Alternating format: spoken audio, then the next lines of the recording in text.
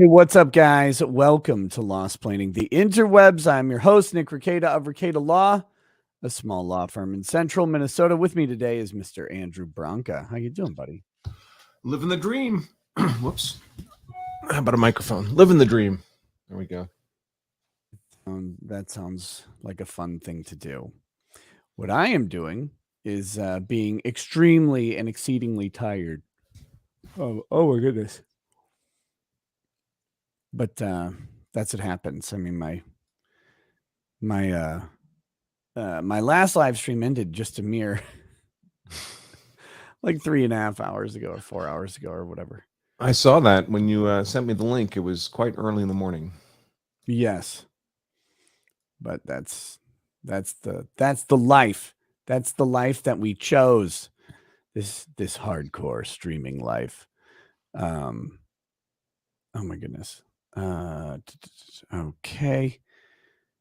God, I don't understand why Florida exists. Why would anything exist this early in the morning? Yeah, most of the spectators aren't there yet. They're sleeping in. Yeah, Catherine Ruck says, "Good morning from Florida." Good morning. How you doing? Oh my goodness. We do have the I do have the trial up. There's nothing happening at the moment. Put the disclaimer up there. We're not law and crime. We're not law and crime. This is Recollection law. In fact, law and crime. I don't know if they have any cameras in this courtroom or not. They are likely using a pooled court feed. And even so, even if they're not, we will be transforming their content because their content is merely a raw video of a live public event, a live public government event. And we will be adding very insightful and wonderful commentary to explain what's going on, to criticize what's happening on screen. Oh my goodness. And to try to not fall asleep in the process with this riveting and amazing trial. I don't know if we'll be able to manage that or not today. We'll see. Yesterday was a chore. Can't be worse than yesterday. I hope. Oh, why would you say such a thing? Jinx. Why would you challenge God like that? Oh boy. Also, big shout out to the people over on Odyssey. Welcome. Hope you're having a good day. Oh my goodness.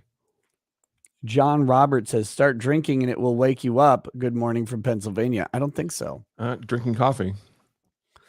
Yeah, I've got a Propel and a Squirt, and then after that, who knows what I'll be drinking.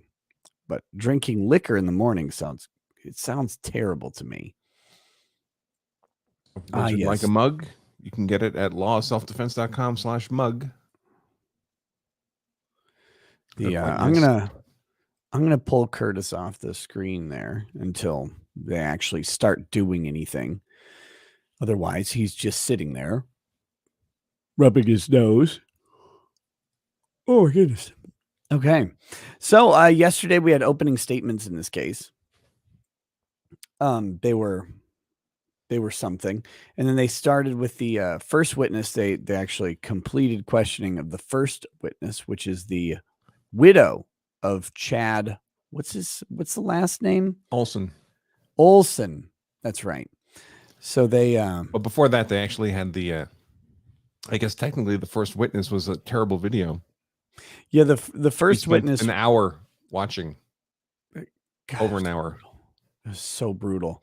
The first witness was stipulated video content, played without commentary, question, or anything. Just merely played to the courtroom with a stipulation from both parties that this video exists and is a thing that is relatively true. It is what it says it is what it says it is. And what it was surveillance video from a couple different angles, and then actually the same surveillance video again from both those angles at the same time, which was amazing. And then they had a lot of blue screen. The 4-panel one, which I guess included his walking out of the, out to the employee. God, that was pointless. It's all the same video over and over. It was a waste of everyone's time and sanity. But that's the way it goes. So I'm not sure what Law and Crime is doing here, or well, whoever's operating the camera is doing here. They're zooming That's in. Vivian Reeves. Yeah, here, I'll pull it up real quick. Defendant's wife. This is Vivian Reeves. They're going for the dramatic shot with the vampire liver spots on the neck there. No offense, Vivian. And whatever they're doing,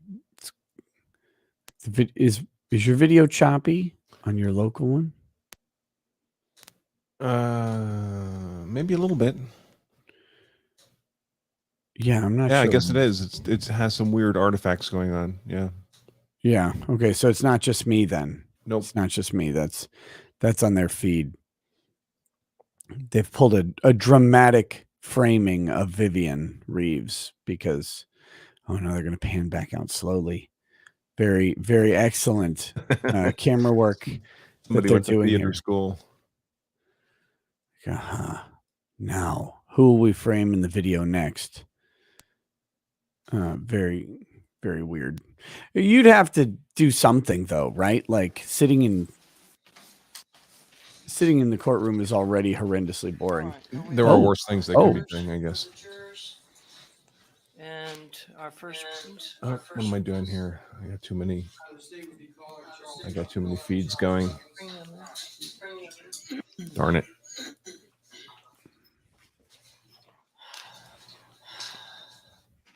As long as we get all the throat clearing, that would be good.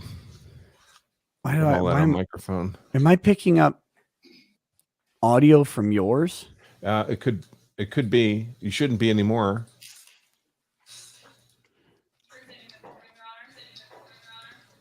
Oh, maybe you are. Where's this echo coming from? Whoops. I just got in. All right. Let me get rid of that.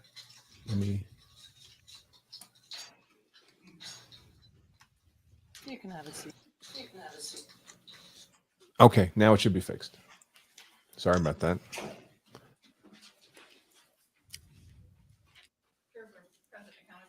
Thank you. Good morning, ladies and gentlemen. Thank you all for making. Is it a good morning? All able to abide by my instructions during the recess. All right, we're ready to get started with our first witness.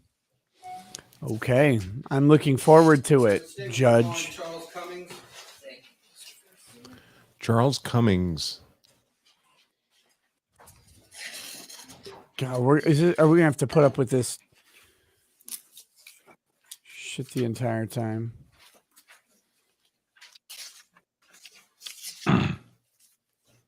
Oh, so the guy with the big hair is Nicole Olson's civil attorney, I believe.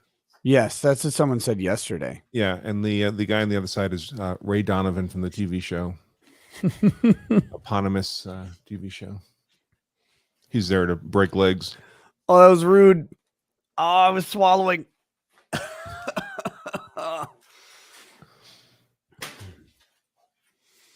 Whoa, who's this guy?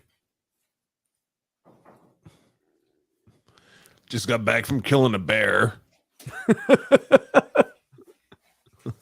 I dated a bear for Valentine's Day. That's what a man does. Reminds me of the time I killed a bunch of the Charlie and Nam. Pretty sure it's pregnant now. Affirm the testimony you shall give in this call to be the truth, the whole truth, and nothing but the truth, so help you God? I do. Jesus, the guy couldn't brush his hair. I mean, that bailiff could have given him a brush. She brushed her hair. I feel like that guy's hair looks. Sorry, go ahead. I say, marry someone who looks at you the way that bailiff is looking at this dude. Good morning. Oh, guy's actually a Vietnam vet. Okay. Good guess. Michael, Mr. Funderburg, Ms. Flores. Good morning. And Mr. Thunderberg is in the house. Mr. Cummings, good morning, sir. Good morning. Mr. Cummings, I'm going to ask that you speak loudly and clearly into that microphone, please. And if you would, please, would you direct all your answers to the members of this jury? Yes. All right. Mr. Cummings, can you state your full legal name and spell your last name for the court reporter? Charles J. Cummings, Jr., Cummings. All right. Now, Mr. Cummings, where do you live, sir? I live in Land O'Lakes. And how long have you lived in Land O'Lakes? He lives in the 18 butter. years. And Mr. Cummings, what's your I live in profession? butter. I'm retired. Prior to retiring, what did you do? I was in group insurance, Okay. health insurance, How long were you in that business? close to 32 years. Are you married, sir? No. Do you have any Not children? anymore. Yes, I do. How many children do you have? 3. And there are names and ages? Errol is about 45. Alex is 43 and Amber is 39. Okay. And Mr. Cummings, directing your attention to January 13th of 2014, do you recall that day? Yes, I do. Is that day special to you? Yes, Can you tell the members of the jury why? because it's my birthday. Okay. Happy birthday, yes. On January Wait, 13th, 2014. month Was that ago. a Monday? Yes, Did you take off from work? yes, I did. Did you plan on going to the movies with your son, Alex? Yes, sir. Now, we talked about Alex briefly. Is Alex disabled? Yes, he's fully disabled. Okay. Directing your attention to that date, did you go to the Cobb Theater? Yes, we did. Theater. What movie were you wanting to see? We wanted to see Lone Survivor. Okay. You purchased tickets? Yes, we did. And what time was the showing? I think it was about 1:30. Okay. When you went in, did you go to the concession stand? No, we did not. Did you go straight into the theater? Yes, we did. When you went into the theater, can you tell the members of this jury what the lighting conditions were inside? there? Theater is a southern It was midlight. affectation. It was I guess. not dark, Southeast it was not particularly. light. It was midlight, Okay. so there was enough light to see. All right. So it wasn't completely dark like the movie was playing. Absolutely not, no. Okay. Did you have any difficulties getting to your seat? No, Did you have any difficulties observing? I walk through the people that jungles were of in Nam. You the think I'd theater have at the time? difficulty navigating a theater? Where do you normally sit when you go to a movie? I normally like to sit in the middle, Okay. In the middle, low, high. high? Yes. Okay. When you went into the A little movie more to the theater left. and where you normally sit, was there a couple already sitting there? Yes, there were people already sitting in those seats. All right. Would that couple later became known to you as the Olsons? Yes, So tell us, you look up and lo and behold, somebody's already sitting in where you would have sat. correct. Where did you and your son decide to sit? We decided to sit at the end seats, Okay. same aisle. All right. What aisle was it? I think it was the second aisle back from the bistro, Okay. from the top. And when you looked in that direction, could you tell if anybody was sitting behind the Olsons? Yes, there were people sitting there. Okay. Was there an older couple sitting there? There was a couple sitting there and maybe some other people. Okay. So you take your seats. Yes, Are the previews playing? yes, Are they loud? no, Okay. You're watching the previews. Did you have a conversation with your son, Alex? we would say we wanted to see this picture or we're not going to see this picture, Okay. things like that. Did you have any That's what I difficulties normally say hearing too Alex? during previews. No. Could you hear conversations, say 5 rows down? Not, I could hear people talking, but I didn't know what they were saying. Okay. Now let me ask you, you don't have any hearing disabilities or impairments, right? No, All right. So the previews are going, and during the previews, does anything draw your attention to your left? yes, it does. Okay. What is the first thing that you saw or heard? First thing I saw was a light from a cell phone. Okay. And would that have been Mr. Olson's cell phone? It was Mr. Olson's cell phone. Where was it? I believe it was on his lap. Okay. Let me ask, did you pay much attention to it? No, What did you, all right, so you noticed it, and then what'd you do? back to watching the previews. Okay. What's the next thing that happens? The next thing that happened is someone is talking to Mr. Olson about the cell phone. Okay. Did Mr. Olson respond to this gentleman? Yes, he said something along the lines of, I'm texting my babysitter or I'm texting my daughter's babysitter. Okay, Texting. texting. Texting. This person Not who sexting. You said you later became known to you as Mr. Olson, Yes. right? Was he screaming? No, Was he angry? no, Was he agitated at that time? no, informative. Okay, Oh, very informative. so you hear these conversations, you go back to watching the previews, right? Previous, yes. As you're watching the previews, what's the next thing that happens? The next thing that happened is there was some type of interchange between Olson and the gentleman sitting behind him. And the gentleman sitting behind him stood up and left the theater. Okay. Did you hear that conversation or you couldn't? No, no, I could not hear their conversation. Okay.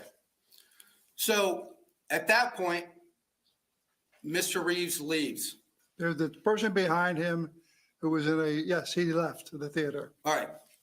What was his demeanor as he left the theater? He seemed to be shuffling his feet fairly quickly. As he passed my seat, he was mumbling to himself, and it sounded very agitated in that mumbling. And he also hit agitated my sound and seat mumbling. in the back of my head as he was passing. All right. Let me ask you. So he hits the back of your seat.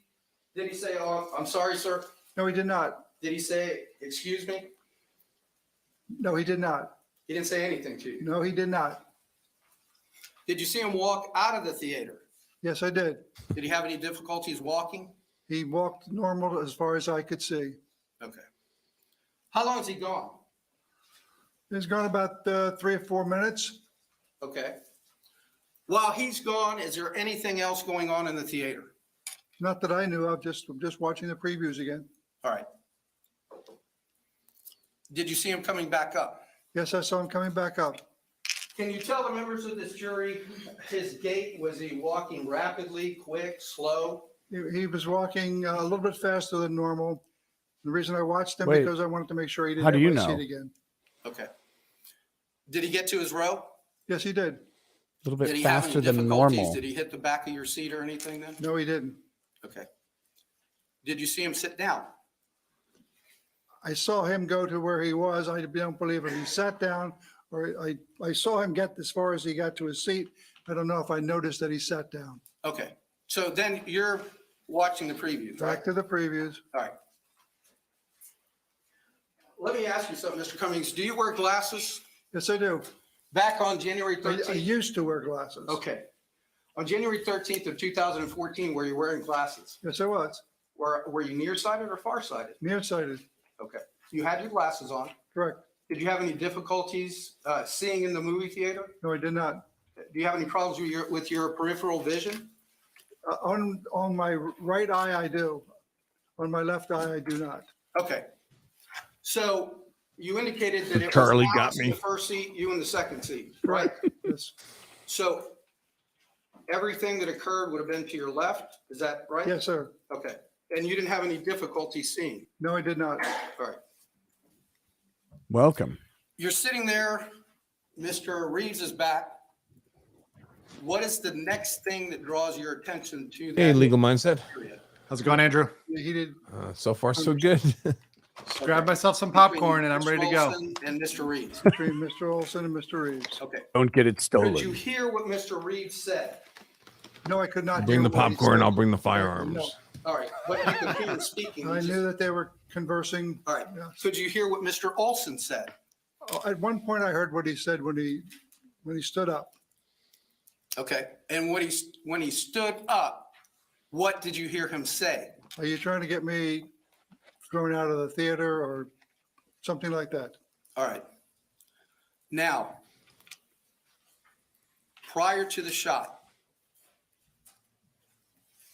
did you ever see Mr. I like Olson this climbing prosecutor over his chair? A lot No, I better did than not. the other Did you prosecutor. ever see him throw a punch? No, I did not. Did you ever see him throw an object? No, I did not. Well, it's like he's got a pulse.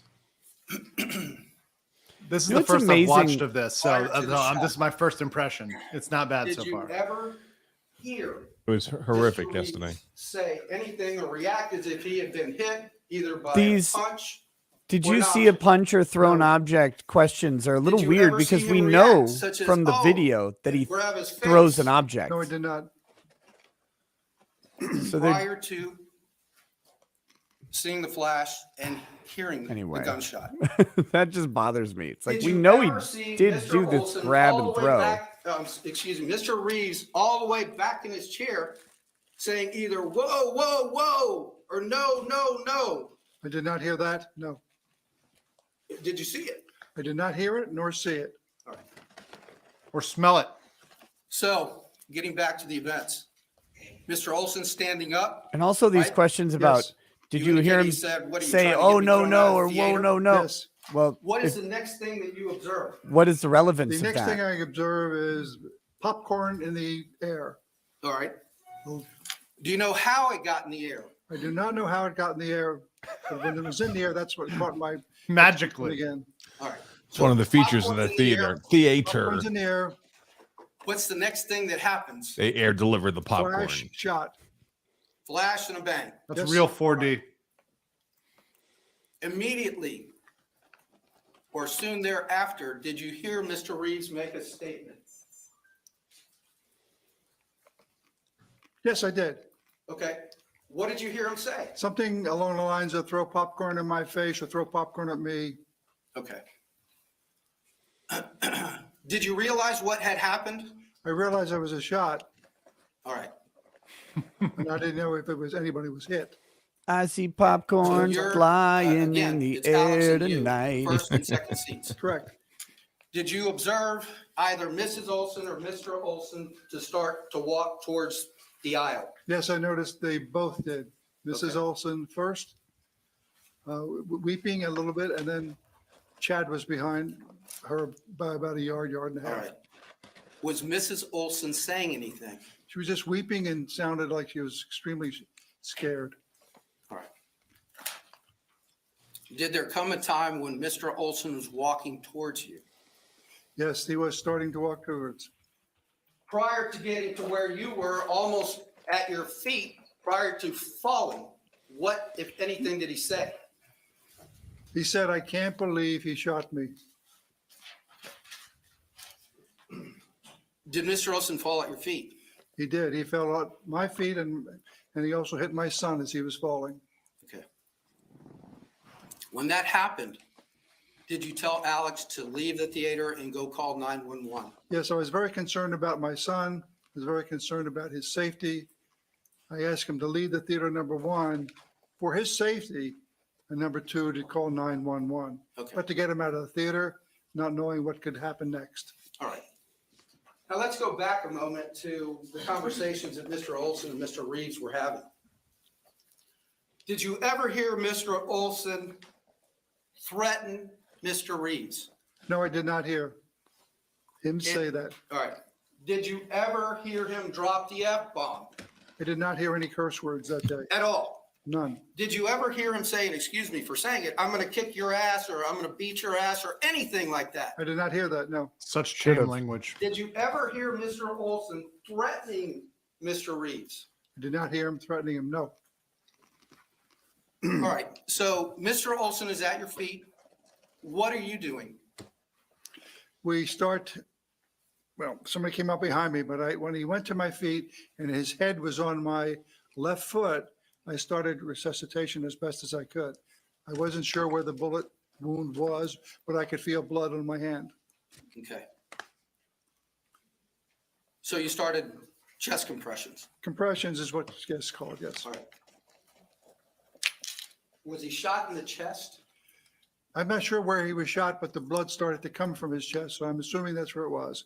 And then within a minute, I knew he was shot in Good the guess. chest. All right. He's a very credible So witness. as Mr. Olson is He's a good literally on witness, your yeah. feet, are you observing or looking at Mr. Reeves to see what he's doing or not doing? No, You're paying attention to Mr. Olson. correct.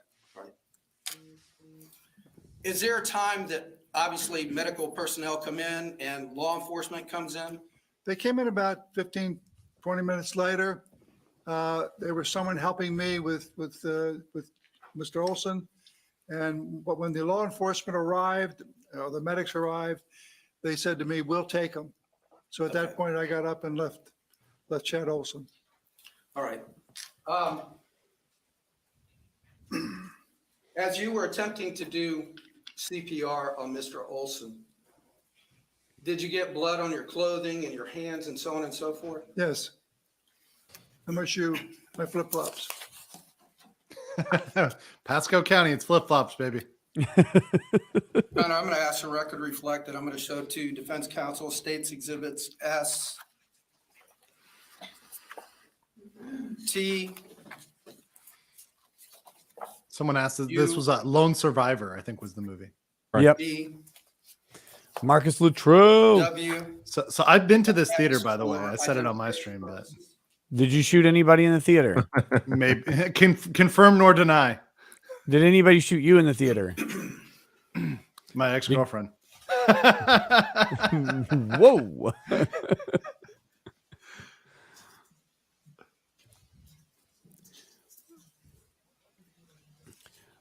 When you were there, did you hear anyone say, "No, no, no, stop"? Yes, because we were watching Twilight and it was the sparkly vampire scene. Oh God, no. I just, okay, let me clarify. I hate questions about things that aren't alleged to have happened. Did you witness this thing that we know didn't happen happening?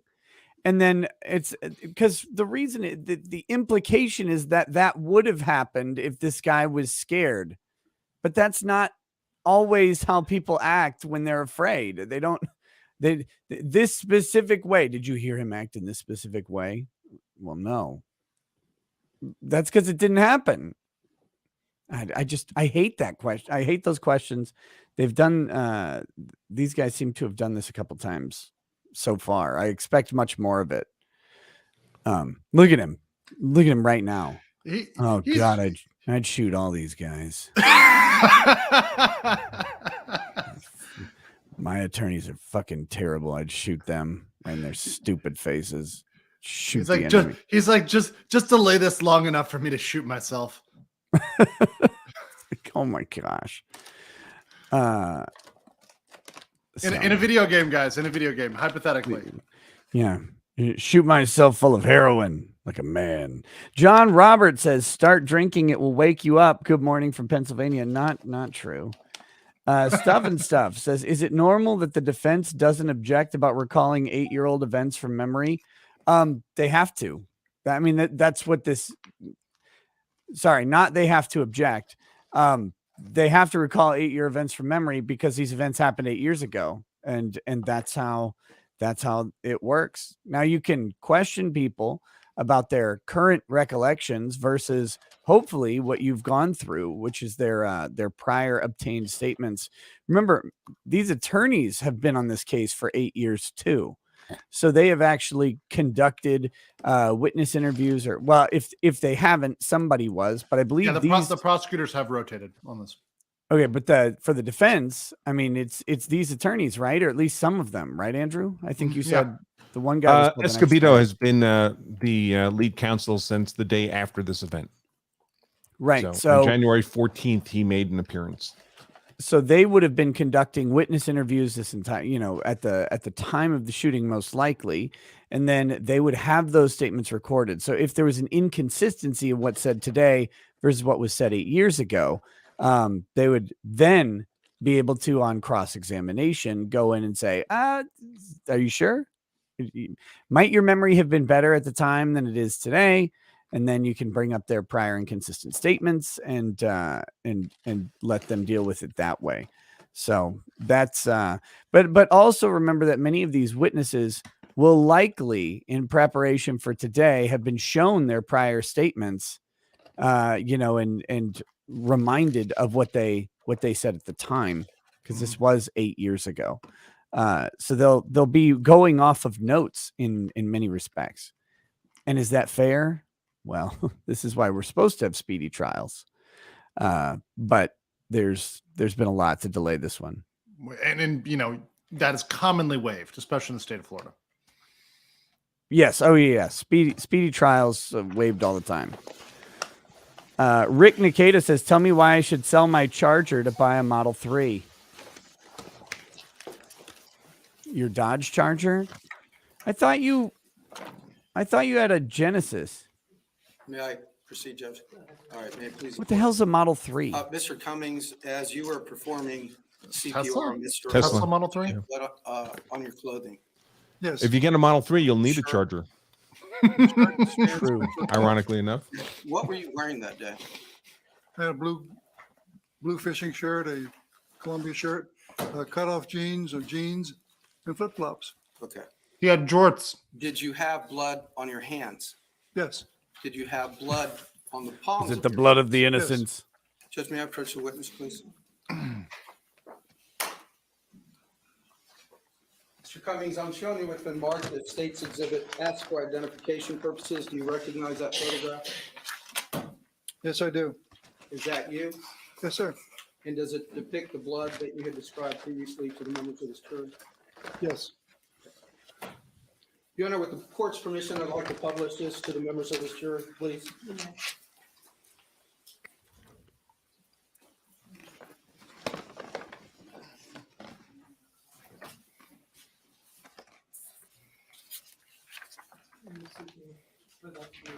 I'm sorry, Judge. Yes, Judge, I would admit it as it's 19, 19? correct. 19, Judge? Yep. It'll be admitted. Oh, good. I'm glad it'll be admitted. Very important.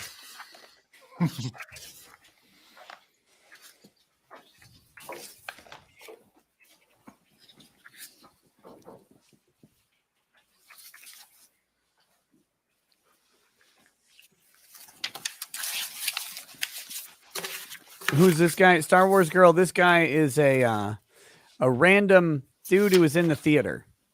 That's all. He was present that day.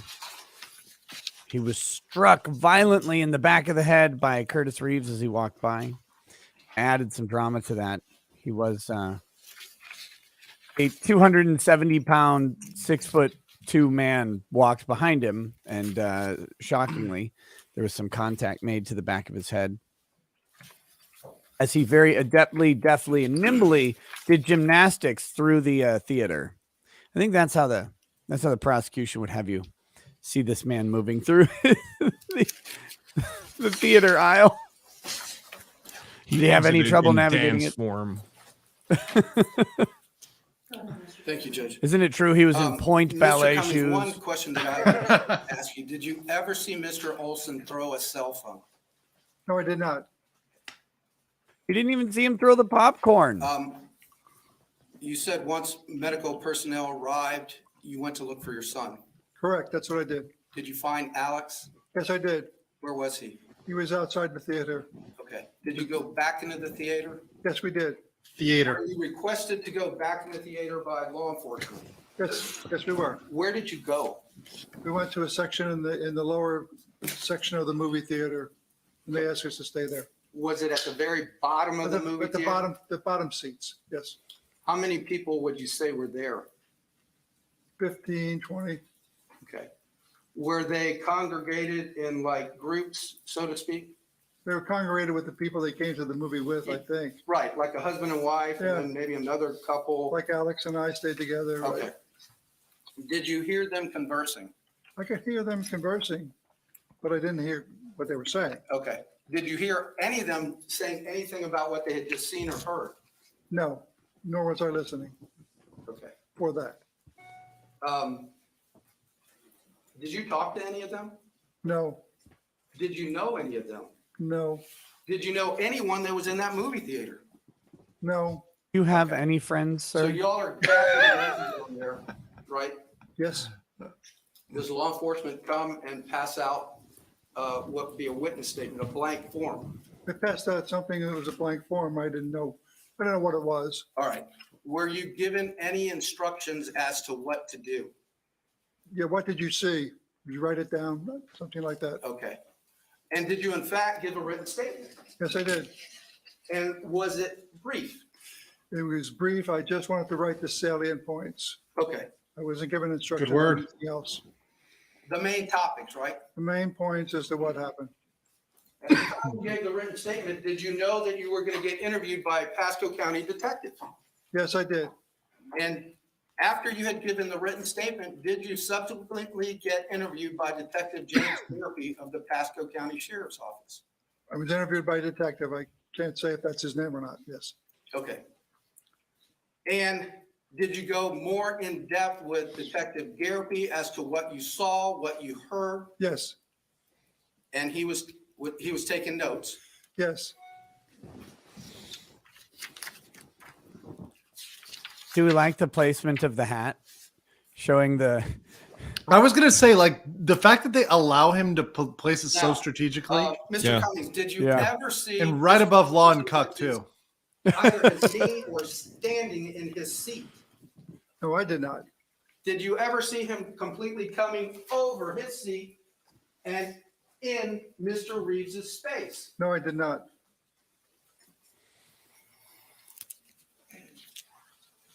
Did you ever see Mr. Olson in an aggressive stance towards Mr. Reeves? No, I did not. see, I would object to this. He wasn't witness to any of this stuff. He already, by his own admission, wasn't looking at the time that this Did stuff you ever happened. see Mr. And Reeves? of course it's leading. Yes. Was the defense this quiet yesterday? Mr. Olson Yes. away. But yesterday the witness was the victim's wife. So Made a little sense then. That does make sense. Yeah.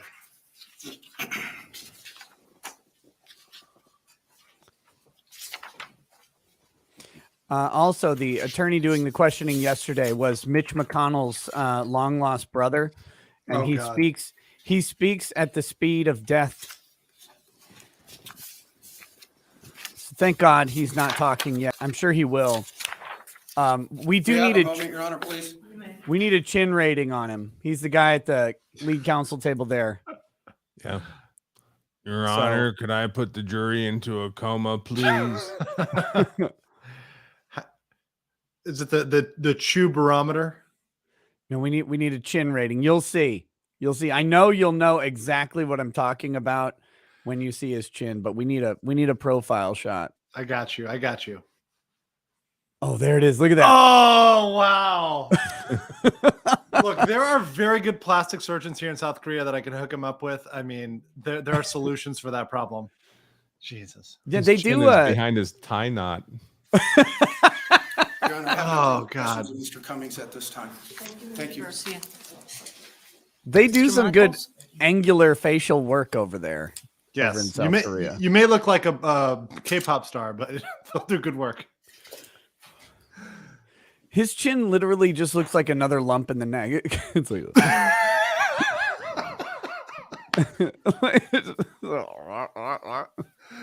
Oh, God.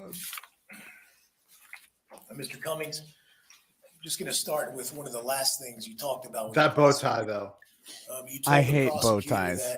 that you interviewed, first of all, with that the one, that bigger color is statement terrible on form, that. you It just wrote clashes with everything. I'm sorry. I'm not. when you talk to the detective. However, you gave the detective all I've the actually got a details. tie that color. I've never worn it because I can't find Give anything him a lot that'll. more detail. Yes. Someone just said Earthworm Jim. Oh, my God. At the time, right? That's it. I gave him everything that I saw at the time within the condition of my mind at the time. Okay. And you were able to give him quotes of what people said, for instance, right? Whatever I gave him, I gave him. And so you understood what he was saying to you, right? Yes, I did. You didn't have any difficulty in communicating with him. No, but it's the first time I had that type of communication. I understand. I'm just trying to understand because we're talking about a written statement, which is very bare, than a more involved interview. Correct. So the interview is more involved and more detailed. Correct. Okay. He's Now gonna let's get talk a little impeached, bit says Pizza about, Pizza number Girl. one, walking into the theater, the prosecutor asked you if it's loud, because you went in during the previews and you said it wasn't loud. No, it's the normal sound of a preview. Okay, so it was pretty loud then, right? No, yeah, I could hear. I could hear, but I could also see people, hear people. So you wouldn't call it pretty loud? No, Okay. Okay. Page 18, lines 18 through 25. You bet you could. Over here, 2020. We've got some Dolby speakers in Well, here. wait a minute. Your Honor, may we approach? Are they objecting to him bringing his prior inconsistent statements? Like, what? Your Honor, he's a Vietnam vet. This is inappropriate. You see the hat, Your Honor. He's clearly got, well, I shouldn't say clearly, but I would assume he's about to say, you know, back 8 years ago when this happened, you said it was pretty loud. His follow-up is, did you sleep through the Tet Offensive too? Yeah.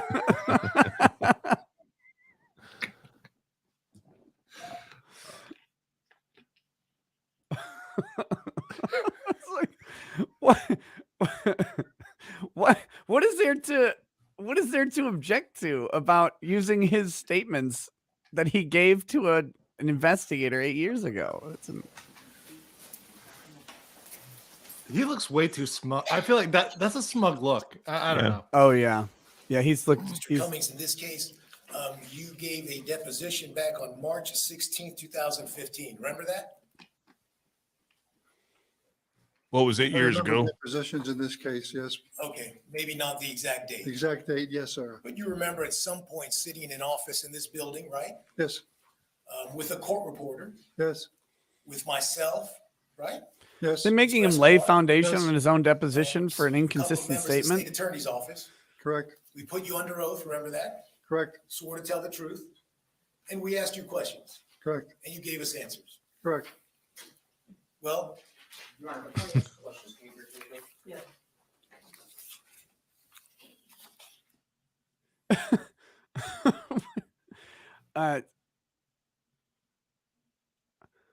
Again, I'm having an issue here wondering Is it a what the It's a hell the temp- problem with these questions would It's a lot possibly of work be. here.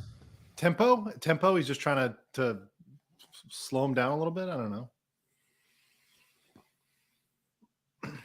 So to the chat, I mean, what typically happens, as I said, you make these statements. The lawyers have been getting statements on these people from the time that this happened on, and then when they ask questions now, if those answers are inconsistent, you would ask them about the inconsistency. Why didn't you say this at this prior date? Didn't you say this? So that's almost guaranteed what he's about to do, but apparently that's that is objectionable. Like, why? They're gonna poke holes in our witness. Nick, very is it just me or does that young guy at the end of the table look like a young legal? no, he Yeah. does. No, he yeah, definitely. Like 100%. I'm sorry. yeah. I think he's taller than legal even when Well, he's sitting anybody down. is. Come on. I don't know if people realize that dude is actually very short. Shorter than Attorney Tom, which is terrifying. And that's almost like in Why Live territory. And then every That's- seat is a business class seat. Bring your own soapbox. So when I flew to Dallas, I upgraded myself to the aisle seat or the emergency exit aisle or Oh, whatever. you bougie little. Yeah. Well, they were out of first class seats, so I was Oh. like, shit. And it's because I normally fly Delta and I can squeeze into a Delta economy class, but American and United have even less space. And so I upgrade to the exit row, and it says more legroom up to 6 inches. Oh, up to. That's what it says. However, I could fully extend my legs because the seat in front of me is like a mile away. I was like, the hell is this? 6 inches. It's like 3 feet of extra space. It was amazing. It was You asked actually for an kind of, ottoman. I could have. I put my laptop in the seat, carrier in front of me for takeoff, and then I had to undo my seatbelt and lean forward to get the laptop. It was like, God, this is wild. It was very, very far. That's Lots of always the extra one I space. try to rush for. The exit row. Yeah. Oh, yeah. Yeah, If I don't here. already have it. I think I have the think I can show you guys how far that was. Because Yeah, like Southwest will always have that one seat that's like offset, so it's essentially 2 seats worth of leg room. That's where I go. Where is it? Oh yeah, here we go. Like seriously, look how much space. I know which one you were in. Yeah.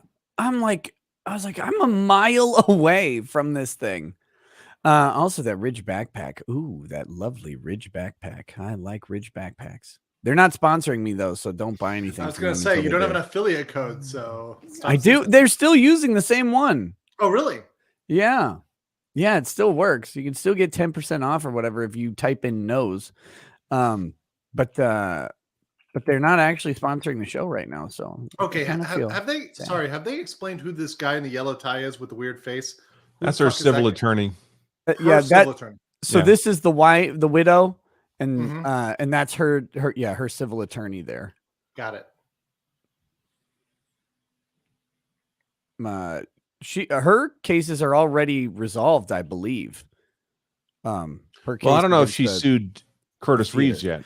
right beyond the statute of limitations, I would think. Wrongful death, 6 years, right? But Yes. who knows if she notified Oh, them yeah, that's true. if it's told. Mm-hmm. Okay. Let's go back to talking about the deposition. Okay? Yes. Okay. We can do that. All right. Question was asked. To put it in context, I'll go back a little bit. And you sat down, question, what were the noise conditions in there? Were the previews playing? Answer, just the previews. Remember that? Yes. Question, line 22, were they loud? Answer, pretty loud. Remember that? Yes. Okay. So now you agree with me that the previews were playing and it was pretty loud in there, right? There are parts of previews that are pretty loud, depending upon the scene that they're showing.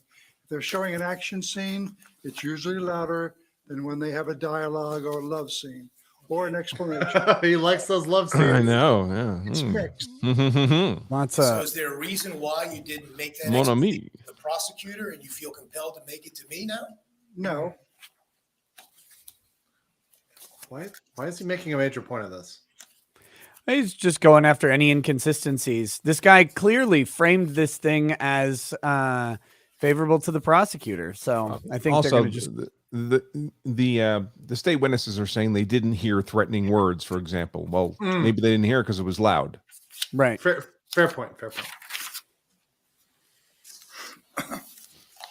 During the previews, you heard some conversations to your left, right? yes, Now, to your left was seated the individuals that turn out to be Mr. and Mrs. Olson. yes, Mr. Olson Correct? closer to you. Correct. Mrs. Olson Correct. on the other side of Mr. Olson. yes, Now, at first, you just heard one voice, and that was Mr. Olson's voice. yes, He's in the same row. yes. And that's when you heard something about texting my daughter. Texting my daughter or my daughter's babysitter. Okay.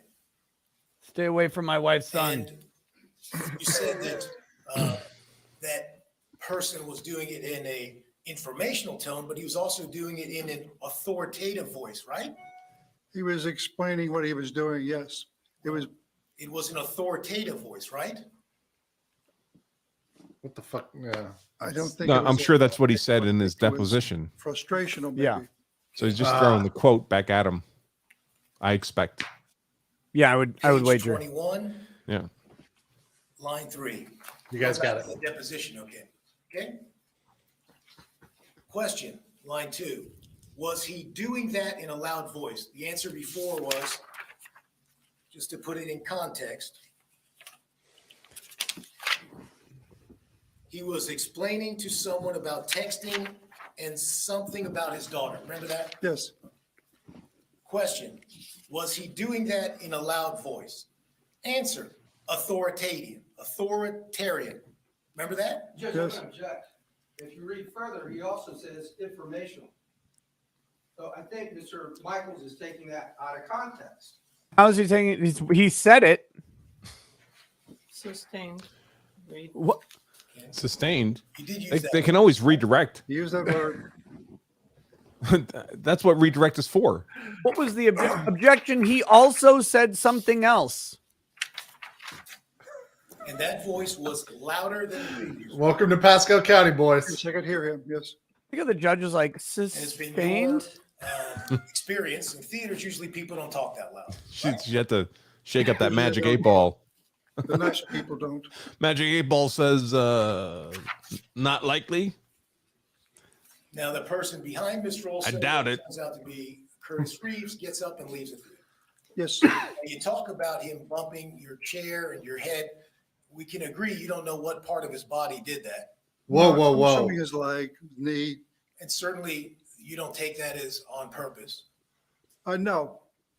because you're a big fella. And back then you were even bigger fella. We're talking about a while back now, right? Yes, sir. I know you used to lift weights and all that. Yes, sir. And so you were leaning You're back. saying in I your don't chair now, a bit to Junior. Be comfortable watching the movie, correct? You Yes, need a sir. lift, bro. So the bumping of your chair was accidental as far as you knew, right? I didn't think he was wanting to hit the back of my chair nor the back of my head. Now you said that Mr. Reeves was. I'm waiting for the camera to pan back and that hat says guilty on the front. I understand what he was saying. So you don't know if as he was passing people, he was saying, "Excuse me, pardon me." You don't know what he was saying. He didn't say, excuse me. I would have understood that. Well, if he He was mumbling before he got to me. okay, so you could hear him mumbling before he got to you. Yeah, he was shuffling his feet and mumbling, and then he passed by. Okay, we can agree you didn't hear what he was saying. Absolutely not. So you're telling us you can hear what he's not saying, but you can't hear what he's saying, right? Correct.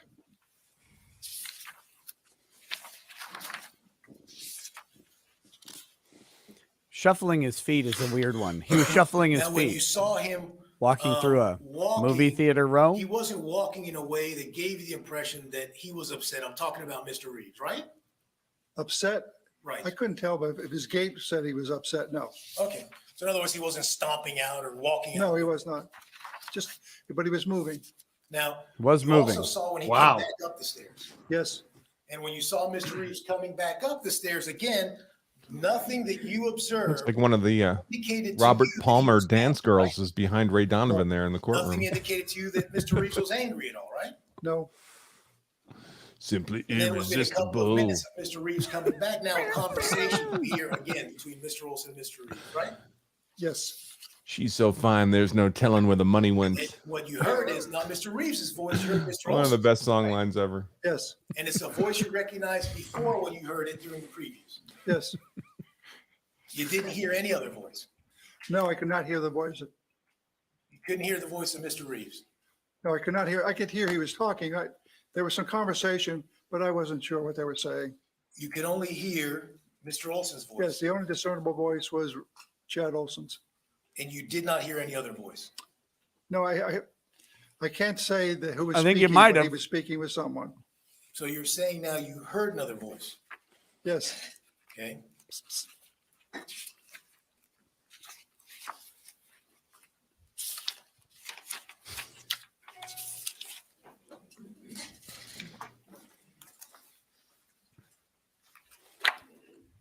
Page 31. At this point, the witness should be just tell me what the hell I said back in 2015. Lines 10 through 12. Just read it to me. Go back to the deposition, okay? Yes. Question. Okay. Did you hear any other voice other than Mr. Olson's? Answer. No. Remember that? Yes. And that's a statement you gave under oath back Yes. years ago, right? Yes. Now, when you heard Mr. Olson and nobody else, he sounded irritated to you, right? Mr. Olson? Sounded irritated. Yes. And he sounded mad, right? Sounded upset. Did he sound mad to you? I bet Matt is in that transcript. Did he say to you? No. Okay, so mad is different. After than- the first time, fool me once. Take some action. Upset as you're in the discussion phase. So add means that if somebody's mad to you, it means they're going to take some action. They're more angry than just being upset. Potentially correct. Page 1672. And this is what you do when you have a Page trial that this 32. far ago, this long ago. Yeah. This is right pickings for Lines 3 and 4. inconsistencies. The inconsistencies don't necessarily Put in mean context, anything. We'll start on page 31, line 23. Question. We're now after Mr. Reeves comes back. Mr. Olson's back to saying something, and he's saying something in that same loud tone. Question. Answer. He's saying something. He sounds irritated. Question. Okay. He sounds mad. Answer. Yeah. Right? Okay, so I said that. I'm going to object. It's a proper impeachment. That's what he said. It's like to say objection. Don't say I'm going to object. Like what? It's an improper impeachment because that's what he said. Well, yeah, that's the point. Because today he didn't say mad. He said upset, not mad. He specifically asked him, "Are you sure not mad?" He said not mad. To the person who said I can't pronounce whatever the Yeah, screed you it's have a for a leading. They're name. all leading questions, folks. Yeah. It's cross. Yes, cross-examination not only is leading questions allowed, it's encouraged and expected. Because do you think this guy, if you were just asking him open questions, do you think this guy is giving the defense anything? This guy was clearly favorable for the prosecution from the start. He frames everything, and that's fine. That is 100% okay, but he frames everything favorably towards the prosecution and has to have these things peeled back to his original statements. If you believe someone did something horrible and then you have years to stew on it, their other actions get colored by the years of stewing, right? Like they sit there and you think back on something and what someone did or said can be influenced by that quite a bit. So you gotta peel back to the original statements that are closer in time. And so you recall in that deposition saying that Mr. Olson was mad, right? Yes, But today you didn't say mad, did you? Well, and he did today say, well, mad is somebody who's about to take action. Yeah. Yeah.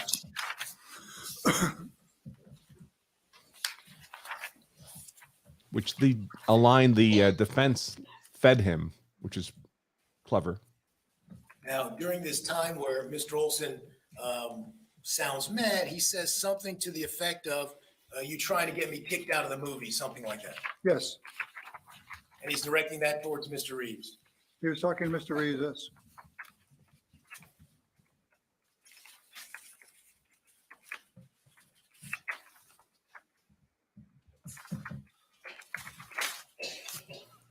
And he said that in a loud tone, right? Yes, I could hear that. And that's when he, Mr. Olson, stood up. I think he was standing up when he said it. And at first he was facing the theater screen when he stood up, and he turned to face Mr. Reeves. He was talking to him, yes. And at the time he was irritated, right? Yes.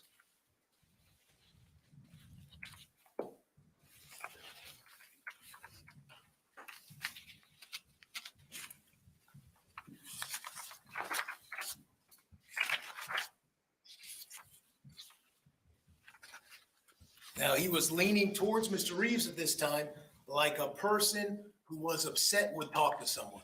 He was leaning slightly over to get his point across. Well, would you characterize it as like a person who was upset would talk to someone? Yes. And he was yelling, right? I could hear his voice, yes. He was yelling, was he not? He brought it, his voice was above normal, yes. Well, let's talk about that. Yeah, yelling is in the transcript. Normal is Yeah. different than yelling, isn't it? It wasn't a total yell. I mean, a total yell is almost screaming. He wasn't It wasn't the screaming, voice from Dune. but his voice was above normal, yes. Was it yelling? No, I wouldn't say it was yelling. Well, okay. Page 40. You line said it was yelling. 25. I mean, you'd think you'd be trained by now. Yeah. You've been operant conditioned enough here. The funny thing is the prosecutor going to again object to the exact statement being read from the transcript again? These objections are baffling. Look to at the me. prosecutors back there. They're like, Oh shit! You didn't read the transcript? Answer, yeah. I thought you were going to read the transcript. Yes. His neck ate the transcript. Now, the prosecutor asked you, did you see Mr. Olson throw anything? You said no, right? I did not see him throw anything. You didn't see Mr. Olson lean into the aisle where Mr. Reeves was seated with his wife at all. No, I did not. You didn't see him reach in to grab the popcorn. I did not see that. But all that happened, right? Now, you wrote a statement. May I show it to you? Your Honor, I guess I should mark this as defense exhibit. Exhibit BS. I'm not going to place it there.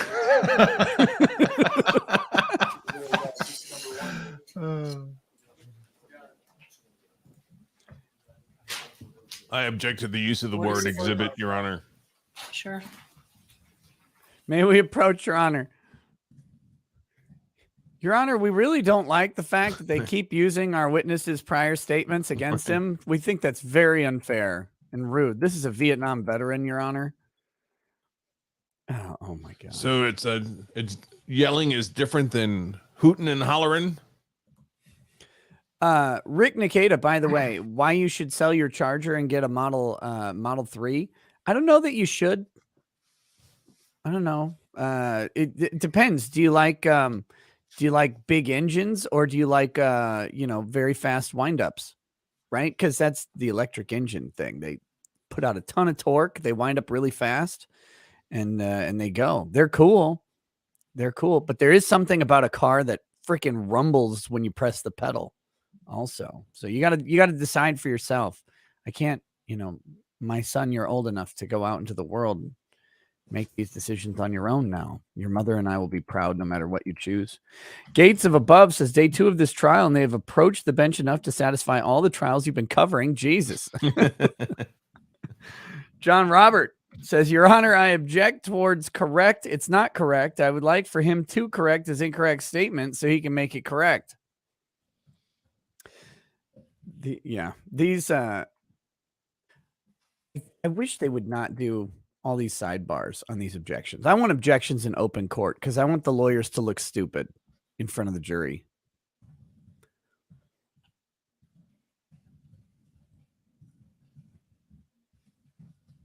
Come on, guys. I like the short attorney's like, hey, me too. Me too. Hey, Your Honor, Your Honor. what are you guys talking about? What are you doing? What are you doing over there? I can object too.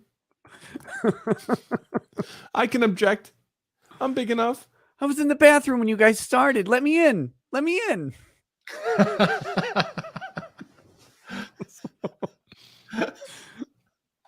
Someone get that man a box. Your Honor, apparently the only word not in that transcript is chin.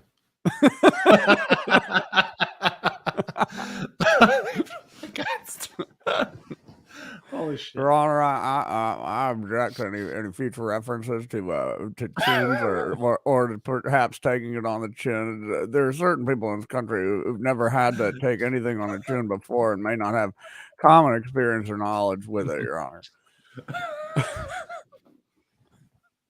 Oh, God. Curtis Reeves over there drawing his kill list up. He's going to steal my popcorn, then he's going to steal my popcorn, then that guy's going to steal my popcorn twice in the back of the head.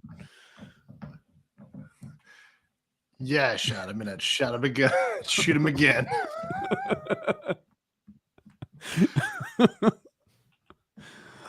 Oh, my goodness. This lady in the back there is clearly like on a phone or a tablet or something. That's the light of- wife. That's that. That's Vivian Reeves. No, it's behind her though. Oh, behind her? The lady with the Candy Crush. Yeah, no, it's the like luminescent she's glow. really in there. Oh yeah, I see. When you got to Terrible. answer all those only friends messages. Would any of you in any sort of road seating arrangement near Curtis Reeves ever have an electronic device turned on? I would not. It's very dangerous to be around that man with an He electronic turns around. device. It's time for you to turn off your cell phone. Careful, lady. Put it away. No, Curtis. It's coming. Oh. How long is this sidebar? Oh, that's We've right. got- That's right. You've got his transcript from the deposition. You're going to ask him about it. Or you've got his written statement. What is there to discuss with this? I feel like they all get a chance to speak. Like this is the freaking Council of Rivendell over here. They're like all having a turn. Well, we know who fucking Frodo is. and my axe. What was that armor on the shoulder? Was he saying, you cute little thing? Oh my god. I'm gonna grow up to be a big lawyer someday. You're gonna move out of Dade City and up to Zephyr Hills. Yeah, actually, most people don't know this, but lawyers all start out very short, and as you go through the law school years, you get taller. For identification purposes as Defense Exhibit 111. May I approach the witness, Your Honor? All right. All of that, and they're just going to do it anyway. Like they're just going to go ahead and do it because it was a pointless. Isn't it true you said he had it coming?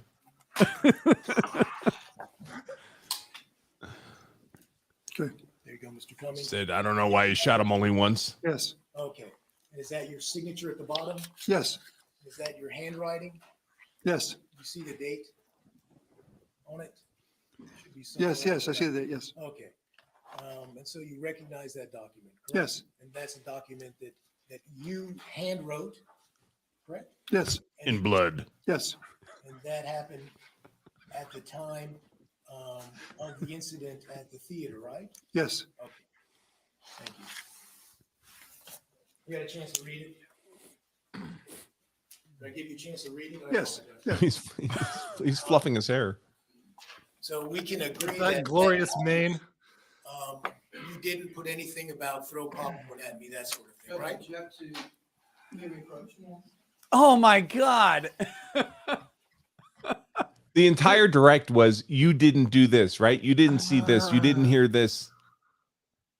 And I'm sure that's what he's objecting to, was the form of the question. Yeah. Look at this judge. What the? Even she's over it. she's gonna pepper spray this guy. Judge, we just talked about this for 20 minutes. You knew exactly. We really need Judge Borkowski here. Judge, can we approach? No. No. No, I'm tired of No. doing this. I don't want to go in chambers again. I'll make me kick out another paralegal. Well, I feel like they don't even wait for permission. They just run up to the bench. Like, Well, she's going to give him permission. Oh my God, it's like red light, green light. Except without the gunshots. Satoshi was a reptilioid, says Picard versus Jabba the Hutt is a great crossover. oh man. Captain Jean-Luc Picard. Honestly, this is... I'm going to go away for a week for my motorcycle trip in Texas and come back, and this trial they'll still be here. They'll still be at the bench. Yeah. We'll still be with this witness. This witness. God.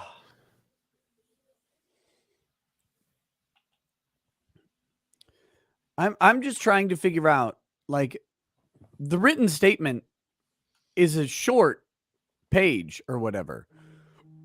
It looks like the part that they were discussing. So they had enough time at the bench to read through it, discuss it, do a literary review, get coffee afterwards, and make up from all of the argument. What possibly could he have asked that wasn't expected from what was coming and wasn't covered in the prior visit to the bench?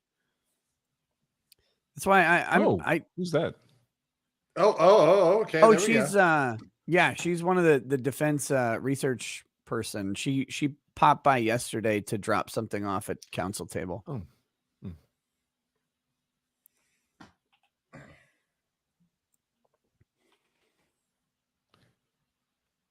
And I'll appreciate small blessings.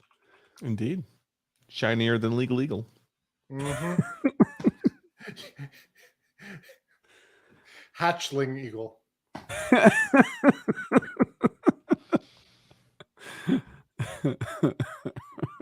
fledgling eagle. Right, it's Ashley. Oh yeah, she's about to get her ass thrown out of this case too.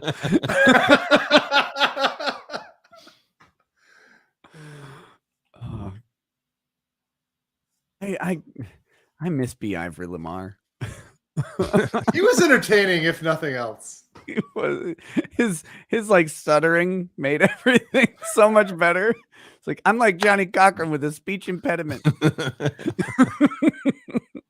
Sorry, I'm like Johnny Cochran with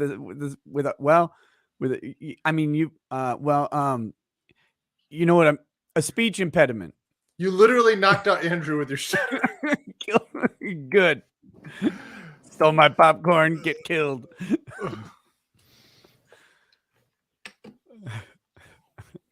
Could you imagine him doing these questions? Now, you were in the theater, correct? Can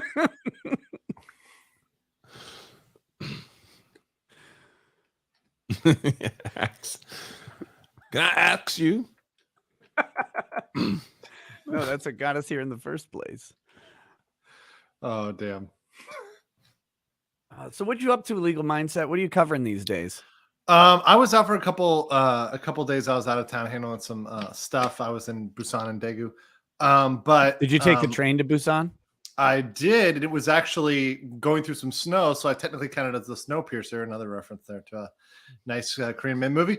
But I just covered the whole NFL bullshit, the Canada stuff. I read through the Emergency Act. I saw you had Runkle on. I actually called you guys out for essentially selling Viva out. I mean, maybe they didn't know how to go after him until you guys mentioned that, under the Emergency Act, pretty much everybody is a terrorist. You're a terrorist and I'm a terrorist and we're all threats to Canada. It's crazy. No, God. The only threat to Canada is Canada itself. Yes, and Castro Jr. Well, that's true. Yeah. Well, he is the Canada. He's like Fauci. Yes. I am the Canada. Oh, finally. The huddle's broken. Jeez. And we're going to go right She needs back to get like the, a pool noodle she can start whacking them on the head I with. was saying, as I Mr. was, Cummins, had a chance to look at your written statement, and there's nothing in there about the popcorn. You'll agree with me, right? Yes, And certainly you explained to the prosecutor, well, I didn't really give a very detailed statement. I just put in the basics, right? salient points. Okay. Such as you will agree with me that the old man came back alone, talking about Mr. Reeves, right? Yes, He got into an argument with the man sitting next to me, Mr. Olson, right? yes, Man sitting to right of me got up and confronted old man. correct, Okay, then the Mr. Olson got shot. correct. Okay. Now you talked to a police officer, a detective, the prosecutor talked to you about that and said, remember speaking to Detective Garapi, your answer was, I don't remember the name, Correct. but certainly you remember speaking to the detective. JF? You told the prosecutor you gave a more detailed Yes, account of what happened, right? yes, Well, do you remember telling that detective that Your Honor, may we approach? you attended the movie No. with Alexander? Remember that? yes, That they, talking about Mr. Olson, were sitting in. No. You just get. God damn it. God damn it. Prosecution in Pasco County. I hate you. This looks so like this. It's not a good look. No, this No. witnesses' statements from 2015, they're not particularly damaging or anything, but they look really bad if every time the defense asks a question, the prosecutor's like, whoa, stop, not that one. That one could be the dangerous one. And this is the state's witness. So to the extent the state is saying, oh, we don't want you to hear what he has to say, that's not a good look for the state. Yeah, this is very weird. Remember, that was in the Potter trial. I mean, whatever jurors say is always, some sort of post text, and they get to frame what they're saying about it. But what they said was they did not like the quote unquote antics of Earl Grey and Paul Eng. Those antics would have been largely objections, objecting to things that were happening when the jury wants to hear what's going on. They don't want to sit there and wait through 5-minute sidebar after 5-minute sidebar. Just tell me the damn story so I can figure out if this guy deserves to go to prison. And here's the state doing it on their own witness. And Your Honor, I'm going to object. I mean, at this point, the jury must be canceling their summer vacation Well, plans. the detective, you attended the movie with your son Alexander, remember that? Yes, Okay. And that Mr. Olson was sitting in the same, you were sitting in the same role as Mr. Olson, right? yes, Okay. You heard some kind of communication during the preview, right? yes, Between Mr. Olson and Mr. Reeves. yes, That Mr. Reeves left the theater, kicked the back of the Mr. Olson seat. that was a mistake, but I don't know if he did that. Okay, you meant your seat. Mm. I don't know. Yes, he hit my seat. I don't know if he hit Olson's seat. Okay. That Mr. Reeves was grumbling as he left. Yes, Then at some point, that Mr. Olson then stood up and tossed his popcorn in the air. there was popcorn in the air. That Not what you didn't said at the think time. That Mr. Olson threw it directly at Mr. Reeves. Remember, he said he didn't. I just saw popcorn in the air. You don't remember saying that? Not correctly, no. Pardon me? Not exactly, no. Okay. Less than 20 seconds later, the suspect, Mr. Reeves, shot Mr. Olson in the chest and stated, "Do that to my face." Remember that? It's in quotation marks. Yes, Okay. So you didn't tell that detective that Mr. Reeves said, "Throw popcorn at me," right? whatever I told the detective that time, I told him, You told him that Mr. Reeves said, "Do that to my face." Right? You agree with that? okay, that's what I said. Again, it's a lot of inconsistencies in this And guy's what's your- testimony.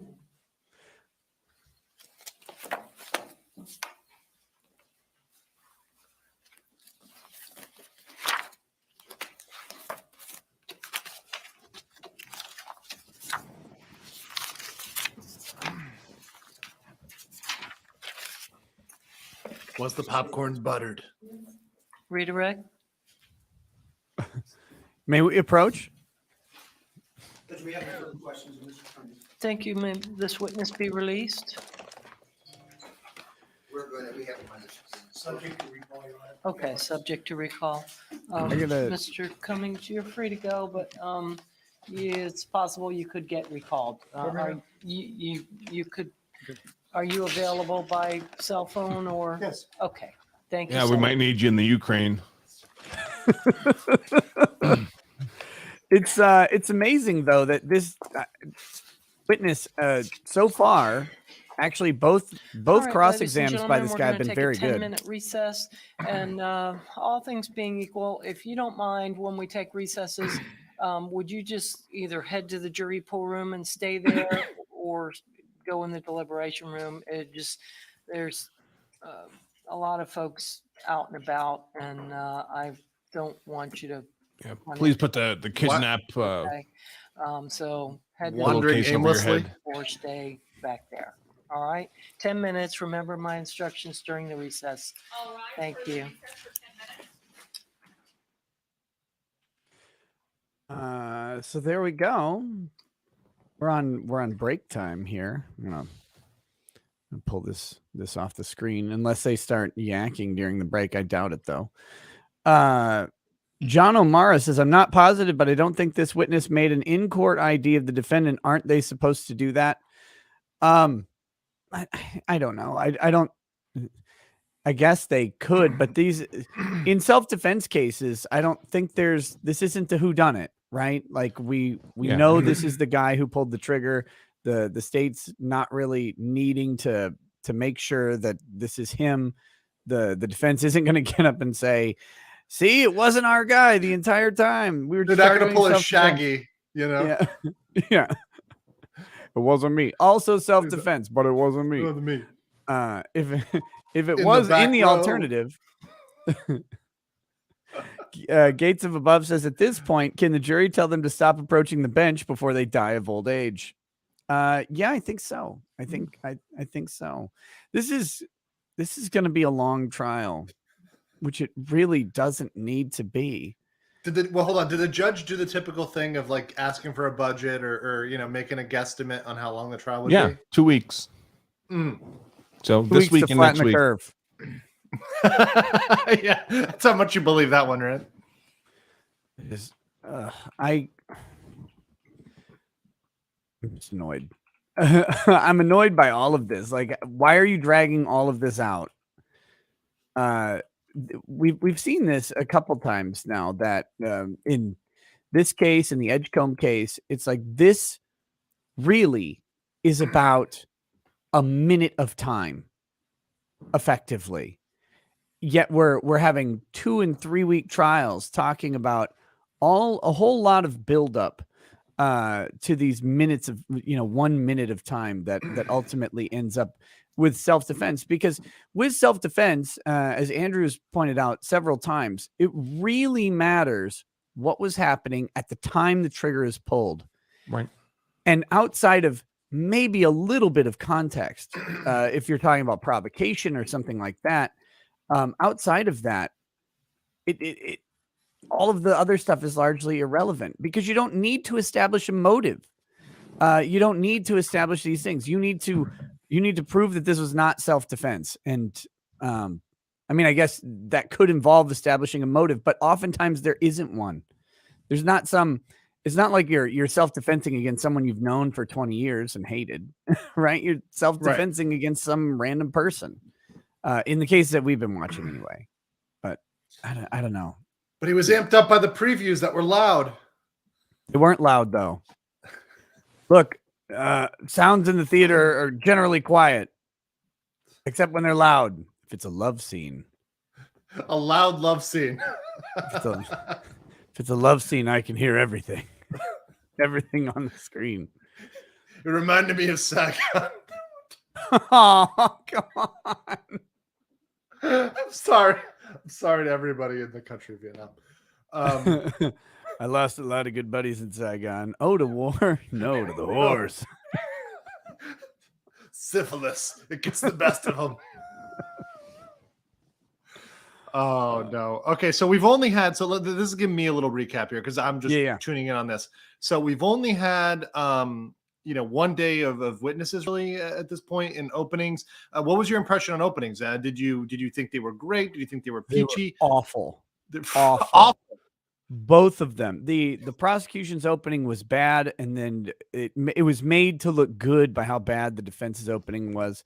Bowtie Guy delivered the opening statement, and the first thing he does, which I thought was actually good, was he starts pointing out some of the slimy things that the prosecution was doing.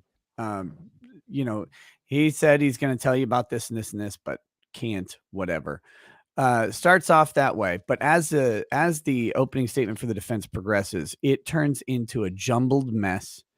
The guy plays a video and narrates the video, testifies to what's happening on the video, gets objected to validly by the prosecution. Many times. Yeah, many times. Validly. You're saying it was totally legit. Yeah, they were good. There was not this type of objection. Okay. They were objecting to what he would do. Judge would sustain it properly, and then he would go and do the exact same thing on a different subject. Like 2 seconds later, it was a mess. Yeah. It looked slimy. It looked really. It like, looked well, you really. can see on this video that clearly our client's not guilty. Right. Like, what? That's some bigger level shit. I mean, that's some exposition of the video. That's just ridiculous. Yeah, he was destroying the credibility which he starts off, and this is what bothered me the most about it, is he starts off by talking about the credibility of the prosecution, who was not doing themselves any favors. And then he immediately goes to shred his own credibility. And I thought that was bad. Then after that, they played video of the event, and they played it 3 or 4 times. but the video was actually a 15-minute long video. So when we say they played it 3 or 4 times, It was over an hour. Yeah, it was The over an hour. opening. The opening was over an hour. No, this is post opening silent video. Yeah, post opening stipulated Stipulated to video. authenticity of this silent surveillance footage. And it was mostly blue screen. Yeah, so the camera system was a motion capture camera system. So when there was no one moving, the cameras stopped recording, and so there were this blue screen that would pop up, and so during the video, there were 2 segments, long segments of blue screens, along with some short ones, but the long segments were 7 minutes and 3 minutes. And they just played through it. The jury's just sitting there watching a blue screen for 7 straight minutes. At least 3 different times this happens. We have the technology to do better. Yeah. It was a mess. God, it was horrifying. Not something that should happen in 2020. But no, pay a guy $5, he'll do it for you on Fiverr. Literally. I mean, that's basic, just clip. That's it. But I guess that's what happens when you stipulate to the video, right? Because if someone would have edited it, there would have been a whole bunch of arguments over the edits and got to qualify this or whatever. I guess there didn't need to be. But so that was fun. That was a fun part of yesterday. Okay, so sounds pretty painful. This is sound pretty bad. Do we have any things we're looking forward to, like any particular testimony or witnesses, or I mean, do we think Curtis takes a stand? Yeah, they said he would. He would. Okay. Yep. That's the hotness in the self-defense cases is getting the I mean, defendant yesterday on the was so bad that all these bench sessions are an improvement. Wow. Legitimately, that is yes. a real low. Yeah. That is a serious low. Yeah, well, Captain Chinless was running the show yesterday for the questioning of the first witness, the widow. And I mean, I can speak for myself with confidence, and I don't know about Mr. Branca, but I legitimately blinked into sleep a couple times. It was I believe it, man. You number one, you don't sleep, and number two, that is human sedative. Dude, it was, and yeah, I hope he doesn't do direct of the next witness, because when you hear him, it's worse. It's worse than anything. See, now I know it's going to be horrible, but now I sort of want to hear it, like, just to hear it and then go to my hole and die. It's it's bad. So I'm sure we will. He's lead counsel. I'm guessing we're gonna get something out of him at some point. Oh my God, it's Dana says, Nick, Google the Crimson Chin. It is the superhero attorney no chin wishes he could be. I'm definitely Googling that. Here, I'll pull it up on the Crimson Chin. Oh, nice. Okay. Yes. From Fairly Odd Parents. Okay, here we go.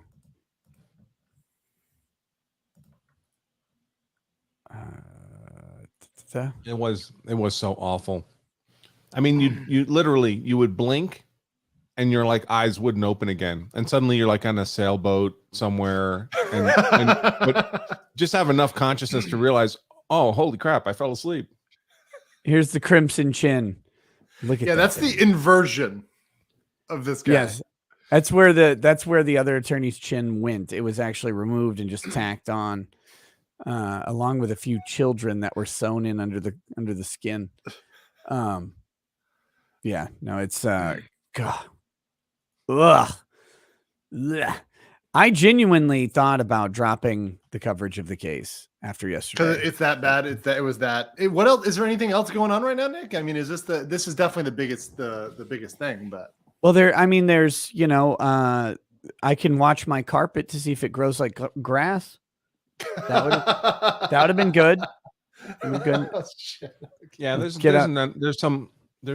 another case. I think there's an ex-cop who killed a bunch of people, mass murderer kind of case. Yeah. But it's not something I would focus on. It's not a self-defense case. So, But man, does it sound juicy. Juicy like the bodies that he ate. The details that we're getting juicy. The one that I need to look into more is that attempted assassination in what was it, Kentucky? That one's looking real interesting. Like there's some manifesto stuff going on there. Attempted assassination. I'm not aware. Oh, you didn't hear about that? There's this guy Quintez Brown who is a activist, Pan-African scientific socialist who tried to assassinate the one of the local Democratic mayoral candidates in somewhere in Kentucky. I'm forgetting about it. You guys chat will remind me. Someone sent it to me. That sounds very promising. And he had a manifesto. Yeah. I'll send you an article. Somebody sent it to me on Instagram. Is this manifesto public? We can. It will. Your people will find it, Nick. Come on. Louisville. So. It's Louisville. Okay. The unbreaded. Unbreaded. On paper. Unbreaded. Did you see? By the way, yes, I was watching You Are Here. I was trying to send a super chat, but my Korean bank does not like super chats. Yeah, but the level of unbreadeds was ridiculous. I loved every second of it. It was so great. Also, somebody asked balls or no balls. I saw that, and I was like, "Oh my god, you guys are degenerates." I love it. It was good. Have you seen the unbreaded remix video? Yes, it is. It is fantastic. It's pretty good. It's pretty good. I like that one. Actually, one of them I played on my own, but yeah, no, it's great stuff. Oh my gosh. I want that trial. I want to see them charge this guy for posting a crazy manifesto and try and actually stick some sort of threat. Cause I don't see, I'm looking at it and I don't see an actual threat involved. So I'm curious where the threats are. I mean, he says shoot all the Asian bankers and lawyers and every other Asian because he's not a big fan of Asians, but hates them almost as much as Italians. But I want to know what and the bikes, right? I keep explaining to people, I'm like, you have to understand how much he hates Italians. He says Italians are almost as disgusting as Greeks and Arabs. Oh my god! Oh my god, this guy he's wild. But it's like, I want to see what they do because I mean, just because he writes something that is offensive or reprehensible even doesn't mean anything as far as threats go. And so I'm curious about, I want to see that. I want to see that happen. I think that'll be an interesting case if they ever get to it. But who knows? Who knows if we ever will? I would assume it'll get dropped quietly, frankly. They just wanted to get that guy, make sure he wasn't going to go, shoot a bunch of people. Well, that's the general concern, but that's what they're going to say about everybody nowadays. It's like they're just going to go and shoot a bunch of people. So we gotta lock them up, just for everybody's safety, and then we'll just deal with the fact that they were locked up and later we'll deal with that fact later, right? Right. Well, they're not charged, so they weren't prejudiced by being locked up. So who knows? Someone will eventually lock that down, but. Yeah. Other than that, trying to figure out what else is going on. I mean, the Canadian stuff is going on, but I don't understand. I understand the lack of freedom because I'm America-pilled and red-blooded. I love in the actual act. There's like 5 or 6 references to the Queen in there. I'm like, this is why we had a revolution. I'm sorry, guys. Like, come on, get that shit out of here. Like, what's going on? I love that Runkle was explaining yesterday that this has never been invoked because the thought of invoking it is so offensive to the sensibilities that then why enact it? Then why enact it in the first place? That was the whole thing. If you're going to put it there. I think it was Trudeau's dad who did it. Yes, it was. Oh God, they're back at the bench. That's good. We didn't just have a 10-minute break where they could have done this. Here, Judge, here's a book of statutes. I'm going to ask that you roll this book up like a newspaper and beat the prosecution with it.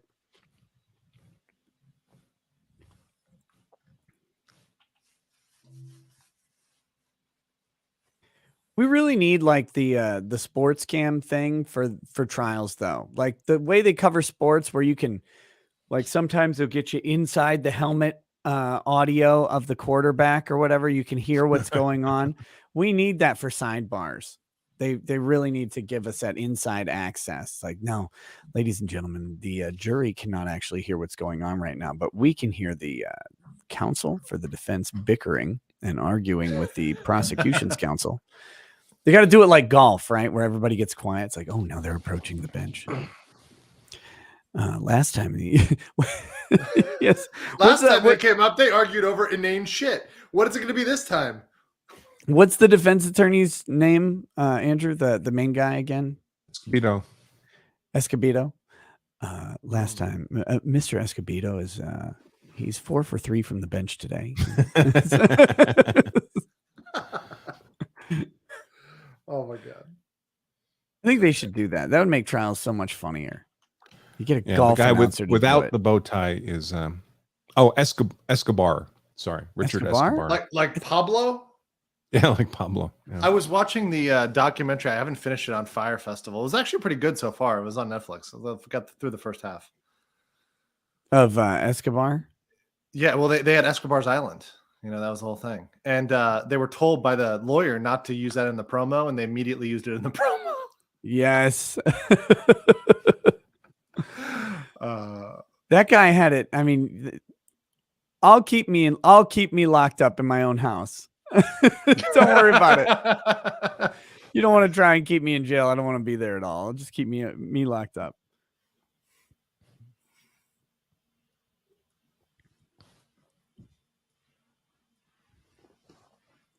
No, back to the bench. Back to the bench we go.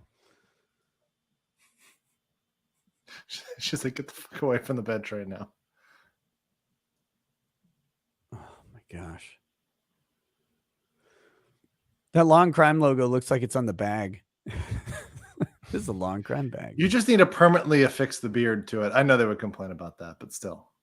Did you see I showed you my other overlay, right? This one? Oh my god! Oh my god! That's the first time I'm seeing this. It is amazing. I'm too close to this though. I know. I'm danger close. You know, I'm like leaning away. I'm like, oh, I'm off screen. This could be clipped. It's supposed to be for solo streams because I don't want to put anybody else's into my. That's into my dangerous thing, but that's, you know what? Someone should have told him. Don't do this. Just don't do this, please. You don't want to do this. You know, they do not listen. They do not listen. I think the internet told them not to do it, and they did not listen. The judge looks like an actor, and I know that sounds rude, but there's a specific actor. I'm trying to think of it. She almost looks kind of like the guy from Charlize Theron in Monster. No, a guy. I mean, she looks like Chris Pratt in Parks and Rec a little bit, but that's not who I'm thinking of. There's a guy with that. It's the haircut that really does it. Female Ed Sheeran. Nick Nolte and Gary Busey. No, I know not them though. Not them. The judge looks livelier than Nick Nolte.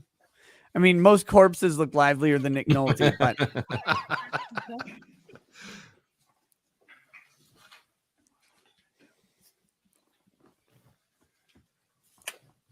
It's got a schoolgirl pattern tie. yeah. Schoolgirl skirt. Yeah. That plaid tie. I just know a legal cuck. Yes. Okay. Yeah. No. That poor guy. He's just sitting there. He's Curtis's stand-up Thank partner. you, Deputy. Ladies and gentlemen, were you all able to abide by my instructions during the recess? No, All Judge, right, we all excellent. researched this and we need a Started. new jury panel. Mr. Garcia. I want the jury to ask if they can approach the bench.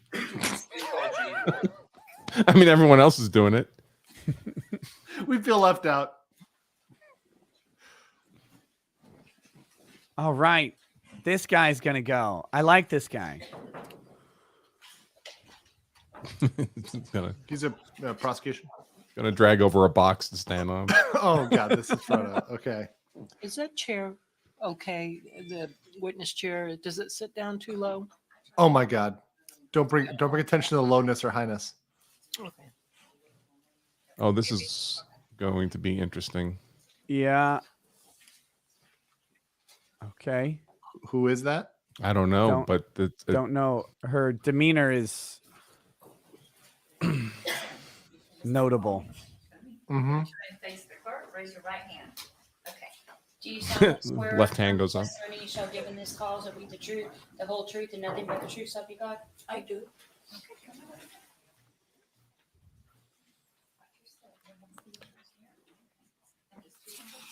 it's going to be some terribly tragic story. Like she's had 4 strokes since 8 years ago. If you guys don't know, the demographics of Pasco County are definitely lean. Can you please state your heavy name and spell retiree. your first and last name for the court reporter? Jane Roy, Janeroy. Okay, and you don't have to tell us exactly where you live, but what city do you live in? Lutz. Back on Lutz? January. It Lutz is north of Wesley You're Chapel. living in the same location. Is that where BLM Yes. came from? No, I'm retired. Okay, and what are you retired from? I was a bookkeeper All right, how long were you a bookkeeper for? from 1979 to 2000. Okay, so about over 20 years. Yes, All right. Back on January 13th of 2014, did you decide to go to the movies? yes, we did. And who were you going to go to the movies with? My husband. Now, looking at you, and I don't think members of the jury can see that side of your face, but let's talk about. A little rude to go right for it. A disability. Do you have any disabilities with respect to hearing in your left ear? Yes, I do. Okay, and what is that? I had a brain tumor. It was called an acoustic neuroma, and it left me paralyzed on the left side of my face. I couldn't close my eye, and I was deaf in my left ear. Okay, and because of the issue with your eye, did you have any procedure done? Yes, I had to have a tarsography because the fact that I couldn't close the lid was damaging the retina, and my eye was drying up, and there was a lot of pain involved. So they closed the eye to God, keep that it would hurt. moist. Okay, and to help out the court reporter, did you write down exactly how to spell that particular procedure? I Well, will- or give it I to will- me. I I have will. it. I will try. No, I have it. I have it written down. So for the Okay. court reporter, it's TARSORRHAPHY. You just made that up, So you let's talk liar. about January 13th of 2014. You and your husband decided to go to a movie. Yes, And what movie theater was that? Theater 10, I believe it was at the Groves in Okay. Wesley Chapel. Okay, the Grove Theater in Wesley Chapel. You think it Yes. was in theater number 10? I believe so. Yes. Okay, do you know what movie it was? Yes, The Lone Survivor. Okay. You remember about what time it was starting?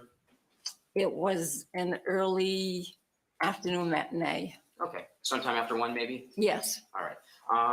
You all purchased tickets there? yes, outside. Did you go to the concession stand? No, You went directly into theater number 10? we did.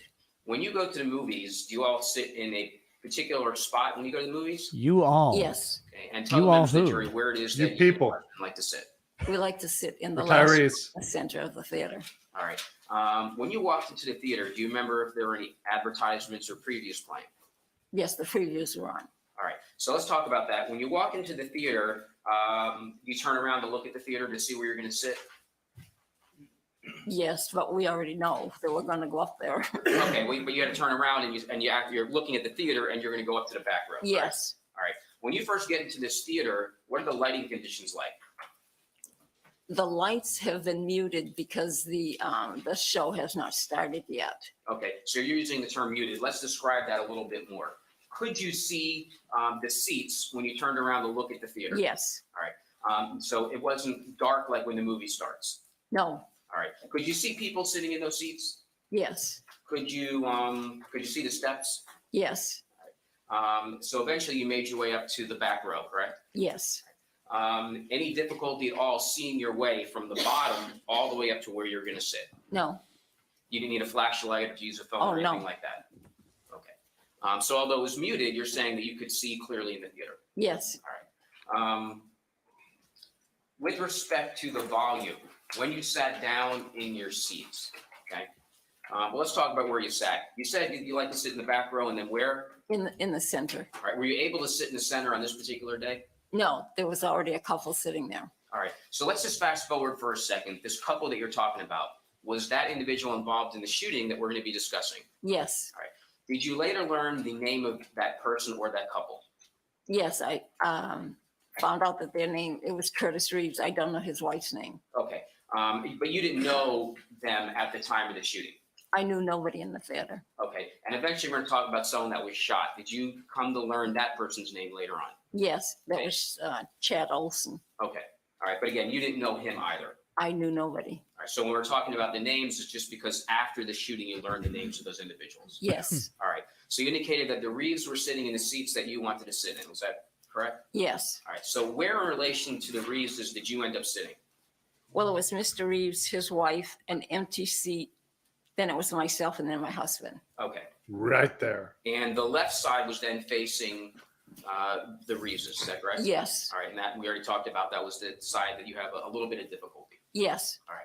I mean, a little bit of difficulty and So when you deafness. sat down in the seats, you indicated the previews were on. Partial How would you describe paralysis. The volume in the theater at that time. Loud, but not loud like when the movie is on. Okay. So let's talk about that. When you say loud, did you have any difficulty in hearing your husband? No, we were able to converse. Okay. Even though the previews were on, Yes, didn't have to speak any louder than the previews. no, Okay. Could you hear other conversations? And Your by that, husband I was mean, sitting on could your you right hear, side, the mumbling correct? Of voices. yes, Right. Even though there were previews, you could hear that. yes, Were you specifically listening to anyone else's conversation? no, So you couldn't hear the words, but at the same time, you weren't paying attention to other people. exactly. All right. But you can hear that there are other people in the theater. Yes, All right, and still see them. yes.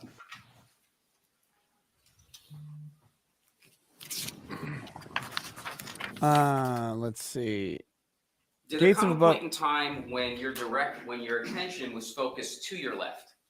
Yes. Okay. What was one of the first things that happened that caused you to start looking to your left? Well, they started talking about the turning the cell phone off. Okay. That's like during the previews? Yes. And I noticed some commotion to my left. So I turned to directly look at them. And Mr. Reeves was leaned over speaking to Chad Olson. And I could see a light. So I figured that he had a phone and he was on his phone. Okay. When you say he was on his phone, who are you referring to? Chad Olson. Okay, Sorry. Could you see from where you were on which side of Chad Olson's body that light was from? Do you know if he was holding his right hand or left hand at the time, or you just saw light? I saw a light. Okay. And how much time do you think had passed between the time that the message went on in the preview about the cell phones and you saw the defendant reach or lean over to talk to Chad Olson? Almost as soon as they started talking, I saw Mr. Reeves lean over to talk to Mr. Olson. That wasn't the question. It was almost immediate. Almost immediately after the message was played It about was the on cell the phone. screen. Yes. Okay. So it's there not you like go. 3 or 4 minutes went by. It was Oh, immediate. no. After you saw to be the fair, defendant lean The moment over the to screen's Mr. up Olson is and have that when you need to conversation, turn it off. What's the next thing that you saw? Mr. Reeves stood up and he turned to it would have been his left, and he started walking through the aisle of the theater to go down. Okay. Were you on the right of Mr. Reeves? I was on the right of Mr. Reeves, yes. Okay, because I might have to orientate you a little bit. Did Mr. Reeves walk by you to get out of the road? Yes, he did. He turned to go out the row. He was walking quickly. He was mumbling. He seemed to be upset or irate about something, and he went down the row and down the stairs. Okay, so when you said that he went to his left, did you mean that he went to his right to pass by you? Oh, yes, that's right, too. It would have been his right. Yes, yes, Okay, so you indicated that as he's passing by you, you're watching him. yes. All right, and you also hear him? Well, I couldn't understand what he was saying, but he was mumbling. Okay. Did it Mumbles, appear to lots you of mumbles. that he was having a conversation with his wife? Oh, absolutely not. All right, and why are you saying that? Well, he had been past her. I mean, there was an empty seat and her on my left. And by that time, he was in front of me. He wasn't turned back towards his wife like he would have been talking to her. And he was mumbling in front of me, and he was mumbling as he went by. So Okay. Wouldn't have made sense. Full disambulation did says you poor lady has watch him half as her he face exited paralyzed, out yet the still row? speaks more clearly than B. Ivory Lamar. Well, I That's saw correct. him walk by and get into the stairway. Okay. And did you watch him go out, or you just? I started saw paying him go attention? down the stairs. Okay. Did you see him having any difficulty when he was leaving the aisle or going down the rows, anything like that? Not at all. All right. Did he have a cane or anything that was helping him walk? No.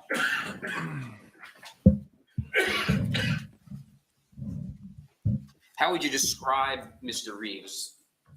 Small, medium? How would you Oh, describe no, him? he was a large man. Evil. In Evil what is way? When he walked by, He's a pretty big did he say guy at the anything? time. We're talking length or girth? No, Or say excuse me or anything like that? no. Now, prior to seeing the defendant get up and leave, did you see any type of threatening behavior between anybody before he No. got up to leave? No, All right. Did you see Chad Olson get up to climb over the row? no, See Chad Olson threatening no. Mr. Reeves? Okay. At that point, it just seemed like there was a discussion about the cell phone, and then Mr. Reeves left. Yes. Oh, jeez. Do you know approximately how long? I know you weren't timing it. There was no reason to, but do you know about how long it was that the defendant had left the theater? 3 to 5 minutes. Did you 3 to 5 notice when he came hours. back into the theater? Yes. One shitty's preview And is where worth. just approximately was it that you first saw him coming back into the theater? I guess when he was probably halfway up the stairway, You I guess would when he see was his head, probably? And then I noticed that he was coming back up. Okay. Did he have to walk by you again, obviously? Yes. All right. Did he have any difficulty walking up the stairs, walking through the row to get to the middle? No, at that point I had pulled my legs up because I was afraid that he was going to bump me again. But no, he just walked right by and he sat down. Okay. And by bumping you, you don't mean he intentionally bumped you. Oh, no, no. Just when someone exits a row, that's just what happens in a movie. Yes. Did he pass you crotch forward or butt Do forward? you see or do you just see him go back to the area that he was sitting? As far as I remember, he came into the row and he sat down. He went next to his wife and he sat down. Okay, so let's talk about what happens a few moments after that. Do you then get your attention directed to the left again at some point?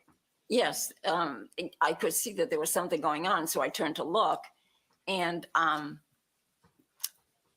Mr. Olson had stood up, and he looked at Mr. Reeves and he said, "You went and reported me." Okay. Now, when you say that Mr. Olson had stood up, is he in his row? Yes. No, he never left his row. He just stood in front of his seat, and he looked at Mr. Reeves and he said, "You He went and literally reported me," never or left his something to that row. effect. Okay, and then what happened He next? died there. Well, the first thing I knew, popcorn went flying, and almost immediately I saw Mr. Reeves' hand come up, That and I stand saw up. a flash of red, and I thought, "What the heck?" There was a loud noise. It smelled, and then I thought, "Oh my God, he shot him!" And then I saw Chad also turn around. He was facing Mr. Reeves, so he would have turned to his left to go out the row, like he was going to exit the row. But then he fell right in front of me. And you Okay. said, When clear you heard my that noise, internet was it a loud noise? search history. Yes. All right, so let's talk about this just a little bit more. Always have a kill When switch, Mr. people. Olson stood up. Did you see him attempt to climb over into what would basically be your row? Never. Okay. Did he start threatening to beat up or kill or anything like that? No. Did you ever see him throw an object? And by him, I mean, did you see Chad Olson throw any objects at the defendant? Absolutely not. Did you hear the defendant say anything, and it's going to sound kind of silly, but exclaim like, "Oh my God," or "I'm hit," or "I'm hurt," anything like that? Never. Did you ever hear the defendant yelling at all? No. It's all. It's you all ever his see testimony about what didn't happen. Arm out and yelling, "No, no, no," or "Whoa, whoa, whoa," as if someone was attacking him? Never. Never. Again, Did you ever that doesn't see mean someone wasn't a attacking female him. With Chad Did he Olson? have a mace? Did he have a gun? Did he No, have I was a so- chain? Concerned that Right, the binger. Mr. The Olson binger- and the binger Mr. point. Reeves were going to have a physical altercation. And I thought that Mr. Reeves was going to stand up as quickly as he did when he left to go out of the theater and he was gonna punch Mr. Olson in the nose or something like that. I never expected a shot. I thought it was gonna be a physical thing. Okay, so you thought the Objection. defendant. I Well, mean- you are in Florida. Physically. Yes, yeah, he was the one that appeared to me to be mad. Okay, not Mr. Olson. No, I've been abandoned.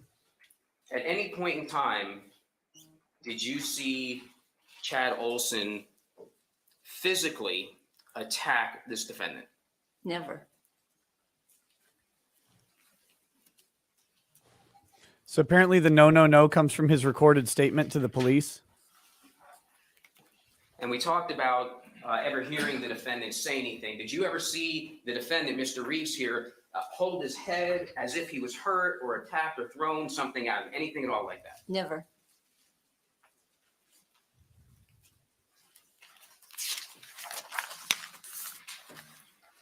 All right, once you heard the shot, where did you focus your attention?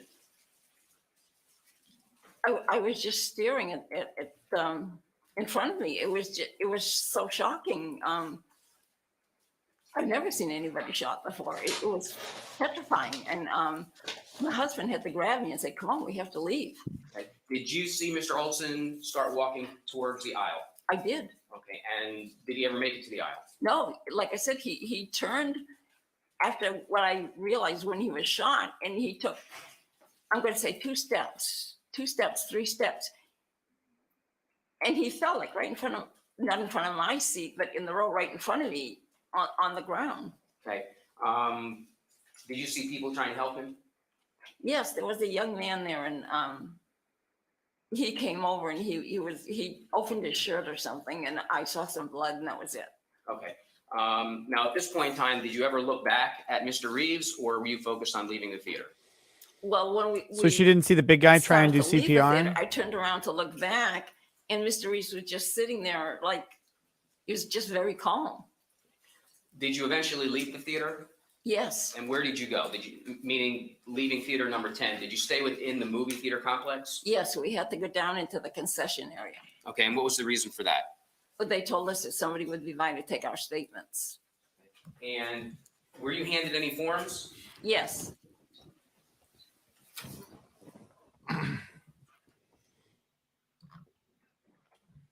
When you were handed these forms, were you given any instructions about how to fill it out? no, they just told us to write down what we saw. Okay, and just based on being told, write down what you saw, did you write down something? I did. Okay, did you write down an incredibly detailed statement? No, matter of fact, if you look at my statement, you can see how shaky my handwriting was. It was, you know, I just thought they wanted us to say we saw somebody get shot, and that's all I wrote. Okay, to you, that was what the information was. Yes, Did you think you were going to be interviewed by some type of deputy or a detective later after that? I was, yes. Okay. And were you? The question that was, done did in the you theater? think you would Yes. be?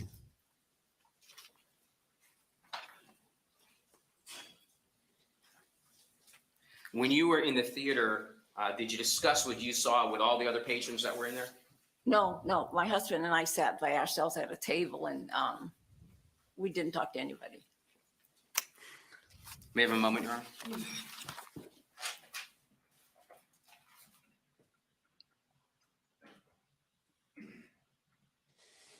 Gates of Above says, so would it be unprofessional if the prosecution reenacts the scene and throws popcorn at the defendant on cross? No further questions. Thank you. A person who doesn't have a name says, don't make any did you see jokes with this lady, although you're dying to.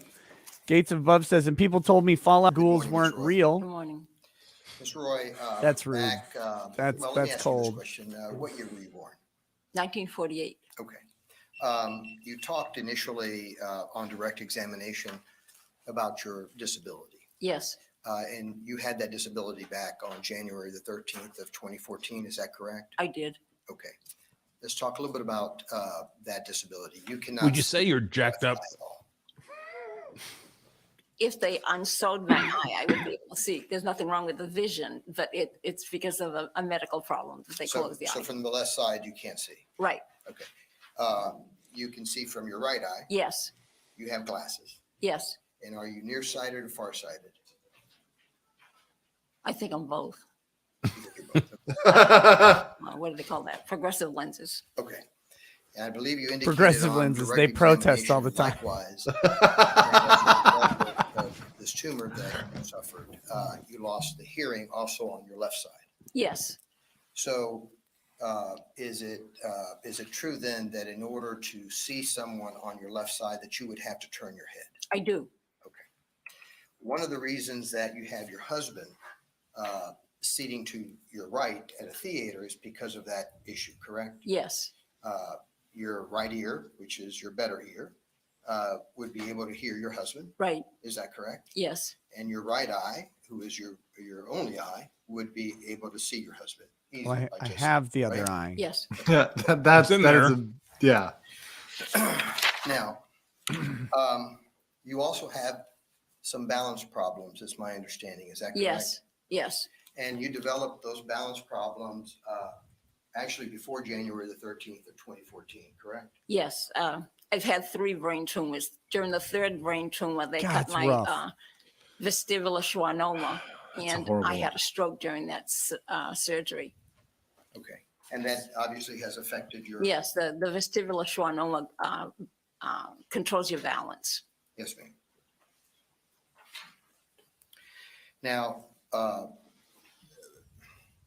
prior to January the 13th of 2014, you did not have any testing on your right ear. Is that correct? I did not.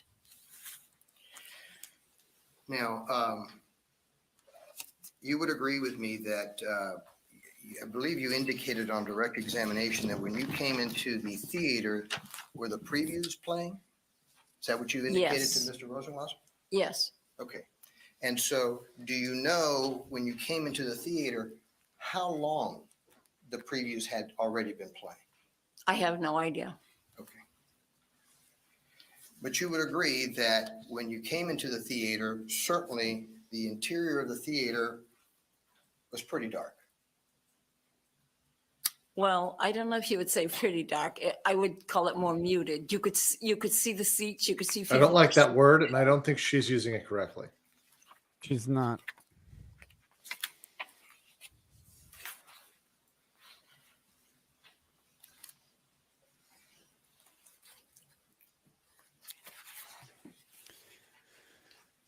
All these people pretending like it isn't freaking dark when you walk into a theater and the previews are playing. But it's also not like, 48 hours of night here. We're not like pitch black, consumed by the shadow, Yeah. full goth. This is like, okay, you can see stuff. 9 through 11. Now, how would you This is where you describe the remember, darkness? Would you say it's as taking dark your as the deposition. eyeliner from Black Veil Brides? I Back, do not. March 23rd, 2015. It's possible. I spoke with so many people right after that. If you say I did it, I did it. Okay. And you remember March 23rd, 2015? Oh, well, was then you said closer that the victim was innocent, or the defendant was January innocent. 13th. It's amazing. So you were the really one who shot him, right? today. This is true. And do you remember the question that I posed to you? But the interior of the theater is pretty dark. Is that fair to say? You said yes. Yes. Well, to me, pretty dark could be muted. Yes. You would agree that your statement That definition. in 2015, Well, to me, loud Was could be more- quiet. because it was closer to the event. Well, I still think it was muted. She's not giving up that word. Now, Just That's make the up a hill- word. The hill she will be you would muted also on. agree that the previews were loud. Yes, but not as loud as the movie. Okay. The I mean, I can talk now and it's loud, or I can talk now and it's loud. And you would agree that the announcement for patrons in that theater to turn off their phones had already been displayed on the screen. I'm sorry, I don't know what you're trying to tell me. Okay. In these theaters, they have an announcement, Yes. right? It says, turn off your phones, right? Put off your phones, turn off your phones, Okay. don't text. That announcement had already come on. By the way, don't leave them on You remember vibrate that either. announcement, Do you not? Yes, Hearing a freaking chorus of bzz, And bzz so you all had through a put your phone movie. away. I don't have, Those aren't cell phones, Your husband Ricardo. have a phone? no, Whoa. What theater are you So- going to? Pasco You're County. seated there, and you certainly don't hear any commotion whatsoever from Mr. Reeves, Theater who's of seated blood. just 3 seats from you. no, but I could sense motion. Okay, but you didn't hear anything, correct? No, Okay, and had you already turned over to look at Mr. Reeves by that time? yes, I was in the movie theater and they were having commercials, which you see a million times. So I was looking around. Okay, so you're in the movie theater, you're seated, the previews are loud, and it's pretty dark. That's the scene that you were in, correct? Your Honor, I'd object to the characterization of pretty dark. She clarified and indicated. Oh my God. Approach. That's what you were in, that condition, correct? The movie was not as Define the muted previews for were me. not as loud as the movie, Okay. and I could see things going on in the By the way, the theater, so it previews was not are completely exactly as loud as the You were looking movie. at the previews? dark. No, I just told you I was looking around the theater. You weren't interested in the previews? Absolutely not. Okay, and your husband wasn't either? I have no idea what he was interested in. Was he talking to you? No, Was he interested in you or another woman? Now, you indicated that you saw Mr. Reeves lean forward, is that correct? yes, But you could not tell what was being discussed. You by guys Mr. are not going Reeves. to tell me that your movie That's true. theaters play previews at different volumes in the movies, because mine do not. I feel And like the then- darkening of the theater makes What you does he pay do attention a little bit more. He leans Mr. forward, what does he do next? he stands up to go out the row. So are you telling this court that he leans forward? How long is he in that position? 5-6 seconds. Okay, and then he immediately gets up and leaves, is what you're telling this court. That's the way I remember it. Okay.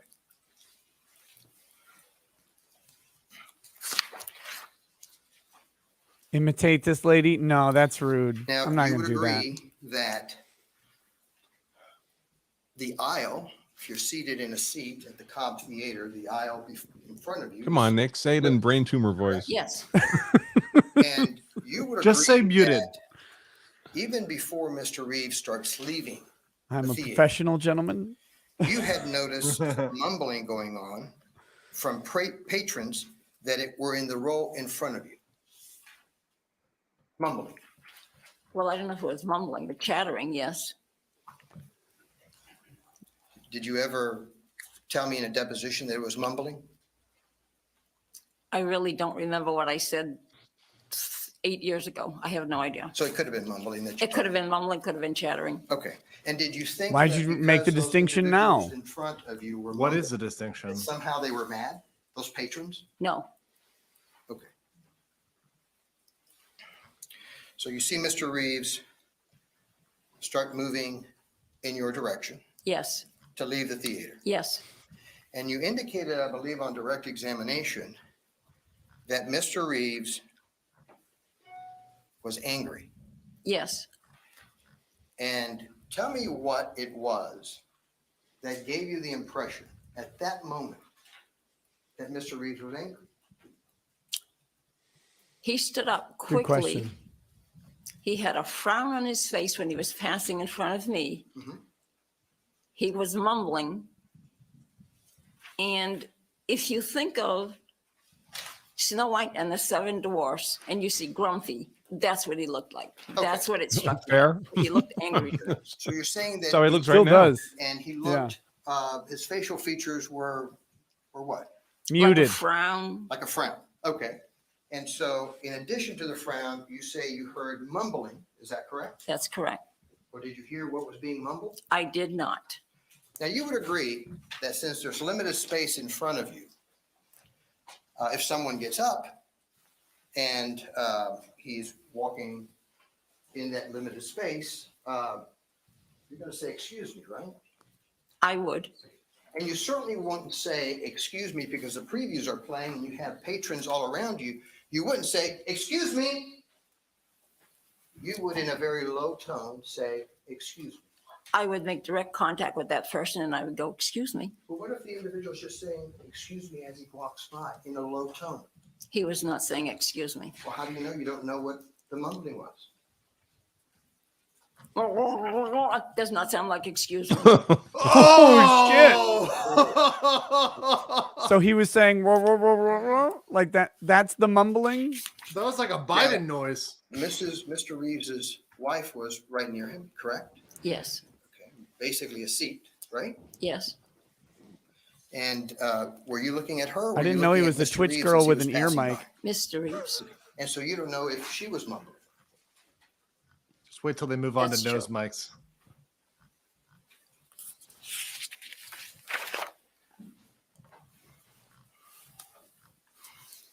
Now, your position also is that as Mr. Reeves was trying to navigate that narrow area in front of your knees, your position is that he wasn't holding the wall or bracing himself against the wall, right? There was no wall. There was no wall behind you. No, Yeah, nailing her on this stuff. She has no idea what's going on. He stands up at a completely inappropriate time that she talks about. And I think we've Chad agreed does that he didn't no step on your wall. toes. he bumped my foot. And you don't believe that that was on That was purpose? not intentional. Okay. Legal mindset. Now you agree that Mr. you Reeves is understand that gone, right? they're For sitting at the several back minutes, row right? before the bistro level, so there's a fucking 10-foot wall right behind Yeah. her. Yeah. Oh, Yeah, okay. Okay. something. Got it. Something like that. And as you see him walking up the stairs, walking up normally, Yes, Yeah, I know. and then exactly he that. sat down, Let's see. correct? yes. And not only did he sit down, but you believe that he spoke to his wife. I don't remember that. You wanna? I do not remember that. Or did you ever tell me that in a deposition that he spoke to his wife at that moment? I keep telling you, I don't remember the deposition, so I don't remember if he spoke to his wife. It was a long time ago. Keep getting her to say, "I don't remember." Your position is that you didn't hear him say anything. I did not. Now, while Mr. Reeves is saying nothing, it is when Mr. Olson stands up, right? Yes, And tells Mr. Reeves, you reported me to management. I did not hear management. I heard you reported me. You reported me. And you could tell at that moment that Mr. Olson was Twitter. not happy. Well, I suppose not. In fact, you believe he was angry. I did not say he was angry. I said he reported me to, you reported me to management. Did you Did tell he me in a say that in an angry deposition? way? I don't know Mr. Olson, so I don't know if Oh, for him that was interesting. angry. It didn't strike me as angry. It was more like Did you know Mr. Reeves? he was annoyed. Yeah. You But you know he reported was me to angry. Management. So are you telling me that because you don't know Mr. Olson? There it is. You can't tell us when he's angry, but you can look at Mr. Reeves. Oh, well, and if he's Mr. Olson, mumbling, you Mr. can Olson tell was us not that Mr. Reeves is frowning. angry. Mr. Olson was not frowning and mumbling. He was clear spoken and he said, you reported me. Okay. How far away can you see with your 8-foot thick Now, glasses, certainly ma'am? that conversation by Mr. Olson was louder than what you would have expected in a movie theater. Yes, probably. And you just indicated that Mr. Olson's facial features did not indicate to you that he was mad, right? Wasn't frowning or No, any I- of that. That's true. I did not take him to be angry. Well, I thought your position was that you couldn't see the facial features of Mr. Olson because it was too dark. I told you I could see people. Is your position that it was too dark and therefore you couldn't see Mr. Olson's facial features? I never said that.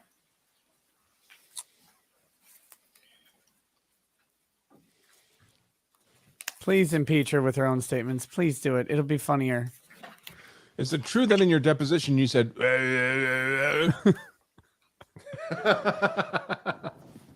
Is it true in your deposition you inform me you are a professional Helen Keller impersonator? Page 35, lines 1. There it is. May we briefly approach it? May we please stop Did they say- well, did impeaching they our say no? witnesses? No, they get to approach, of course. What?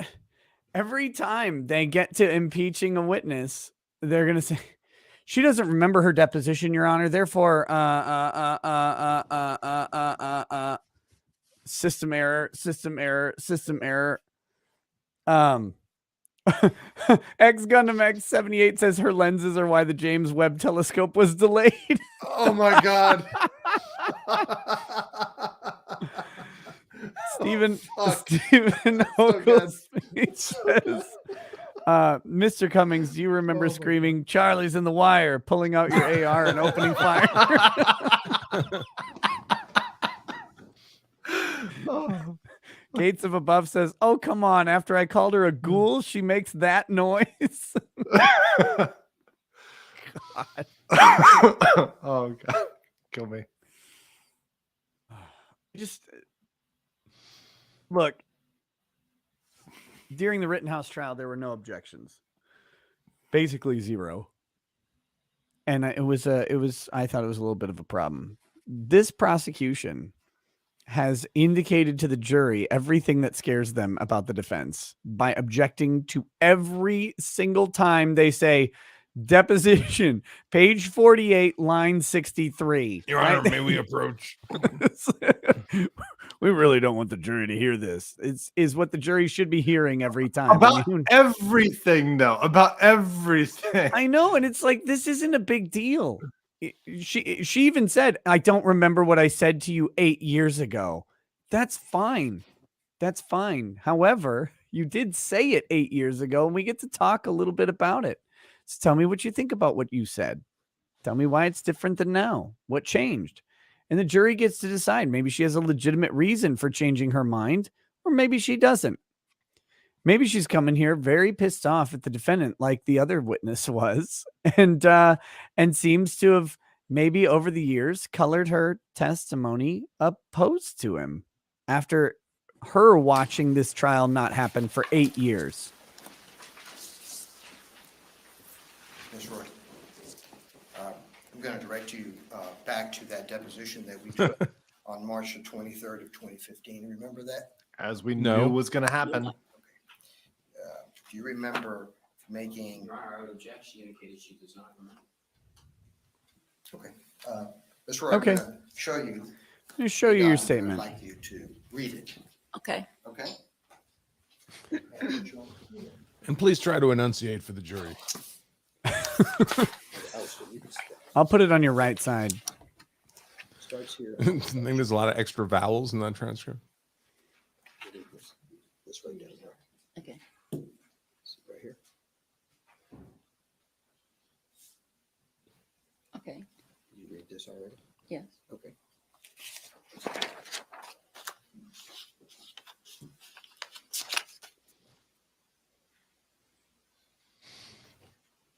Could you go ahead and tell the jury exactly what you were afraid to tell them earlier? Okay. Okay. Do you remember that? I don't. You don't remember it at all? I do not. Okay. But you would agree that if you made a statement in a Your deposition Honor, I would that object because it's improper. What? I'm an overrule. Thank would you. agree that if you made a statement in a Let's say they didn't need a sidebar. back in 2015 under oath, that your recollection of the events would have been much better in 2015 than they are in 2022. She's not going to agree to that. That'll be great. If that's what I remembered then, that's what I remembered then. I don't remember it today. Well, I realize that, but you would agree that since 2015 is back near the time of the event, your recollection back in 2015 would be a lot better than your recollection in 2022. Yes.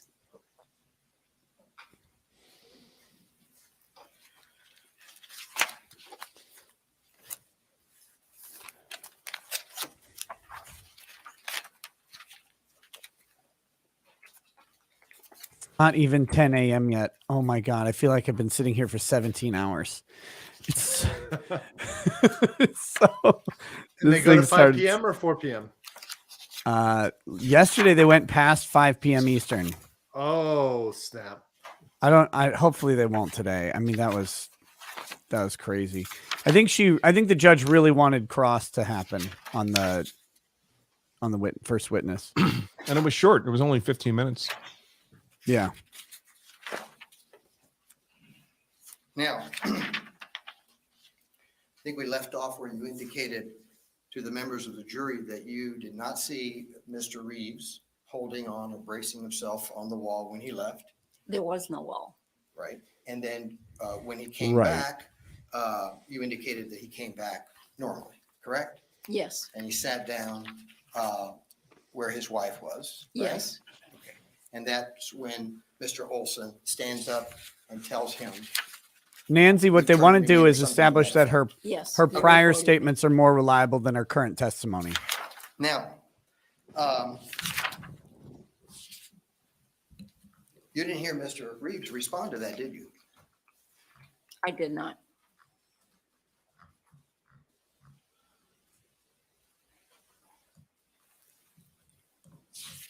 And you looked over to Mr. Reeves, did you not? Yes, I was looking in that area. Because you thought, I thought that there was going to be an altercation. and at that point in time, that you thought that somebody was going to punch somebody, right? Yes, Okay, and the only thing you had in front of you at this point in time is that you had Mr. Olson standing up, right? yes. Accusing Mr. Reeves of turning him in, correct? Well, I don't know if he was accusing him, but he mentioned that, yes. And you didn't hear anything from Mr. Reeves at all. I did not. But you thought that a punch was going to be thrown. Yes,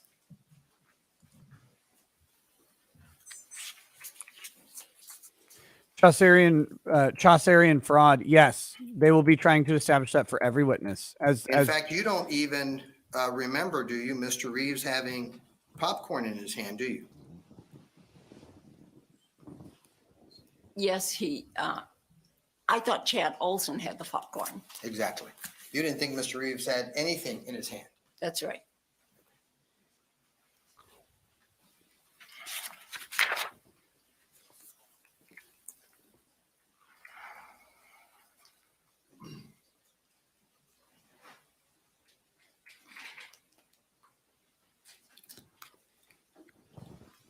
Now, clearly to you, that tone that Mr. Olson said, "You turned me in," was a pretty loud tone, Loud enough for me to hear it. and certainly loud enough that you wouldn't expect anybody to have that tone in a theater with the movie previews blaring. Right? Because it had to be over the preview, right? Well, yes, but I don't think that you have to speak that loud to speak over the previews. Do you know And my what, husband was sitting right next to me and he would talk to me and I heard him. do you know what previews were playing? I have no idea. Do you remember RoboCop? I do not. You remember all these action shoot 'em up? I do not. Oh, Yeah, yeah, I that don't would have pay been attention to the RoboCop previews. remake. Very forgettable movies. Hollywood indicted Okay. on the stand. And so you're telling this court that you also did not see Mr. Olson going over the back of his seat towards Mr. Reeves. He did not. You didn't see him going over the back of his seat once. Never. You didn't see him going over the back of the seat twice. If I didn't see him do it once, I certainly didn't And see you him do it certainly did- twice. and you- I'd ask that, Mr. My apologies for that, Judge. I did jump the gun a little bit. And you didn't see him going over the back of the seat a third time. I did not. And you were a mere couple of seats from Mr. Reeves, correct? That's true. And you were facing Mr. Olson Yes, in that darkened theater. yes. Now the jury has seen him do all of the things Now- that she didn't see. That's the point of this line of questioning for You the scooted out chat. of there pretty quickly because your husband was telling you, let's leave, correct? I think I was there longer than my husband would have wanted me to be there, but I felt frozen. I was shocked. I understand. And you went to the concession area? Yes. Concession lobby area. And in that concession lobby area, there's a bunch of tables and seats. Yes, Is that correct? And there was a large group of individuals that were there with you in that concession area, correct? yes.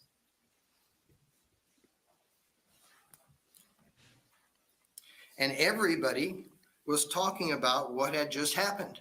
I have no idea. Deposition page, line.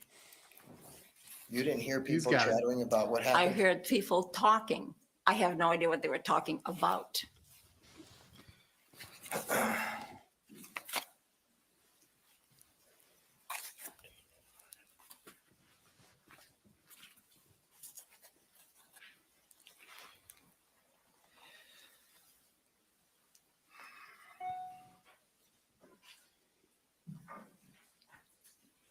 Page 45, lines 13 through 20.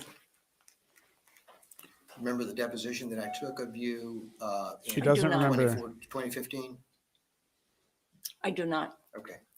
Let me ask you this question. I'm going to ask you if you remember these questions and answers, okay? Okay. She doesn't remember the deposition. You're going to have to Questions. approach. I would ask that the statement be shown to the witness who's already indicated that she does not. I'll be more than glad to do that, Your Honor. May I approach? Why didn't he just do that earlier? Just going to start right here. And it's going to go down to here.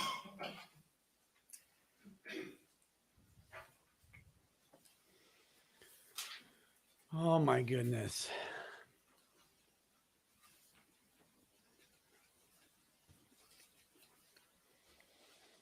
Jim Satala says this is a bad look for the prosecution. Looks like they're hiding facts and their witnesses are I lying. don't remember this. Well, even if the witnesses aren't lying, they look unreliable.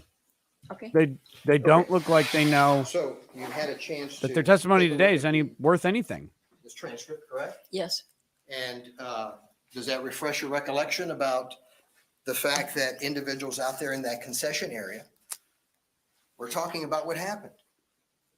Apparently so. I do not remember that at all. Okay.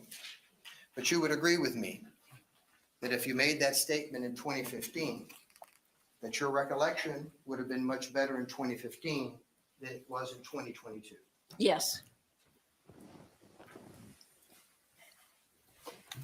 Darren Haviland says Nick is biased. No, I actually think this guy's guilty. That's my bias. I'm not convinced that he is that he has a valid self-defense claim yet. So I've explained that before. But this when your witnesses for the prosecution are all saying they don't remember, or when they Just do wanted to remember something and you confront them how with long you prior were in that testimony and it's concession stand with different, all those people it's a problem. talking. Half an hour, 45 minutes. I don't know. And you certainly never remember any police officer coming to you and telling you, do not talk to anyone in this group about what you heard or saw. You never- True. No police officer came to you. 40, 45 people, whatever the number was, in a concession area, and not one single police officer came to you and said, we're going to separate you. I don't want you to talk to anybody. I don't want you to hear what anybody has to say. That never happened. Your Honor, I'm gonna object. I don't remember hearing that there was ever. a Oh my number God. That was in the concession area. That was just. Whatever number, Judge, whatever number. Well, there's a big difference between 10 and 45. Miss Roy, how many people do you think were out in the concession area? I have no idea. I have no idea how many people were in the theater. Okay. But regardless of you sitting in that concession area, no police officer came to you and said, hey, we're going to separate you, or hey, I don't want you to talk to anybody about what you heard or saw, right? It never True. happened. It never happened at all, ever, while you were in that theater, correct? Correct. Correct. Correct. The charges are second-degree murder and aggravated battery. I believe And that's for the bullet that that passed you through. indicated on direct examination that you were interviewed by a police officer. Yes. And you would agree that that interview was a very, very short interview, correct? I've never been interviewed by a police officer. I can't tell you if it was long or short.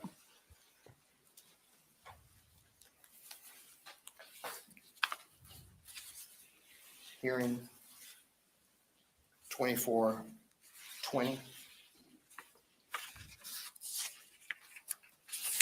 Hearing 2420. So this is a hearing transcript, not her original statement. And she's going to say that she had a short interview with a police officer.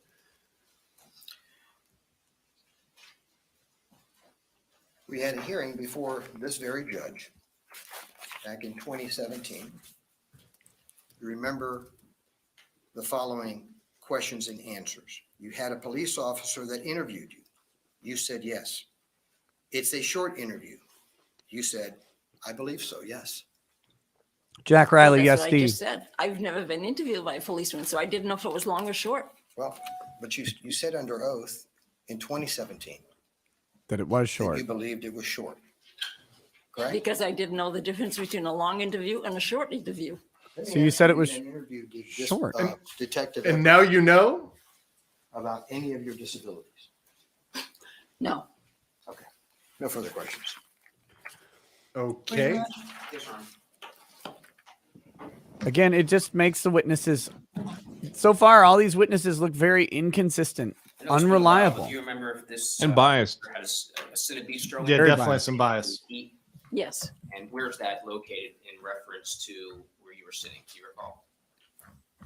Oh, the Senate Bistro, that would have been behind us. Okay, is there a wall or something that separates the No. general theater? Let me show you State's exhibit. Yes, please remind the jury that she's wrong on that very basic fact that there's a big wall right behind her that the guy was leaning on, that we watched the video of him leaning on as he left the Looking at theater. State's exhibit number 6. Do you recognize this? Yes, I photograph? do. And what is that a photograph of? It's the theater. Like we would have been wherever the middle is, we would have been right here. And then the Curtis Reeves and his wife would have been here. But there's no wall there. Okay, this area right here, what is that brown part of it? That's just. Oh, I A don't know. wall. Do you call it a wall? I call a wall something that goes straight up. That's just separating the Senate Bistro from this area. Can I have Every the time I see It's this just, lawyer in the courtroom, it's like a forced perspective thing where everything looks bigger. I love how she said, that's not a wall. That's just a thing separating the bistro area You from the indicated you other. were in which row? We would have been in this back row, maybe like Where the hell is she right now? empty space, and then it would have been. I got to do this Mrs. before the Reeves jury. And her husband. Okay, just somewhere in the middle is what you're saying. Right. And that's the Senate Bistro back there. I can't see. Yeah, those jurors can't see. I know, you have to stay You'll right have there. to, she'll have to sit on this, closer to the side. Maybe the judge will say some of the jurors' names again. Do it again. Right, well, I'll do it one time on this side. Me one time on this 04120 says the wall was muted. side. Just a teeny bit. So when you were asked the question about whether or not Mr. Reeves had a lien on a wall, what did you take that to mean? Well, like I know this is a curtain, but that to me would be a wall because it goes straight up. Okay, This is just, to me, a divider. So like my husband and I would have been sitting here, there would have been an empty seat. Then it would have been Mr. and Mrs. Reeves. And then, okay, so but the area behind you, you're terming it as a divider. yes, Okay, It's a common Yeah, construction it term. doesn't look like a wall to me. okay.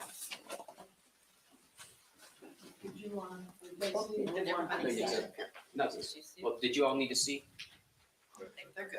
Look at his face. Just add another one to the popcorn list. Lancelot says, why do we need witnesses talking about some cop interview or what he was mumbling Okay, so, about or talking to his wife? This is self-defense Both myself and case. Mr. I don't get why Escobar these are matter. asking you, about Just a second. difficulties on the left side. Because of those difficulties, do you do anything in particular when something is happening on your left side? Yes, if I want to look at something, I look directly at it. Okay, so that's how you compensate, is you turn and you look directly at it. Yes.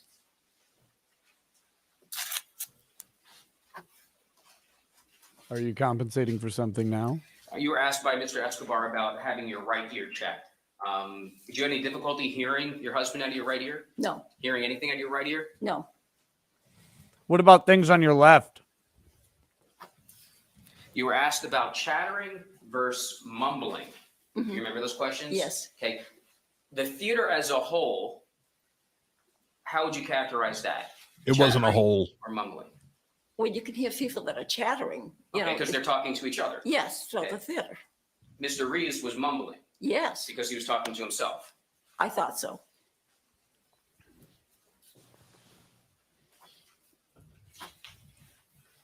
Do you remember when you were asked about the lighting conditions in the theater, if it was pretty dark or muted? Do you remember that exchange with Mr. Yes. Escobar? Okay. May I approach the witness? For defense counsel, hearing 2395.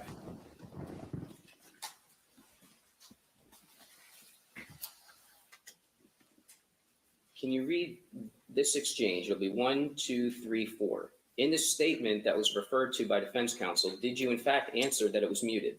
Yes, So it wasn't as if you were, for the first time today, saying muted. Back then, you said it was muted as well. yes, yes, Okay, and you clearly can read that here. yes.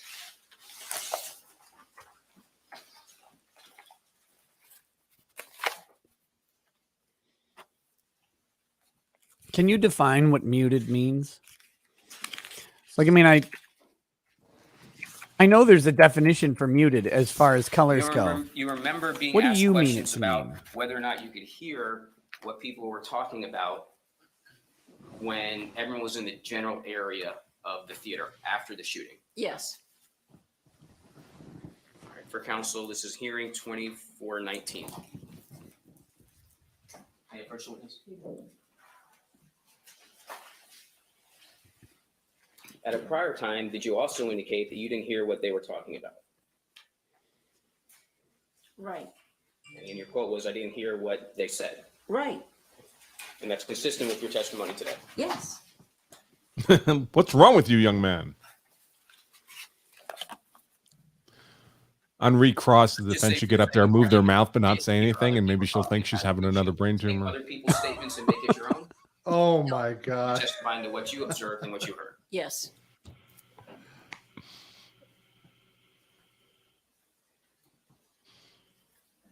Now, just going back very briefly, when this defendant came back into the theater, he sat down, some time passed, and then you indicated that Mr. Olson had stood up. yeah, Okay, was Well- everything very quick between that time and the time of the shooting? no, Maybe, well, did it take about 5 seconds till then for the shooting to take place? I've been very lenient with leading, but he's leading this witness throughout. I'll reword. Lenient About is an time. understatement. Yeah.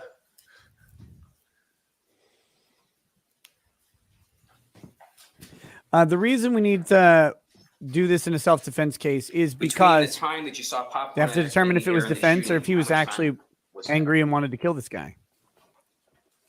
Between the popcorn and the shooting, I'm going to say almost.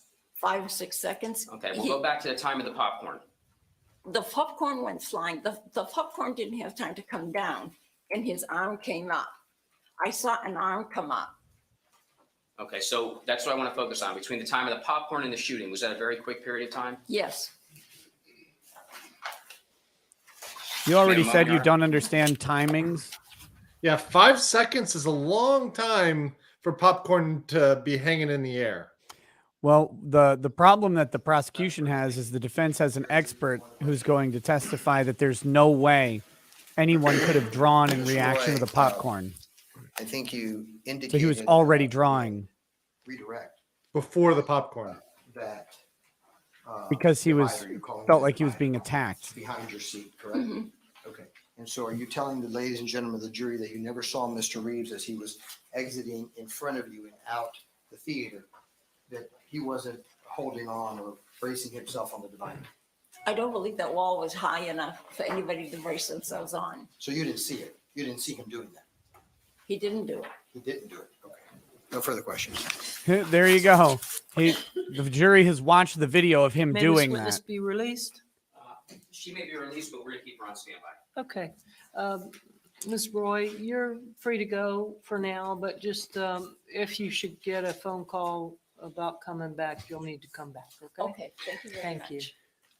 Yeah, so the idea for the defense expert is going to testify that it would have been remarkably fast, impossibly fast for him to shoot him over the popcorn, and that he was instead reacting to there's a prior movement, and then the hand comes in to grab the popcorn out of his lap, and so that he was Can we perceiving. do another witness Whoa, before lunch? that's a big chungus in the back. That he was. I just Are noticed you that. okay, or do you need a short man. break? I'm gonna pop out here, guys, but I'll try to see if I can pop back in if it runs late, or If you need a break, obviously this will be around for 2 weeks. anytime, throughout the Sounds good, buddy. trial. Thanks for I hanging just out. See ya. Remind you that. Peace. Just we can take a break quickly. So, all right, call your next witness, please. Angela Hamilton?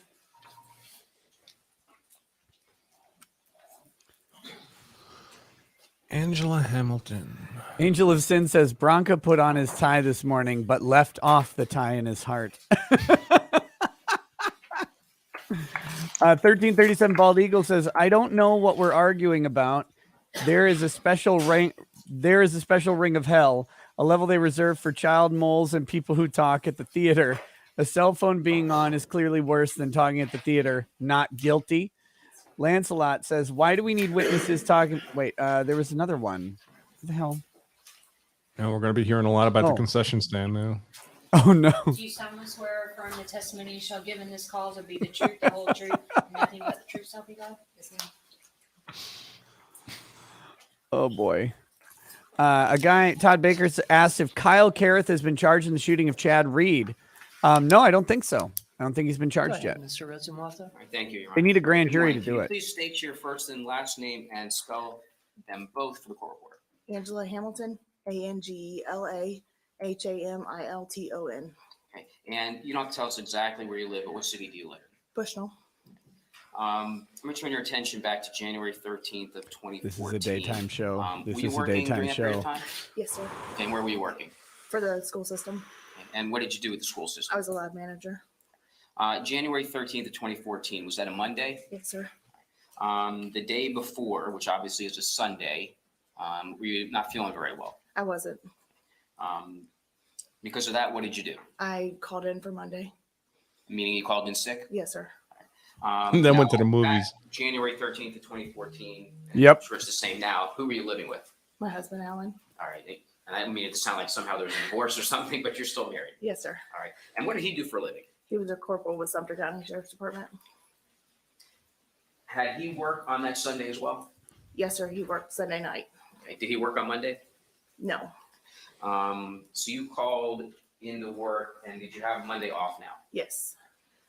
Did you and your husband make any plans on that Monday? Yes. After he came home and slept for a little while. Okay, because he had worked the late shift. God, I wish that were me going what home and plans did you sleeping make? for a while. We planned to go to the movies.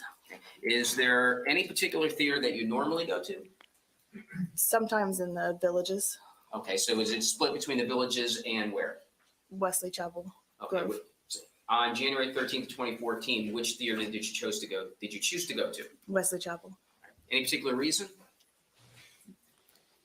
What movie were you going to see? Lone Survivor. All right, do you recall approximately what time it was that movie was going to start? Shortly after 1. When you got to the movies, was it just you and your husband? Yes, sir.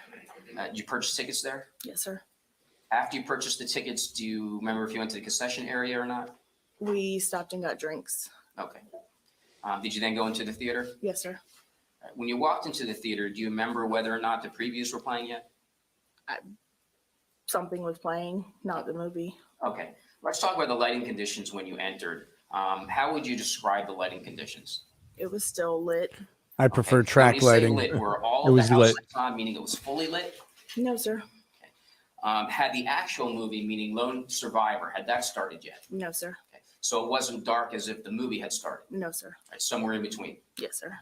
When you went into the theater and you turned around to look where you're going to sit, do you and your husband generally sit in a specific area inside a theater? Yes, sir. And where is that? As far back as possible. Okay. So when you say as far back as possible, meaning if Does you can everybody sit in the last back of Yes, sir. theaters? did you sit in the last row on this particular day? They all have their preferred seats, but no one's When paying you for the turned premium around to seating. Look at the theater to Yeah. go to where you were going to sit. Could you see seats? Yes, sir. Could you see the rows? Yes, sir. Could you see the aisle? Yes, sir. Could you see people, like actual people sitting in the seats? Yes, sir. Could you see what they were doing? Yes, sir. You see he who walks behind the rows. May I approach with State's Exhibit number 6? You may. Actually, may I have the witness step down? She may. Con, I like to sit in the middle of the theater, usually. I don't, but if we can just approach it. Or like maybe a little bit, like maybe 3/4 in. Basically where your eye level is about midway up the theater screen. That's where I like to be. Kind of depends on the theater, I suppose. But maybe you want to get handsy. I mean, if you want to get handsy, you got to be in the back of the theater, right? You can't be doing that stuff in the middle. Although now everybody knows, everybody who's ever gotten a handy in that theater knows what's happened. It's like, oh shit. What year was that?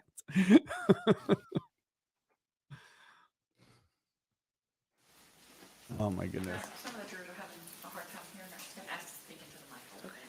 Okay. Thank you. Yes, May I have the witness step down briefly? you may.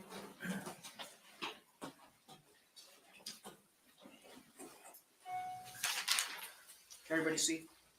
I mean, just fancy pointer I'm giving. Okay. You recall where you were in the theater? Yes, sir. Just generally speaking, can you show the members of the jury where you were? Okay, so at the back row and then facing, I guess, the Cinebistro area up to the right. Yes, sir. Okay.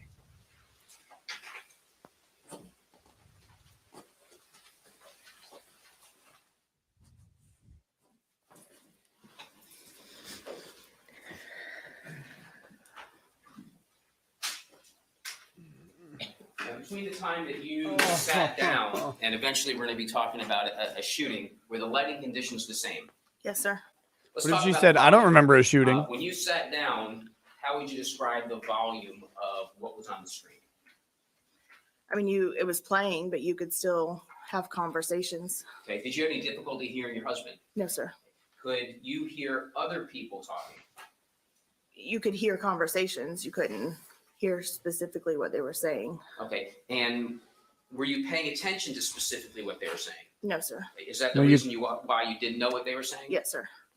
No, because you couldn't hear it, she But it said. was loud enough to hear a conversation. Yes, sir. And could you hear conversation? She just said she couldn't hear it. 5, 6, 10 seats away. Yes, sir. Didn't have any difficulty seeing that. No, sir.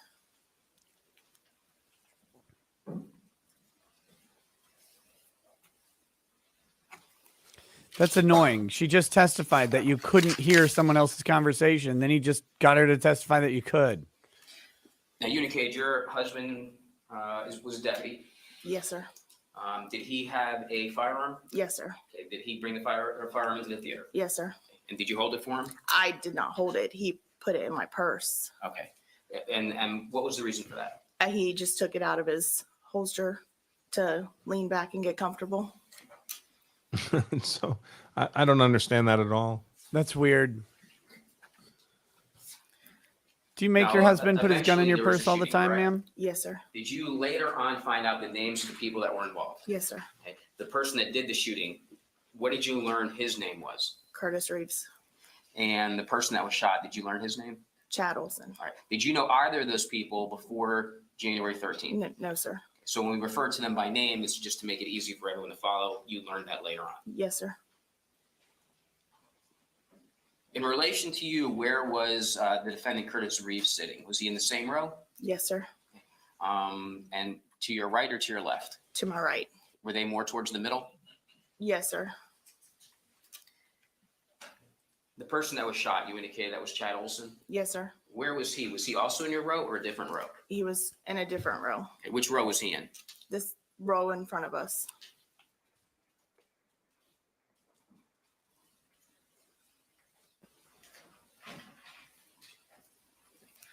Did you note whether or not there was anyone with Chad Olson? There was a female with him. Did you later learn who she was? Yes, sir. And who was that? His wife. If the Now, aisle at is some lit, point you in must time have while you're quit. Sitting in the theater, does something turn your attention to the right? Something that you see or something that you hear? Something that I see. Okay. What is it that first brings your attention to your right towards the middle of the theater? I seen a gentleman get up and walk out. You saw. Okay. And did you later find out who that person was? Yes, sir. And who was it? Mr. Reeves. Okay. Do you know why he got up and walked out? No, sir. Okay. You didn't have any knowledge about what was going on at that point in time. No, sir. At some point, did you see Mr. Reeves return? Yes, sir. Did you watch him the entire time? No, sir. You just know he came back into the theater. Yes, sir. After he came back into the theater, did you pay attention to the middle of the theater or did you watch the previews again? I went back to watching the previews. Okay. Did something direct your attention away from the previews? Yes, sir. Okay. And what was that? The gentleman in front of him stood up. Okay. So that would be Mr. Olson. Yes, sir. And were you looking at Mr. Olson or was it just something that caught your eye? It was just something that caught my eye. And once it caught your eye, did you look in that direction? Yes, sir. Did you hear or see anything at that time when you looked over? Mr. Olson said something that he was texting his daughter. Okay. Liar.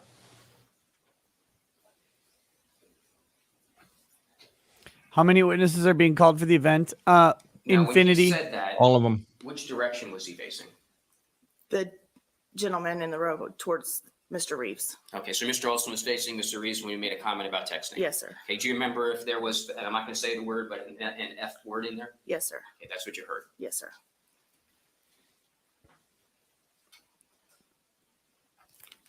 So she heard the F word. After you saw Mr. Olson stand up, what's the next thing that you see? Popcorn fly. Was that pretty quick after he stood up? Yes, sir.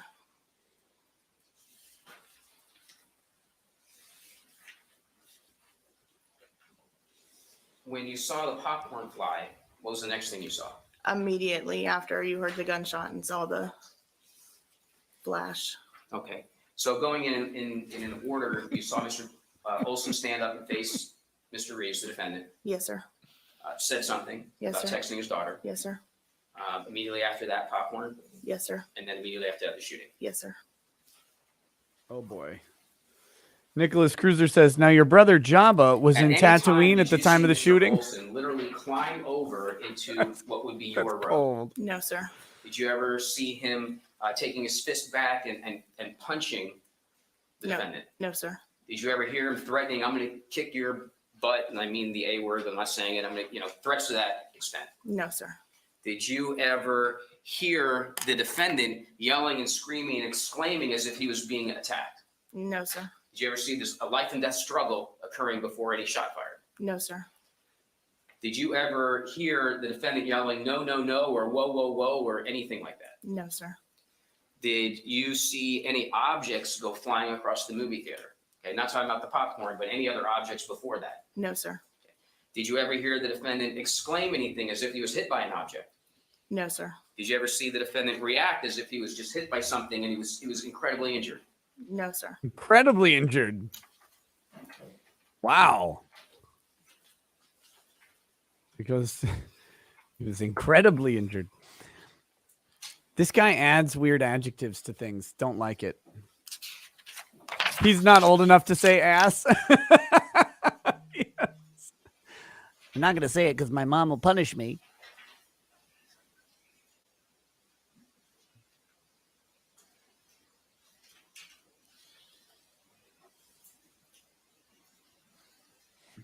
Satoshi was reptiloid.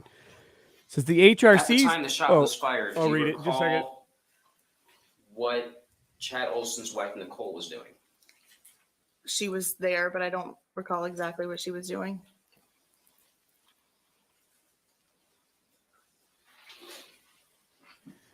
He says the HRT seems to really be working out for CWC. Can hardly tell she was born with the wrong After gender. Mr. Olson was shot, did you see what happened? Yes, sir. Okay, let's first focus on Mr. Olson. Did you see what he did? I did not focus on where exactly he walked to, but he eventually fell to the ground. Okay. After the shooting, did you look at the defendant? Yes, sir. Okay. Tell the jury what you saw him doing. I walked over there to stand by my husband, and he was leaned back in the chair, rubbing his face and his head and his eyes. Okay. And did your husband get up? Yes, And when was it in time approximately that your husband got up? immediately when the popcorn flew and the gunshot, he got up and walked over there. Okay, so after the gunshot is when he went over? Yes, All right. Did you have an opportunity to watch a video prior to testifying? yes, And did you see your husband getting up in that video and going over? yes.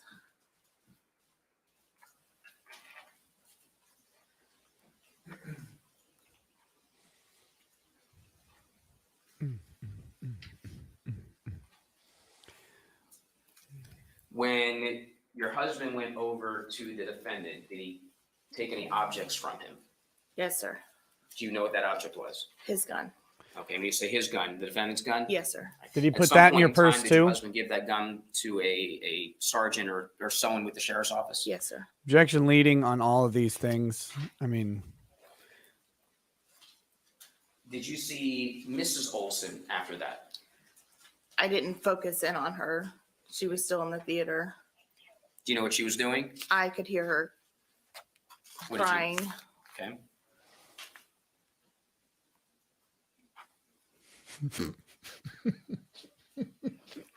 Did there come a point in time when deputies from the sheriff's office arrived? Yes, Were you in the theater when that happened? yes. Did paramedics come? Yes, I didn't focus in or see them, Okay. but I'm assuming, I mean. a Sharpay All right. neck, really, guys? Did there That's come a point in rude. time when you were told to go to a specific area of the theater because there was going to be an investigation? Yes, Were you given a blank form? Sometimes people refer to these as written statements. yes, Did you fill out a written statement? yes, sir. Were you given any instructions on how much or how little to put in there? No, sir. Did you just put in the information that you thought was relevant for you? Yes, sir. Did there come a point in time on that particular day that a detective interviewed you as well? Yes, sir. These are all leading. Every question is Did leading. you talk to other people about what you observed? No, sir. What you're testifying to is that what you personally heard and what you personally observed. Yes, sir. When you gave your statement to the detective, was your husband in the room? Yes, sir. Did your husband help you in any way to give that statement? No, sir. Did he look at you, give you any funny looks like you're crazy? That's not what happened. No, sir. Were you in the room with him when he gave his statement? No, sir. Were you happy he was in the room with you? Yes, sir. And why is that? Just comfort.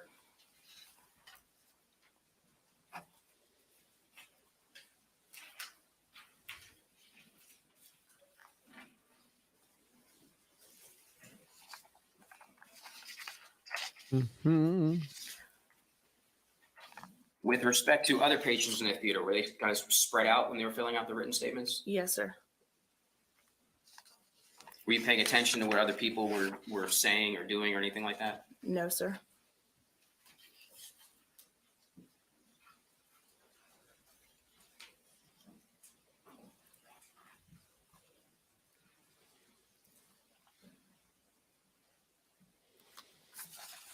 Favorite moment, Your Honor?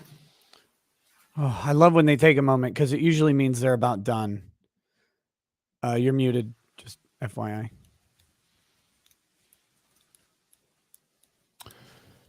Yes, concur. It means they're almost done. Usually means they are done. Yeah. And I've been interested in the cross exams on all of these. I'll be interested to see how they attack her credibility. I mean, they've done a good job on the other witnesses so far. Yeah, who is Ray Donovan there? He has a serious demeanor to him. Is that Nicole's new husband? It could be. That's what I was wondering. Is that her new beau? I don't have any further questions. Thank you. Thank you. Cross? Just one question. It's going to open up the door to the courtroom and throw a donut out in the hall. Oh my god.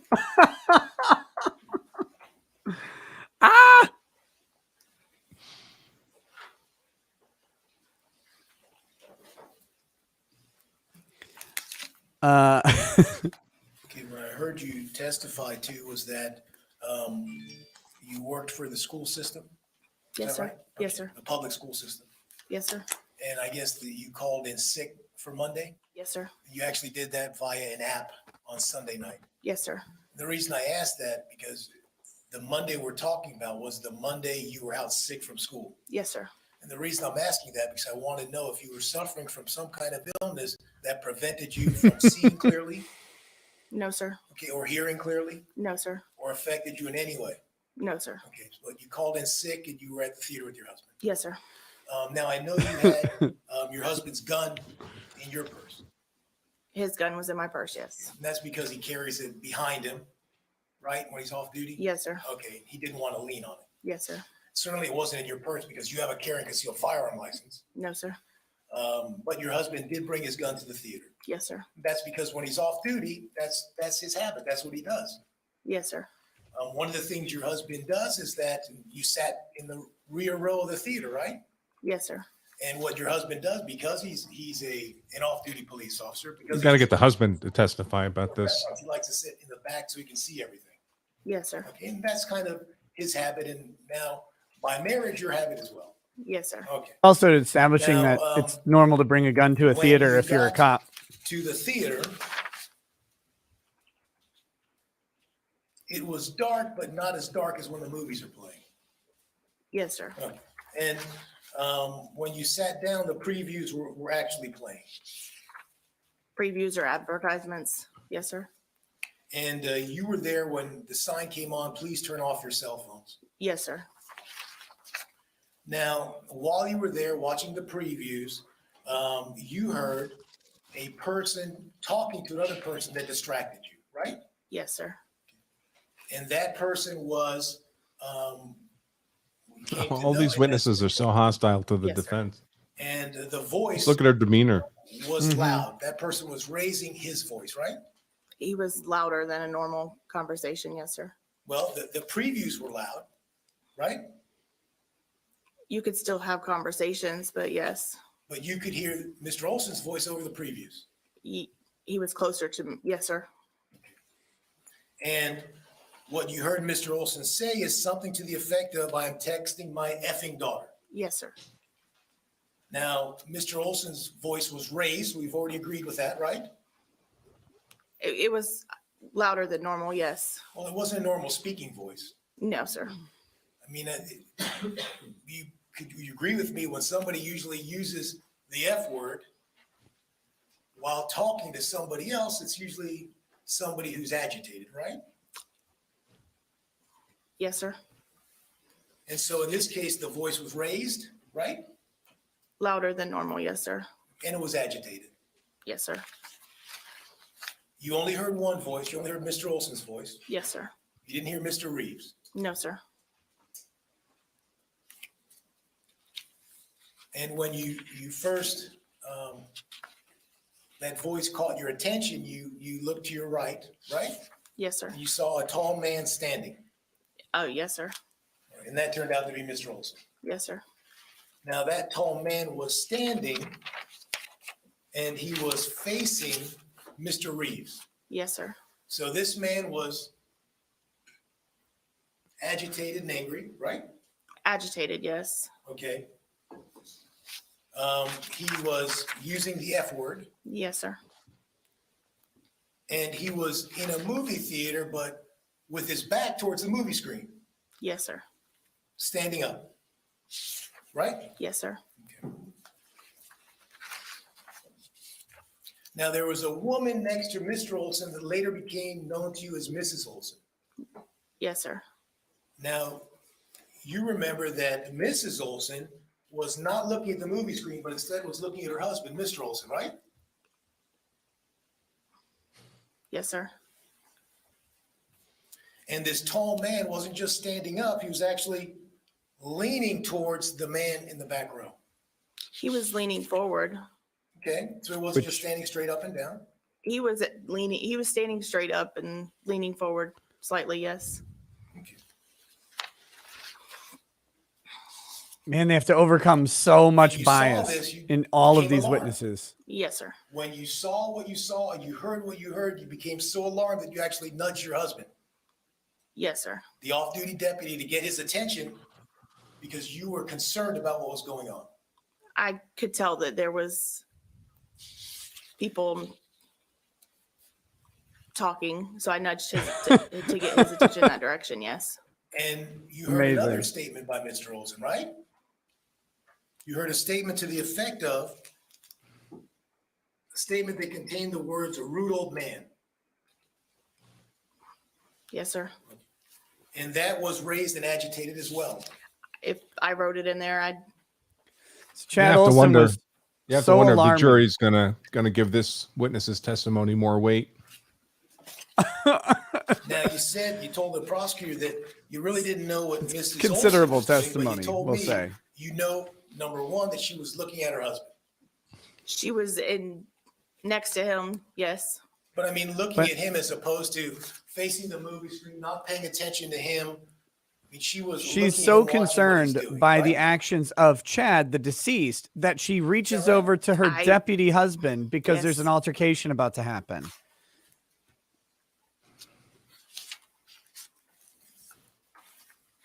Now, you got the impression that Mrs. Olson was trying to get Mr. Olson to leave, I kind of got that impression. Yes. like pulling him to get out of there, right? I don't know that I ever seen her pulling him, but I just got the impression that they were going to go sit somewhere else. And it was Mrs. Olson that was trying to get Mr. Olson to leave. I just assumed that they were going to go sit somewhere else. And when you say assume, you know, in this sort of arena, it's a dangerous thing, right? I'm sorry. So let's talk about what you saw. Number one, we already know you saw Mr. Olson standing up, leaning slightly into the Objection rope. has been answered. I haven't. Okay. Leaning Yeah. forward, agitated, loud, making at least two statements, one with the F-bomb. Mrs. Olson was looking at him. Tell me physically what you saw that made you assume that they were going to leave, or that Mrs. Olson was trying to get Mr. Olson to leave. When she started standing up, Okay. So she seemed to you like she was trying to coax him out of there? that they were going to leave. Okay.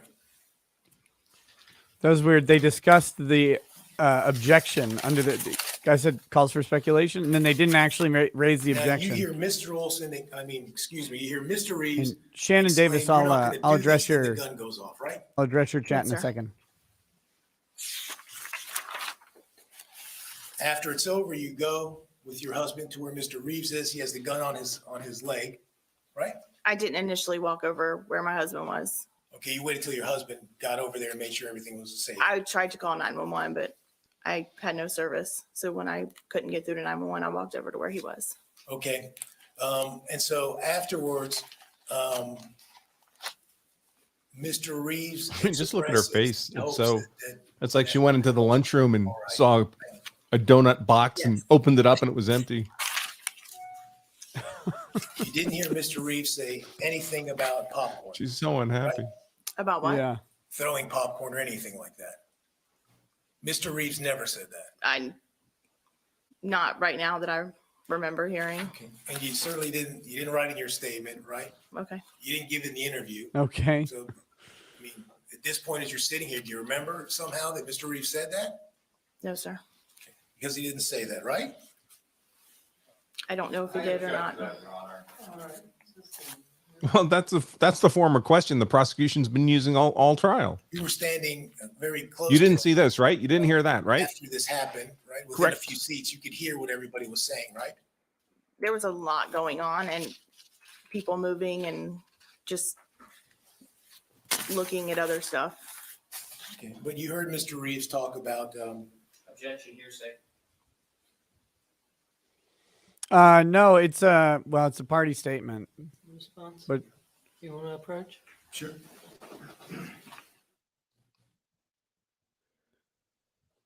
Actually, that's not being introduced to. He objected before the actual statement. So a hearsay objection is only proper if the statement itself is being introduced to prove what the statement is saying. Yeah, it's a good example of what might be an exception, right? So if they're Right. only introducing the statement to show that she was capable of hearing them, not for the truth of the statement itself, that would not be hearsay. Yeah. And this whole thing. So if if she overheard him saying, I'm holding a gun, and it was to prove that he was holding a gun, that's one thing. But if she overheard him saying, I'm holding a gun, and that was for the purpose of explaining why she touched her husband's shoulder, for example, that is a completely valid reason because it's her present sense impression of what's going on and why she would do something else. It doesn't matter whether he's holding the gun because the statement prompted her to alert her husband, and that's why it's being introduced. So hearsay gets really sticky because lots of hearsay statements are admissible as long as they're not being used to prove the truth of the statement itself. But this is a good time to answer this question from Shannon Davis. It says, you keep saying that these witnesses are biased, and maybe they are. Oh, they are. I mean, just look at look at the difference in demeanor between the state and the defense, and that's fine. The state's the one calling them. They're favorable to them. But if every single person that witnessed the shooting is biased, doesn't that say something about the reasonableness of the shooting? No. No. For Mr. Olson. Yes, sir. Shootings are traumatic. But at no time Their did you hear testimony Mr. could be very unfavorable to the defense and not be biased. Those are two different anything things. that poured popcorn in the It's the period. demeanor that's biased. And when I pointed out, it's not particularly surprising that they're biased against a guy who shot someone next to them. Thank you. No further questions. The Redirect? Yes, sir. I may have a moment just to find something. You the may. thing that's interesting is the reason I'm pointing it out is because there's a challenge for the defense to overcome. The defense has to overcome the bias of these people, and the defense has been doing a pretty good job. They're very level, even. They're not bullying or badgering the witnesses. And when the They're, bias is exposed, it undermines the witness's credibility. Right. And they're doing a methodical job of it. They're not, again, it's really easy when some of these witnesses are obviously dodging answers that they believe will be damaging to the prosecution's case. The defense could get belligerent with them. They could try and, they could pound on the podium a little bit. They could raise their tone or elevate the defense is just slowly soldiering through each one of those. So your video issues. feed got very choppy. Yeah, It's it'll not on my end. It'll fix up. Okay. Were there people between you and this defendant? I've had some lag. It's At done the though. time of the shooting, were you where the defendant was, or were you in your seat? In my seat. Who went over to the defendant first? My husband. And that was after the shooting. Yes, sir. Did you go behind your husband at some point? Yes, sir. And had the shooting been over already? Yes, sir. So it's possible that you may not have heard what the defendant stated immediately after the shooting. Yes, sir. That was such a leading question. Let her right to an answer. You were asked If questions. she didn't hear about it, then Mr. she Olson didn't hear it. standing and leaning. Yes, sir. Was his entire body, meaning really his whole body, leaning over as if to attack the defendant? No, sir. I don't know why the defense isn't objecting to this. And you testified on. I mean, make the prosecution work for their answers. But he was Yeah. just kind of leaning. Yes, sir. Okay, would that be, I mean, the way that I just moved, would that be an example of just leaning? Yes, sir.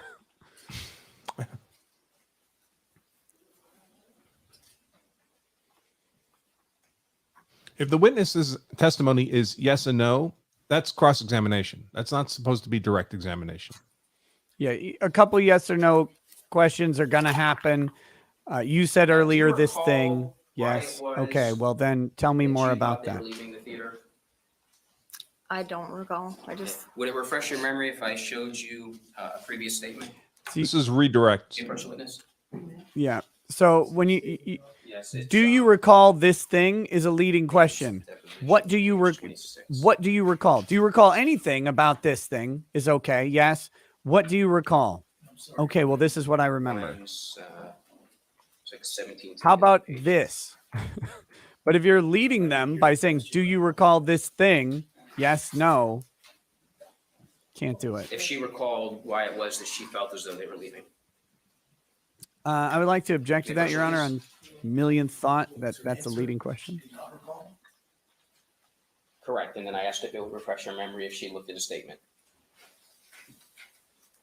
if you could read this is page 26, just read the entire block. See if that refreshes your memory about why you believe that they were leaving the theater.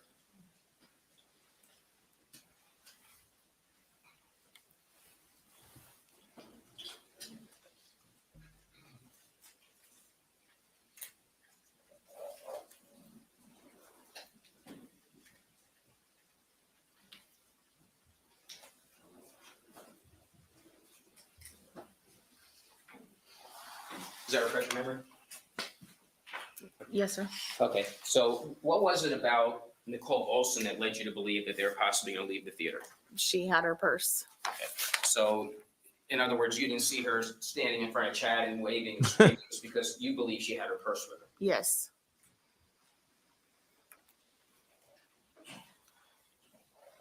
And I think you testified to this with Mr. Michaels. You were making an assumption. Yes. Okay, so you don't know for sure. That's just what you're guessing, so to speak. Yes, sir.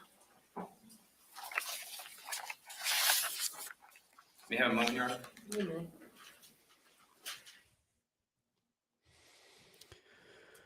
Oy.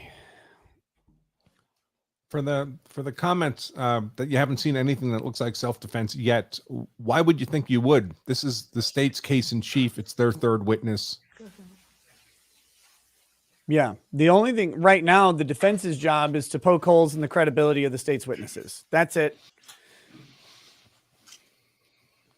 All right. Mr. Rosenwasser bent a little bit at the waist and asked you if you know, that's how far Mr. Olson was over, right? Yes, sir. When you're talking about distance, are you talking about somebody that's Mr. Rosenwasser's height, my height, or Mr. Olson's height? I don't remember exactly how tall he was. I just know he was taller than his wife. Okay. Now, the prosecutor talked to you about a prior statement you made, which was a deposition you gave, remember? Yes, sir. And you got to read that page that he showed you? Yes, sir. Okay. Now, you told us that Mrs. Olson had her purse on her shoulder, right? I don't remember it to this day, but if that's what the statement says, Well, do you need your recollection refreshed? Would it help you to read it? I read it. Okay. So you remember you said that? It was Yes, on her sir. shoulder? Excuse me? Was it her hand or on her shoulder? Here, let me let you look at this again. Sounds like you're a little confused. Page 26. Same page. May I approach, Your Honor?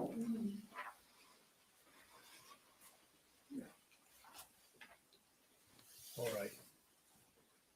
It's towards that bottom part. It was on her shoulder. Okay.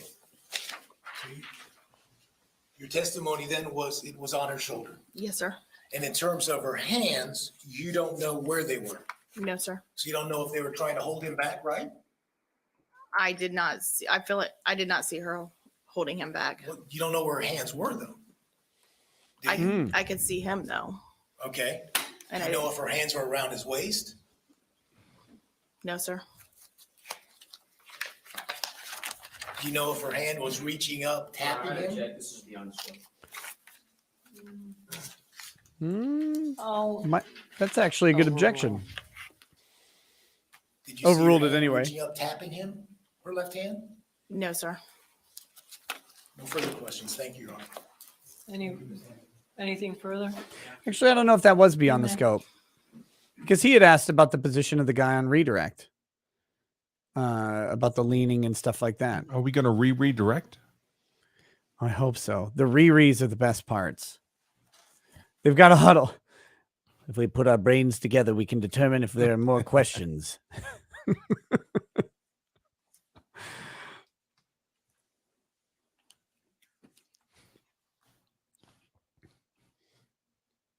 Oh, they're discussing it with the civil attorney, or is he just listening in? He's listening in.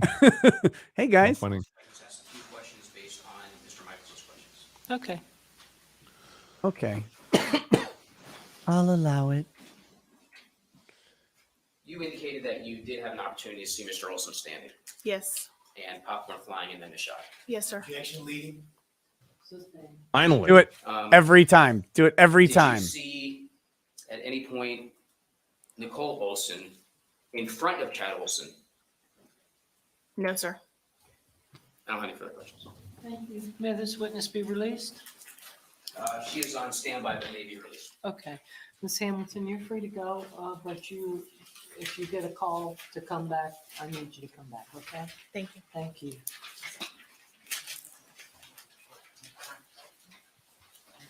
Yeah, no masks in this court because it's in Florida. Yeah, there's one. Ladies and gentlemen, it's a perfect time for a lunch break. Remember my instructions during the recess, no research, no talking about the case amongst yourselves or with anyone else. You can leave your notes in your seat. And again, if you're going out to lunch, just go straight out.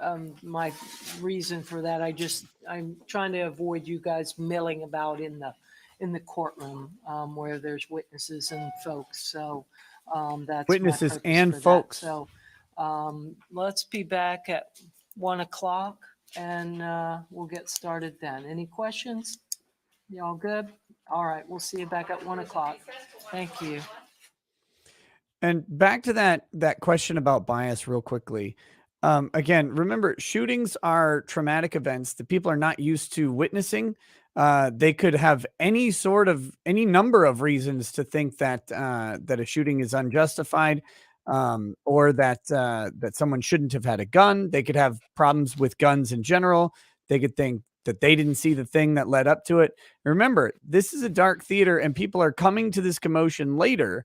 It's entirely possible that none of them saw what Curtis Reeves perceived as an attack on himself. And maybe he wasn't attacked, right? Again, I personally am not 100% convinced of his self-defense claim at this point. That doesn't mean he doesn't have one, but I'm having to overcome my own bias of it kind of looks like he shot a guy over popcorn. Now the defense will get to present their case and I'll have to analyze it at that point. But right now that's what I'm doing. But what I am seeing though, is I'm seeing a bunch of people being paraded forward by the prosecution who all have clear biases against the defendant. Their biases manifest in being standoffish for the defense attorneys, and for them, it seems obvious to me, molding their statements to be prejudicial to the defendant. Or mitigating things that would go in his favor, even things that aren't that important. And that screams credibility issues to me about what happened. So the narrative that this was an angry old man being belligerent and rude is starting to fall apart because of the way that these prosecution witnesses are acting.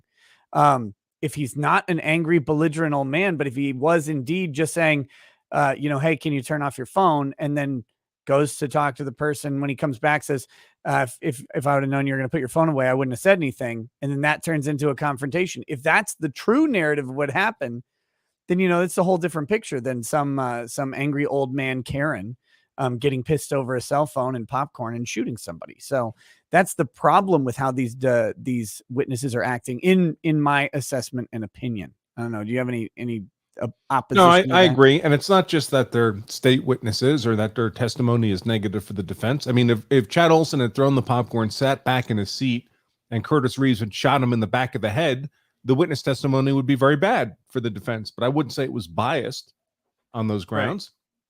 Right. But clearly they're coloring their responses. They have to be dragged by the defense to give full and complete responses to these questions. And it's a bad look. I mean, just be honest, give full answers. And, they don't know whether it was self-defense. They don't know exactly what happened. But they were apparently all in the lobby afterwards telling each other that, they heard it was all about popcorn. So they themselves may have a biased understanding of what happened. Right. And even if they didn't at the time, and this is one of the reasons why those prior statements are really, really important in their prior testimony and in hearings that happened a couple years ago, is that they have had 8 years of media coverage on this case, and they're not jurors. They're not instructed to not consume media about it. And as they think about this event that likely still sticks with them to some extent, they're present when someone is shot and killed. As they think back on it, what happens or what can happen is that it'll reinforce negative things about the defendant and potentially eliminate positive things. They'll forget details that could be beneficial to him, or they'll mold him into more of a monster in their minds over the period of time, based on what's happening in the media, based on what's happening as their memory just recounts this stuff as they tell the story at a party. Oh yeah, I was Right. at the theater when that cop shot a guy. It was all over popcorn. It was crazy. Yeah. As that happens, those statements become more and more entrenched. And that's why you see people's testimony change dramatically over 8 years. If you listen to all these people today, they went into that theater, there was perfect vision for everybody. And they could hear everything, even though the previews are playing. But their statements at the time were that it's dim. It's not dark as when the movie's playing, but Pretty loud. it's dim. And it's pretty loud. But today it's all clear. Oh yeah, I can hear conversations across the fucking theater. That type of stuff that's your brain remembering things that didn't happen. And that's why present sense testimony or present sense statements can be beneficial especially in something that happened so long ago. And it doesn't mean that any of these witnesses are lying now. No. I mean, the way your brain remembers information changes over time. Right. And it doesn't, and it also, even if all of these witnesses are misremembering things, it doesn't justify the shooting. The thing that would justify the shooting is if this guy reasonably perceived an attack coming his way that would put him in risk of imminent death or serious bodily harm. That's the statement for the requirement for self-defense. That's what it is in basically every state. That's what it is here. And he has to prove that. But more appropriately, the state has to disprove that beyond a reasonable doubt. The problem is that the state witnesses right now, their testimony isn't helping as much as they would want it to, and that's all. We'll see whether or not he'll be found guilty. Ultimately, is a lot of questions, and I think a lot of that's going to depend on him and how he comes across in the witness stand. And he looks like he's going to come across like a curmudgeon. And if he comes across as crotchety and angry as he looks, they may have some problems convincing a jury that he was just harmlessly self-defensing. And yeah, so we'll see. Like I said, I'm interested in it.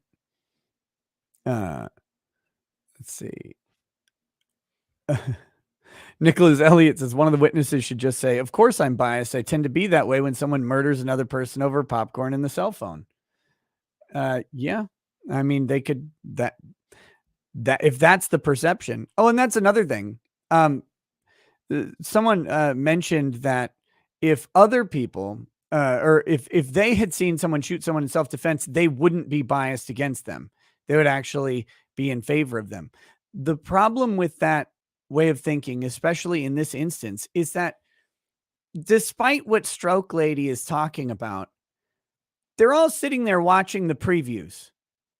They're sitting in a theater, the previews are on, they're watching previews, they're hearing previews, and they're catching a glimpse of this altercation at some various point.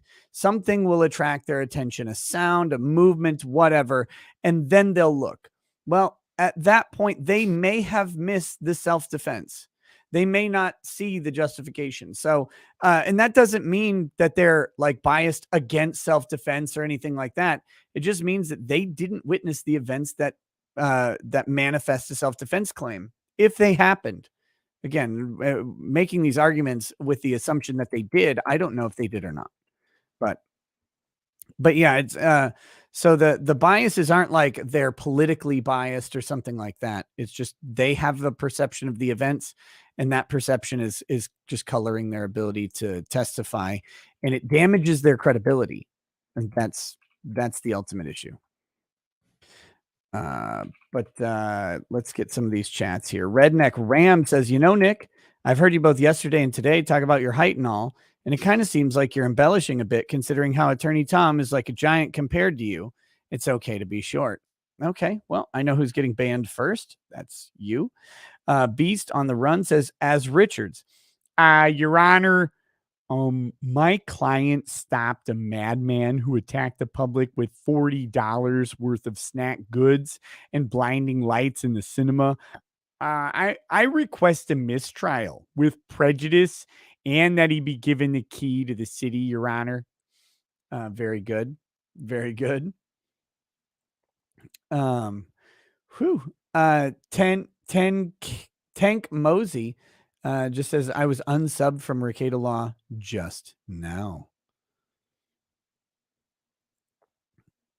There you go. Tortheo says, if 50,000 witnesses and a camera doesn't catch it, I think your doubt at that point is not reasonable. Maybe, but the camera can't actually capture someone's perception. And people's perceptions in self-defense can be wrong and still justified. So I would disagree with that statement. I would also, have you seen these cameras? These cameras are from 2014. They only record after movement has started. They're at the edge of the frame. I don't think these cameras are particularly useful to the situation. Now, someone else watched the video and said they believed that that he was palming his gun in preparation to shoot, so therefore it's not justified. I don't know anything about that. My look at the camera, I don't see the palming of the gun. Maybe there is. I haven't watched it super close or zoomed in or whatever yet, so I don't know. But you know, if he's got the gun out ahead of the threat, maybe he is guilty. Again, I actually think he's guilty. People have this weird misconception. Right now, I'm leaning guilty. I'm saying not justified. But I'm still explaining the problems with the prosecution's case. Oh my goodness. But yeah, so that's where we are at the moment. That's where we are. I'm going to read some of the older chats so we kind of keep up with them as we go through the day. And that way, when they do finish this hearing, I can go lay down and take a nap because, oh my gosh, I need it. Jim Satala says, Florida Sunshine Law prevents any copyright claim on a stream or broadcast of a public trial. I'll have to look into that. That'd be very funny. But I'm not familiar specifically with that law. So I'll check that out. Thank you for letting me know. Warrior says, bro, you're a streaming beast. Pretty sure your chair has a permanent imprint in it. That's true. Yes. Angry Baneling says, read this free super chat, boomer. Okay. Red Guy says, what type of gasoline are the Canadian truckers being sabotaged with? Unleaded. Sebastian Muller, welcome to super lawyer status. Gene Angry Penguin says, to quote Anthony Jeselnik, says, other than that, how was the movie? I don't know who Anthony Jeselnik is, but that's a good quote in context. Austin Pissy says, from one Florida boy to another, legal mindset is a top tier law tube. These geriatric retirees have had it too good for too long. Wait a minute. You talking about me? You calling me a geriatric retiree? Is that what you're saying? You want to come say that to my face? I've got a bucket full of popcorn and a 380 auto. Shannon Davis says, why are the wives allowed in the courtroom? Aren't witnesses supposed to stay out? No.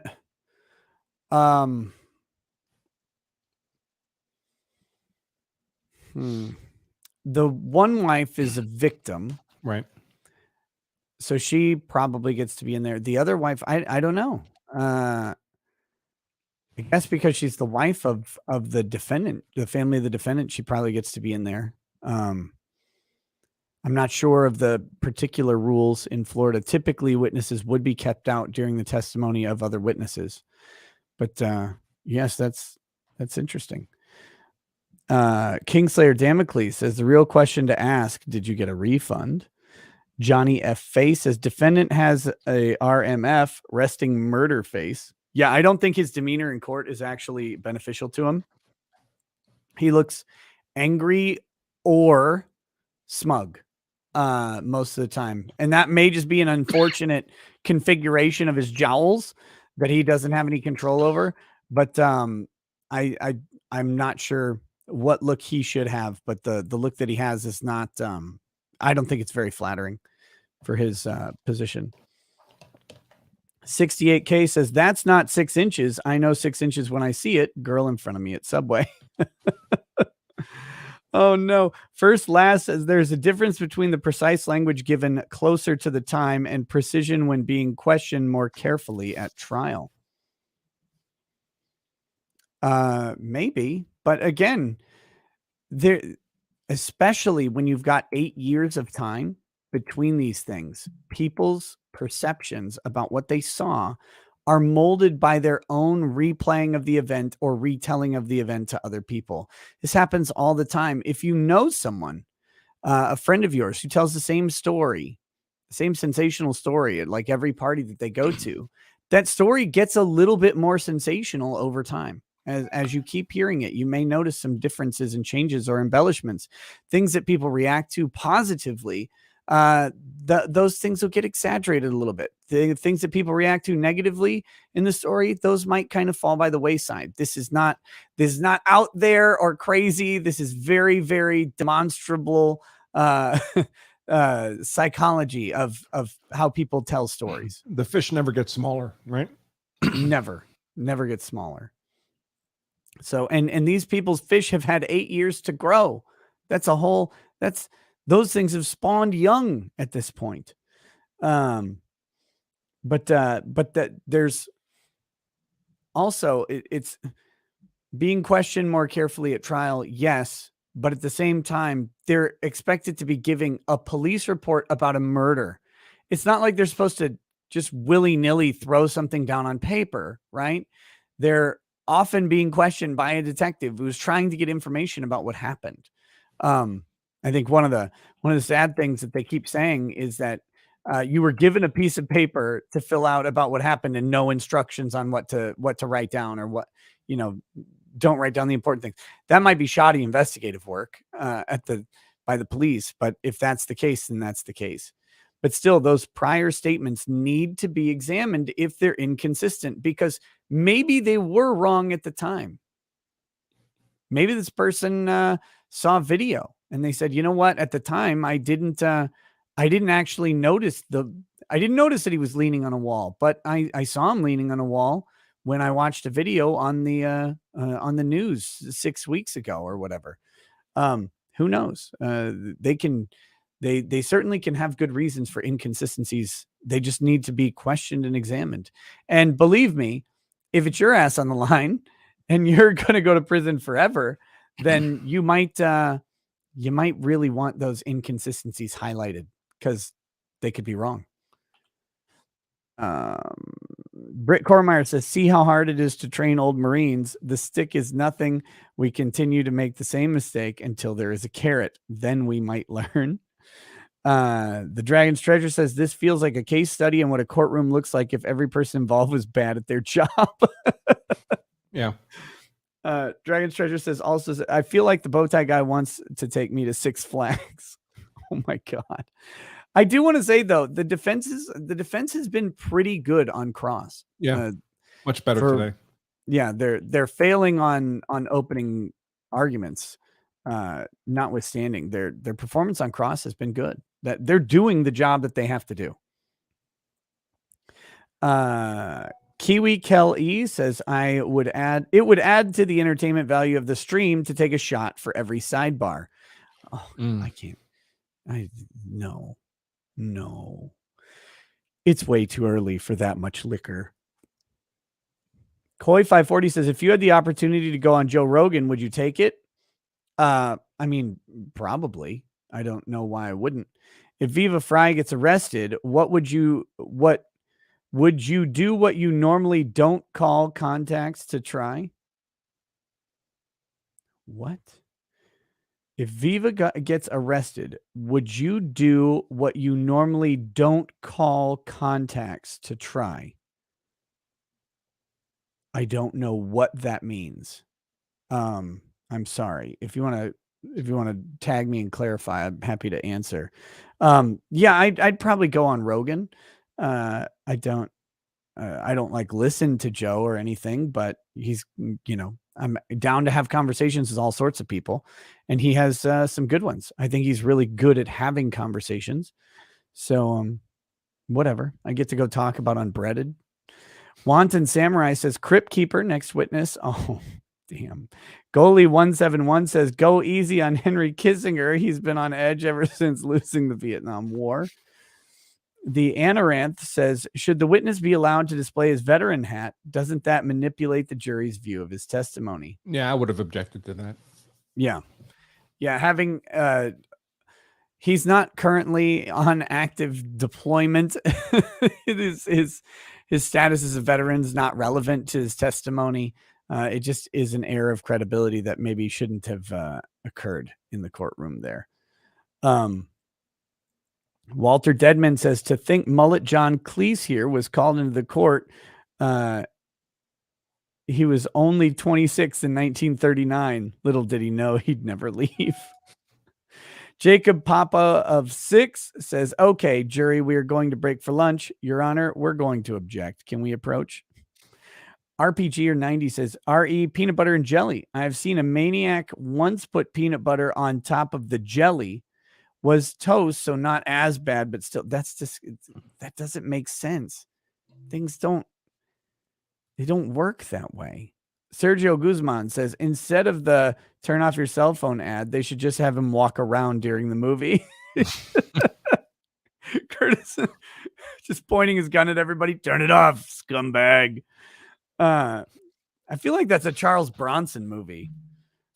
Theater enforcer. He could be in that notification on the screen, right? It's just He could be making the announcement. Turn off your phones. Giant gun barrel. Turn off your phones. Curtis gonna get you. I don't always shoot moviegoers, but when I do, it's because they're on their phone. DS Ford says, hey, Nick, this is off topic, but have you looked into the Durham filing last Friday concerning the Clinton campaign spying on Trump? I've only seen a headline or two about it. I haven't actually looked into it. Ray Corin says, Andrew, where in Colorado are you familiar with the Dominique Wogan case from Castle Pines? I think that same person was asking in a comment where I practice in Colorado. Folks, my practice is nationwide. I happen to live in Colorado. I'm actually a member of the bar of the Commonwealth of Massachusetts, not of Colorado. So I do my legal consulting work in all 50 states, wherever those cases come in. Somebody should do a Chad deceased versus virgin shooter meme. I think that'd be good. Have Curtis slumped over, slouchy, 270 pounds, overweight or whatever. He has to use a wall to walk out of the theater, has to use a gun to solve arguments. There's the Chad deceased, he's got, he solves arguments by dying, sacrificing himself or whatever. I think that'd be good. Cloud9 Ninja says, end the Commonwealth and the monarchy. Jensen Zeiger says, arresting people because they have the personality of criminals sounds like psychopaths. If you like anime, I highly advise. Douglas Messamore says, been watching since Rittenhouse trial and love the work you guys do. Hey, thank you, Douglas. Z. Michael Gelke says, nobody ever listens until the learnings come. Then everyone is really, really sorry. United States of Q says, props to Reeves for hiring the Mr. Clean twins. Barco Verrer says, helpful for the defense team to be all bald while the prosecutors either cling to their real hair or sport head merkins. Makes them easy to differentiate, like shirts versus skins in pickup basketball. Full Disadulation says, poor lady has half her face paralyzed, yet still speaks more clearly than B. Ivory. True Anana Shabbat, bad pressure, bad calf care says, sorry to hear about Elijah's ankles trying to date rake you in Dallas. The left one can't be trusted. Mighty Schwartz says, after my husband was finished, the victim was muted. Patrick Allen says, you guys are uncultured. Muted is an acceptable term for lighting, colors, and sound. No, I know that. I want to know this lady's use of the word muted. I want to know what she means by it. Because just because there's a term that exists for a perception doesn't mean that the person saying it means the same thing that you do. And so I want to know what that is. Catherine Ruck says, so he mumbled like a murloc. Dale Barnard, welcome to Paralegal Status. Nancy, this is a question I answered earlier, but I didn't read the question. It says, I know I would have trouble remembering what happened 8 years ago. Yes, everybody does. Are they trying to impeach her or just get her deposition on the record? A little bit of both. Impeach where necessary. But what they want is what you're finding. And you can call it impeachment if you want. Impeachment doesn't imply lying. Impeachment just means inconsistent. And so then they have to raise the source of the inconsistency and sort it out. And just like when you impeach a president or a political figure, they may beat the impeachment. That's an okay thing. It's raising a question that needs to be addressed. So in this case, they're trying to impeach her, sure. And what they want is the original deposition on the record, because that testimony that is more proximate in time to the event is more favorable to them. And they're finding that with, remember that the person earlier in the chat who said, if everybody is seeing the same thing, if everybody's seeing the same bias, then maybe it's a bad shoot. If every single witness has inconsistent statements between now and 8 years ago, and all of those inconsistencies seem to point towards a more favorable view at the time of the shooting than at the time of the now, maybe there's some bias that has occurred over the past 8 years of time. And it's the defense attorney's job at that point to really try and dig back to the original impressions these people have that were not so hostile and not so skewed against their defendant. That's the whole reason that you do it. And that's why there are statutes of limitations. And it's why in murder crimes that are 30 years old, why most of the evidence in those is going to be very physical, non-circumstantial evidence, because the witnesses aren't going to remember things. And if they do, they're going to be so distorted by time that it won't matter. And that's one of the reasons why the Cosby trial was such a disaster. And people probably may not know, but Cosby was originally, there was a hung jury, and then the judge allowed testimony that probably, the appeals court said shouldn't have been allowed, and that's how he was convicted. So it's like, again, those things were all separated by large amounts of time, and their testimony at the present was potentially less reliable than their earlier statements or non-statements. So, Justin P. Nick, please tell us you saw the unbreaded remix that someone made of you. It is amazing. It is fantastic. Aiden Ramos says touchdown on paper, unmuted. Garla brain tumor, unmuted. That's from Provolone Loaf. Stephen Cannon says, what's the reason for the 6 to 7 year delay? Well, they had a pre-trial hearing to try and get this thing dismissed. And that's basically, it was a mini trial just without a jury. And that took a while. And then there was an appeal on that. Is that right? Yes, because the Florida legislature changed the burden of proof and the weight of proof required for self-defense immunity in a direction more favorable to the person claiming immunity. So the defendant here, Curtis Reeves, wanted a new self-defense immunity hearing under the more favorable standard. The trial judge declined to provide that, so they appealed that denial to the Florida appellate courts, which ultimately ruled in favor of the state.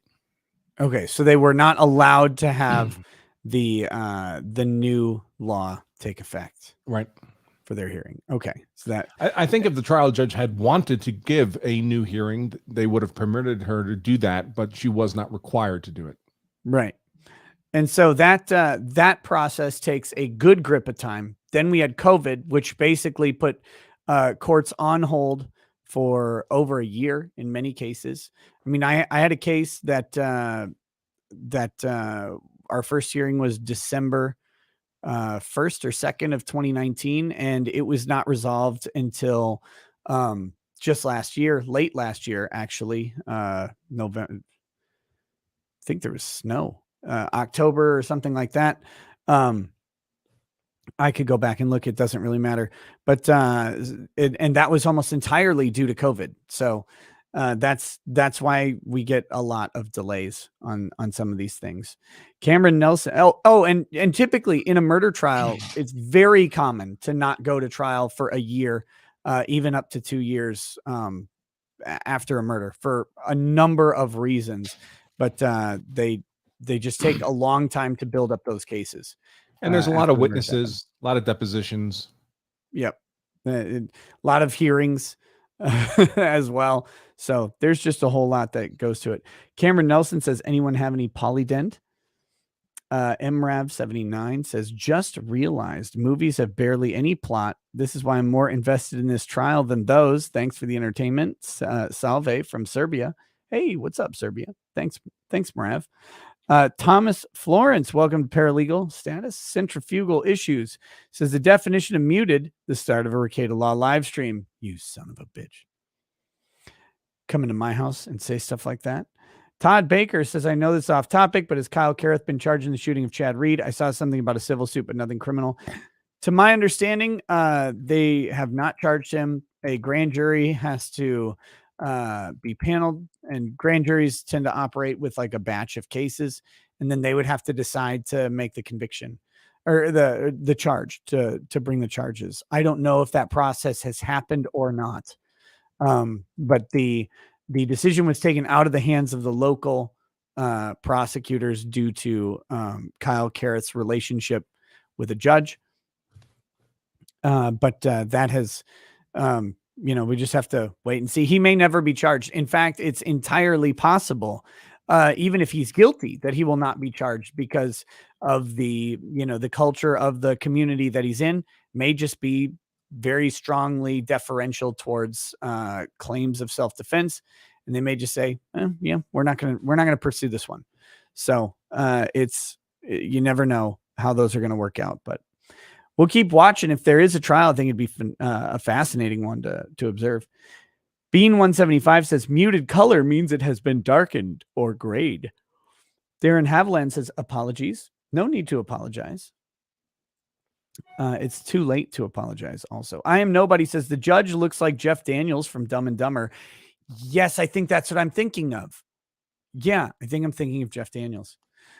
Trashman says, to be fair to Tumor Lady, she didn't make a ghoul noise. She was doing her best impersonation of a Morlock from World of Warcraft.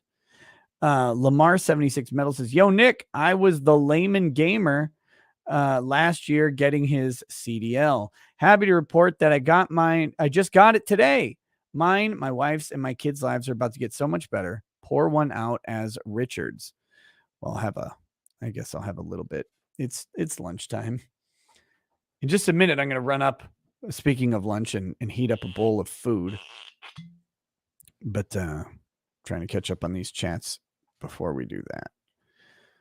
But here Lamar 76 Metal, man. Congrats on getting your CDL, buddy. Cheers. Here is to improvement in finance, improvement in relationships, and a growing and budding family. Keep it up, brother. Drive safe. Oh, I'm sorry. I was supposed to do that as Mark Richards. Look, you can tell I drove truck for a while, and what I noticed is that when I was on the road, there were bingers to the left of me and Krauses to the right, but here I am stuck in the middle with those people. And I just want to say, when you're out there driving, make sure you keep your foot on the pedal, your hand on the gas or whatever, and maybe your other hand on a gun. Cheers.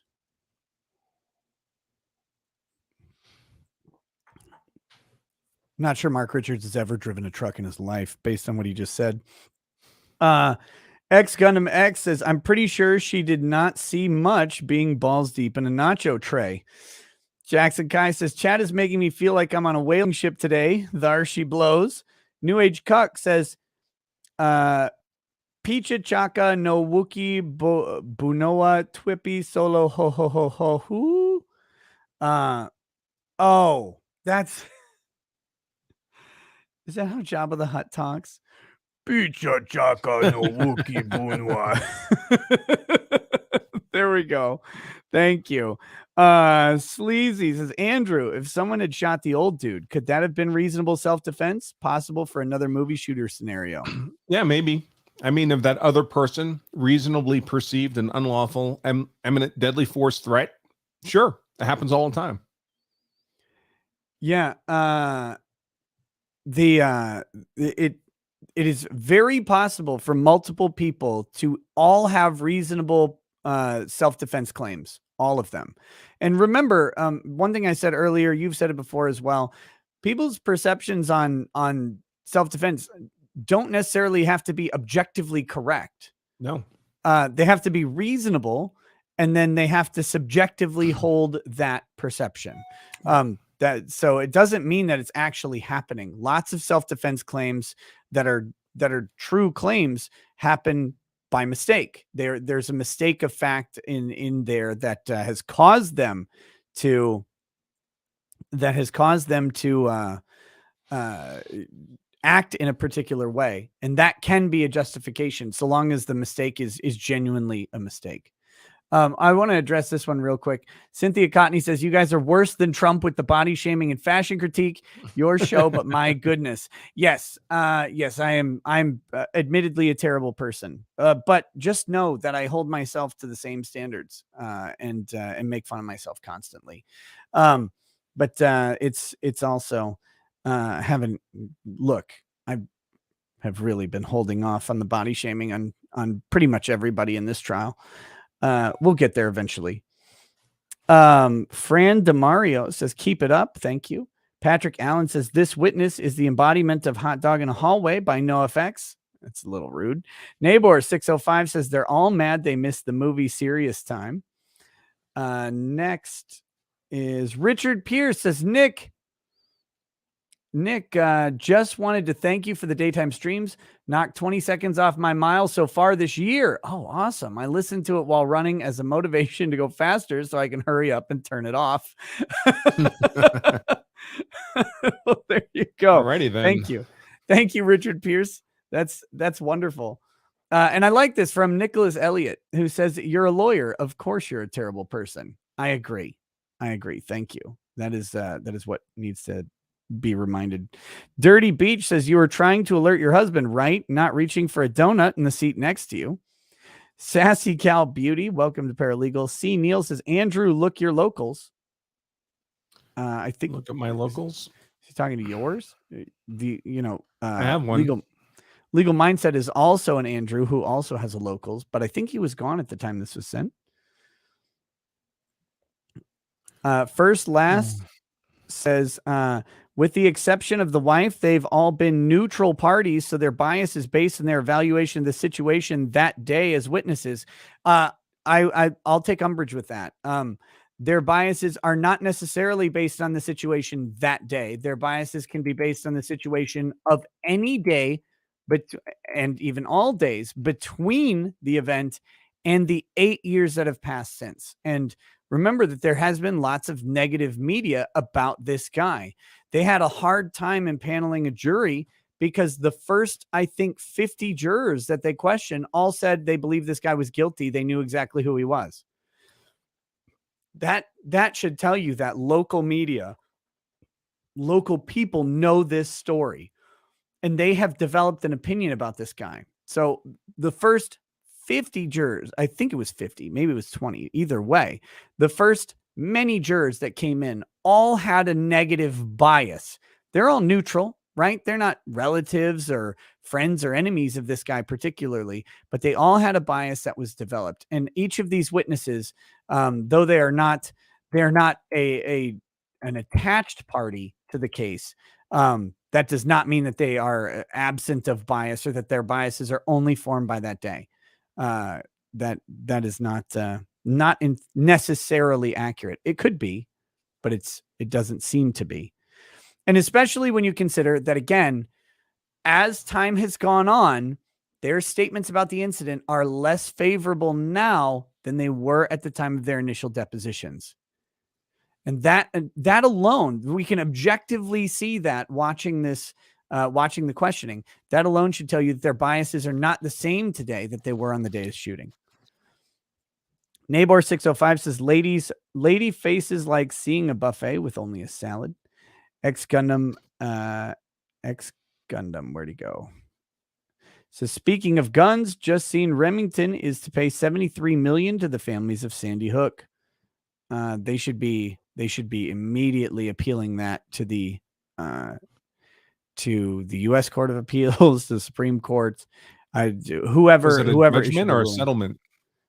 Oh, it could be a settlement. Because they were just acquired. I mean, Remington was basically broken up and sold to 4 or 5 different buyers just a year or two ago. Remington Sandy Hook lawsuit.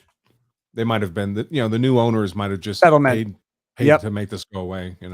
They just paid it off. Which, whew. I think that's a terrible decision, by the way, but you cannot be responsible for what the theory of the Sandy Hook thing was, that the Remington advertisements were that of murdering children at a school. Like that was literally the theory of their case, which is obviously not accurate, but that's how it goes. I think that sets a dangerous, not a real precedent, but a dangerous sort of idea for gun manufacturers. I would not do it. But if they're trying to make it go away and engender some goodwill to rehab the company, then maybe that's what they felt they needed to do. I don't like it though. Cameron Nelson says, if you want to know how to get hard when the popcorn flies, visit Branca at Law of Self-Defense. Law of Self-Defense .com/get hard. Right there. Jage says, witness, Hadith, ho kawela no buki do popcorn dem boom boom gunshot waka.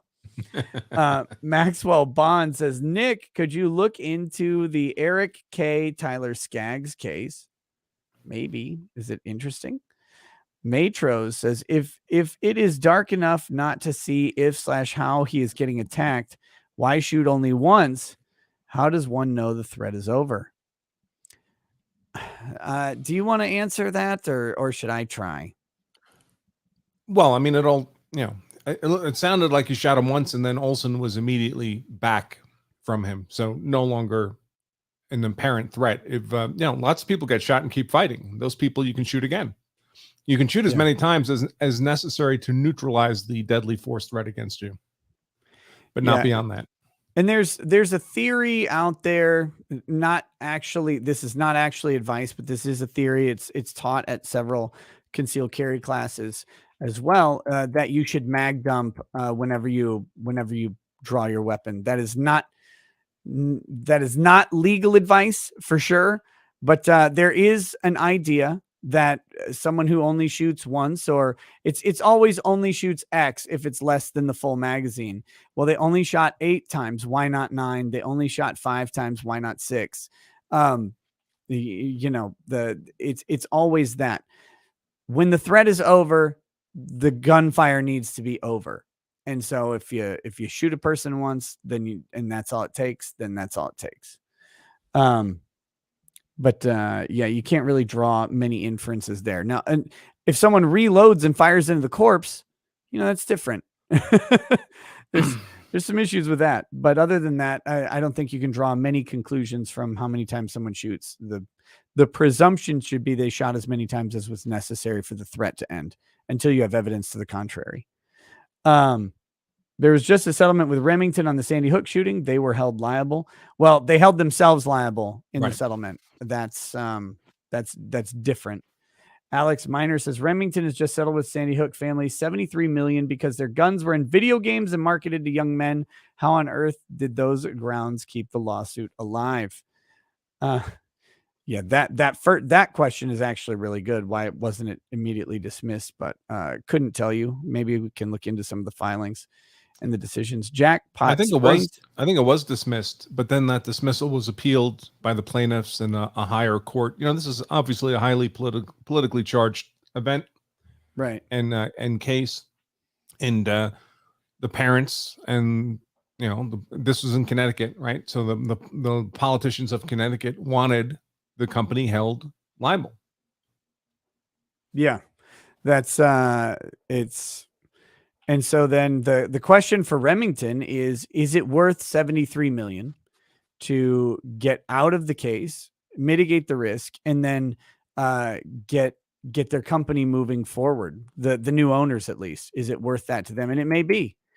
And if, by the way, the converse of that is, if that makes you not trust Remington as a company and not want to buy their product, then that's a potential consequence. If you think that they're appealing to this sort of these liberal ideas about gun liability, then don't buy a Remington, buy something else. And I think it was a very unusual or odd basis for the liability claim here. I don't think it was a direct line from he used your gun and therefore you're responsible. It was this marketing angle, something about unfair marketing practices creating the liability. Kind of goofy, really, but enough for a politically motivated court to let it go ahead. Right. And a politically motivated court with a novel claim will allow that novel claim sometimes to go through the district courts, then come back up and be analyzed by the appellate court, because they want to determine and let non-nefarious, let's say they're on the side of Remington, they want to get a precedential decision on the claim itself. Of course, they probably could have done that by upholding the dismissal, but maybe they wanted some other aspect to it. Most likely, though, it's just politically motivated, and a politically motivated appeals court decided to throw it back because screw Remington and save the children. I mean, I believe it was a state court case. So, I mean, who do you think the judges are going to be in Connecticut courts? They're not going to be conservatives. Right. Yeah, that's when I knew Alex Jones would lose the Sandy Hook case, by the way, was when they removed it from federal court and lodged it directly in the state courts of Connecticut, where it should not have been in any way under any jurisdictional standard that I could see. Because I don't think and actually the way they linked him to Connecticut for that case was baffling. But they did it because that whole thing was too politically motivated. You had a bunch of dead children.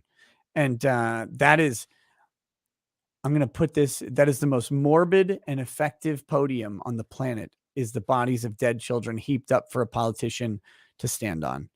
And they will do it every time. Jackpot Springs says, Andrew, have you rode to Bishop's Castle, Colorado? I have. Is it a nice ride? It's a very nice ride. Bishop's Castle is a very bizarre, I don't know what you'd call it, but basically this guy built a weird castle for himself here in the mountains of Colorado with big metal dragons and things on it. And you used to be able to go inside. I think they had a fire. It's locked up now. But it's certainly, when you see it, it looks like somebody on a very bad drug trip decided to build himself a castle. It's rather unusual. You ever ride over to Canyon City? Oh yeah, sure. Yeah. They have a Franciscan monastery, that winery there. And they have a very good red. They did years ago when I went there. I liked it quite a bit.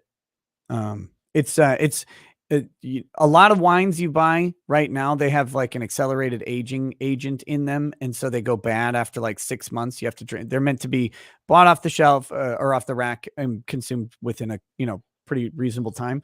But they had ones that were naturally aged that as well, that you could keep, and they would just get better and better. And I aged mine for about 2 years. It was magnificent. I'll have to check that out the next time I'm there. Jordan Crow says, I don't like jelly. I do peanut butter on peanut butter sandwiches. Also, take your new pup to a professional trainer. Have your kids learn to train the dog. Will make your life easier and teach your kiddos responsibility.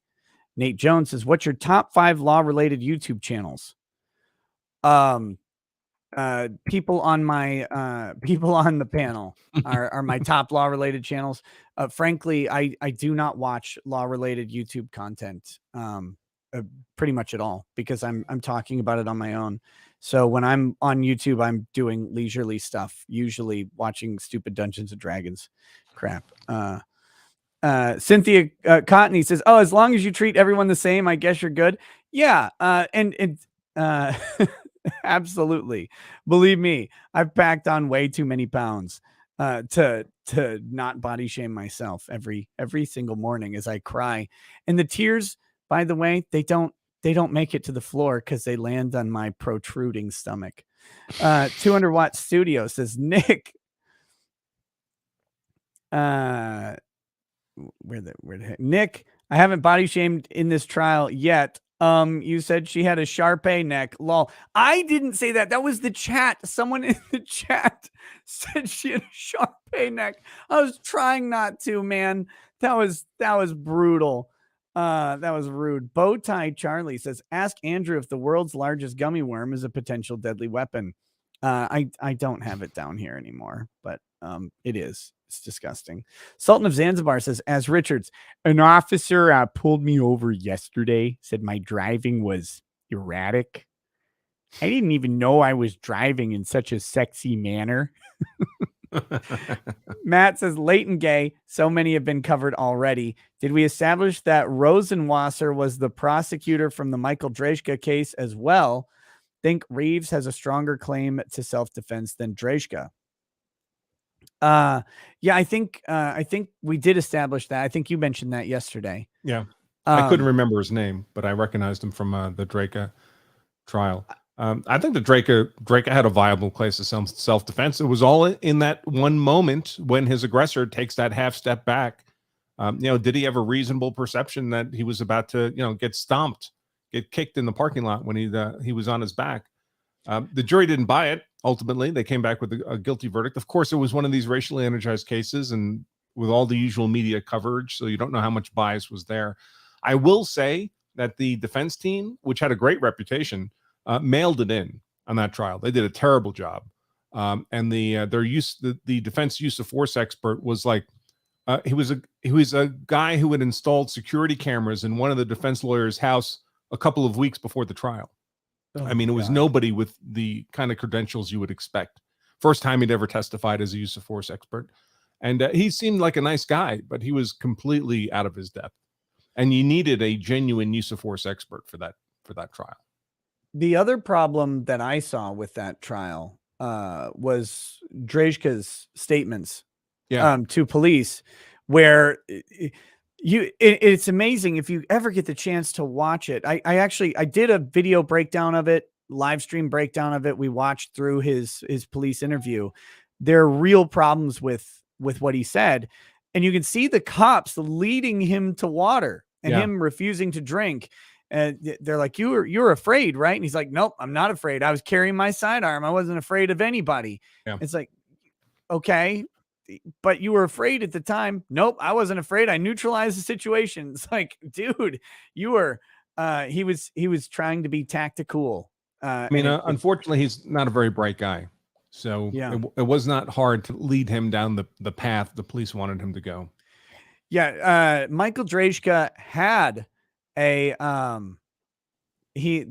absolutely had a colorable claim of self-defense. He was blindsided, knocked down, and that guy, even though he steps back and turns away from Drejka, and they proved that at trial because the bullet came in through his ribs, it came in from the side, on the side that was leading, and he stepped back away from him.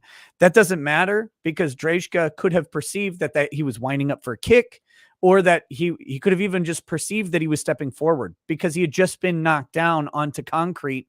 He's an older guy, and there's a big guy towering over him. And what you see isn't always what really happens. He was not able to communicate that very effectively. And when you combine it with his police interview, it just went very, very badly. But he certainly could have had a self-defense claim that was good. He bungled it, and I'll defer to your judgment on his defense counsel, kind of phoning it in. Yeah, on that one. And that always bothers me. I mean, I'm not particularly bothered if these defendants get convicted. I mean, they're not my friends and family. There's nothing personal in it for me, but I prefer it bothers me when I see someone not getting a robust legal defense. If they're going to be convicted, it should be when they're getting a robust legal defense. And then we know that the conviction's as viable as it ought to be. Right. What we want to see, because we have a system that requires and relies upon this to be successful, a robust and ethical legal defense and a robust and ethical legal prosecution by the state. We want the state to be acting within constitutional requirements. We want the state to be acting ethically. We don't want them to be trying to grandstand or create new law or advance their careers. We just want to see them put the facts on the table and come to the right conclusion, whatever that may be. Seek justice, not conviction. And then we want the defense to raise legitimate defenses. We want them to not leave witnesses that have potential exculpatory evidence. We want all of that brought. We want competent cross-examination, because that means that justice is being served, whatever the outcome. Jared Nummerdor says, movie theaters I go to bring the lighting all the way down during the previews right before the movie, because the movie plays right after with no pause. I've seen both. Cynthia Cotney says, oh my goodness, your chat really needs to get a dry sense of humor. No, they do. Cynthia also says, chat roasting me after going after Nick is priceless, but here's 20, bless their hearts.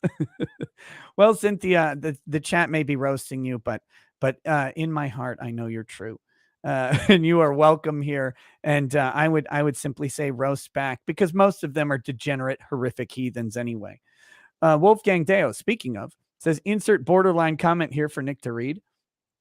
Beast on the Run says, don't know why he's being charged. Shot my girlfriend in the face in a dark theater once and nobody complained. Also open GI Bros gummy worm. I did last night on stream. That stream is up. You can check it out. It was phenomenal. Wolfgang Deo says, TNT, Tiananmen Nut Trudont. Andrew War Snowboard says, the Tyler Skaggs case is interesting because it's all about a baseball player who died and his parents accused the Diamondbacks trainer of liability. Brian Hack says, at MM, I take offense to that. I teach gun training. Pete Watkins says, on why you shoot until the threat is gone. Check Donut Operator's video about this. The guy attacking took 17 bullets in total before he stopped. Unbreaded. Yeah. Some people, either because of drugs, physiology, or whatever, or you just miss major arteries or things that would shut the body down, major nerve clusters. Some people need to be shot multiple times. Other people drop in one shot. And it's amazing, that disparity. One of is that Pennsylvania case. Surely you've seen that with the snow shovel guy who guns down the woman and her husband. Yes. That case, I don't recommend people look up the video unless you want to see something just absolutely horrifying. But this guy puts multiple rounds from different caliber guns through a woman's head, and she still takes a while to die. Yeah. People do not. Bullets are very small, and the damage can be fatal under a lot of circumstances, but how quick that fatality happens can vary dramatically. Yeah, there's dash cam footage of a police shooting. Unfortunately, the officer died in it, but he pulled someone over. The guy he pulled over was a bad dude. Gunfight happens. The bad dude had such a giant gut that his gut was effectively absorbing the bullets. Yes. People may not know, but often bullets are tested for testing purposes in a block of gelatin. The gelatin captures the fired bullet. This guy's gut was acting like a giant blob of gelatin. And the cop basically emptied his pistol into this guy, but it was all caught in his belly fat. Imagine having ballistic gel for a stomach. Just gross. Actually, I think I know someone like that. But anyway, yeah. And if you're shooting to quickly drop someone, hitting them in the heart or just above the heart, where major blood flow will occur. That's one way. Shooting them in the head, something that would cripple their brain's ability to actually send signals to the body. Hitting him in the spine, again, same thing. Those types of things can drop someone very quickly. Other things could take a very, very long time. Shooting someone in the stomach could take even if the bullet does catastrophic damage, it could take days for someone to die from that type of wound, as you know, things like bile cause infections and stuff like that.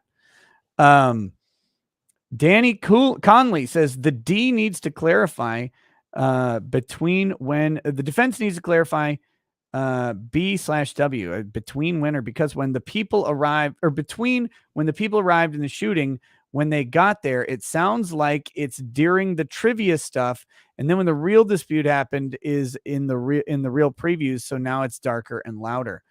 I think actually some of these people got there during the real previews though, because both other parties were already seated. So it's entirely possible that they were late to the preview starting. It happens to me all the time. You guys are not surprised by this. Not Applicable says, tell that man to try jam, who even eats jelly. 200 Watt Studio says, nice to see Joe Walsh's second career as a judge. Wolfgang Deo says, all these political hacks these days. And Brian Hack says, at Wolfgang Deo, excuse me, I'm a libertarian hack. There you go. So we are all caught up on super chats on YouTube, where I don't think there's any Odyssey chats at this point. If you don't mind, I'm going to run up and heat up a bowl of food. I'll put the hearing up on screen just in case it's back before I get back. I feel like, do you know what time it was supposed to come back? No, but it's getting close to 1, right? Yeah, so it's got to be close. So I'll be back very quickly, but this is up just in case. So I'll see y'all in a second.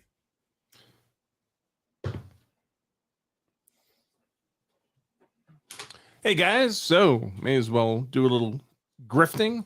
If you'd like to get the hardcover of my best-selling book, The Law of Self-Defense, you can look at the reviews on Amazon. There's well over 1,000 reviews, 5-star rated, but you can get this hardcover autographed. You can also get it from Amazon, but those are not autographed. You like the autographed version, you can get this at lawofselfdefense.com/gethard for the hardcover version of the book, or get the soft cover, a real physical book, folks. It's not like an ebook.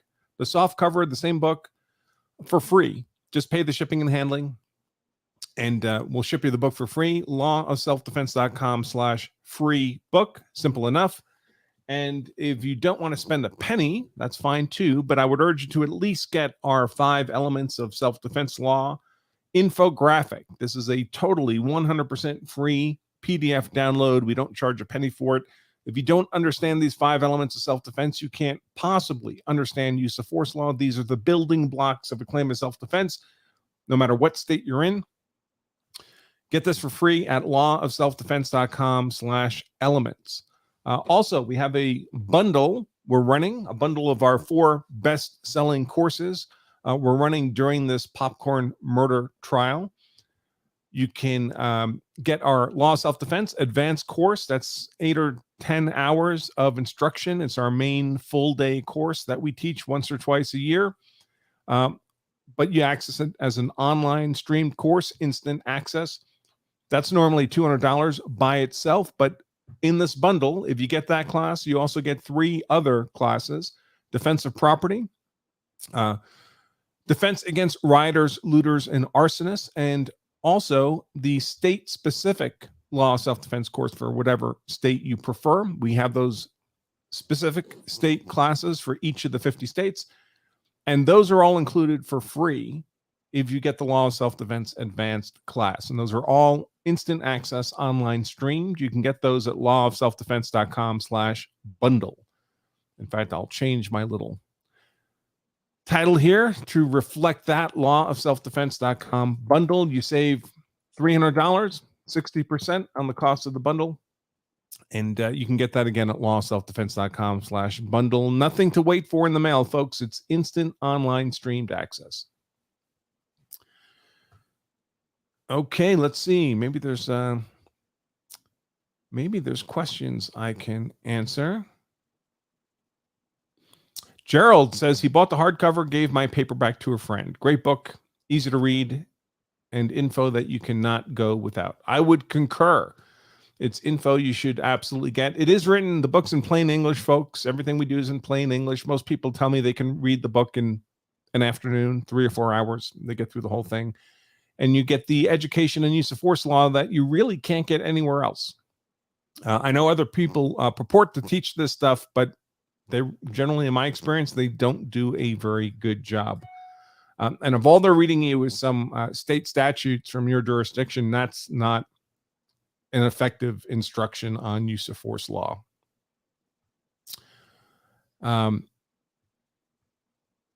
Judge, let's see. Here's a super chat. Thank you, Cheryl Fodel, for your super chat. Judge reminds me of Canabro girlfriend, mom's girlfriend. I don't know what that is, but says, keep up the great streams, Nick and Andrew. Andrew, I have your book and I'm going to purchase Get Hard for a friend's birthday. Yes, the Get Hard, the hardcover of the book at lawselfdefense.com/Get Hard does make a very nice gift. This is a very nice, good looking hardcover book. Looks great on a bookshelf. Great for someone to unwrap. Birthday gift, Father's Day gift, that kind of thing. Highly recommend it. We move a lot of books that people buy as gifts. Let's see. Someone asked about what I think about a pelvic floor shot. I wouldn't recommend it unless you don't have a better alternative. Generally, center mass would be my first choice. Center, upper, center, chest, head. If that's not available, a pelvic shot can be effective. There's big blood vessels there. There's bones there that support a person's ability to stand, but the hip moves around a lot. Okay, let me start my computer stuff now that I hear noise in the courtroom. And we're back. All right, we need to address a juror issue real quick. Uh-oh. Juror issue. Juror number 9 has a very sick wife, so we need to see. I need to talk to him. He mentioned it to the bailiff, so we'll inquire. Bring him in. Yeah, bring him in first. So they need 6. They have 10 right now. They have 6 and 4 alternates. So if they let juror number 9 go, they'll have 9, 6 and 3 alternates.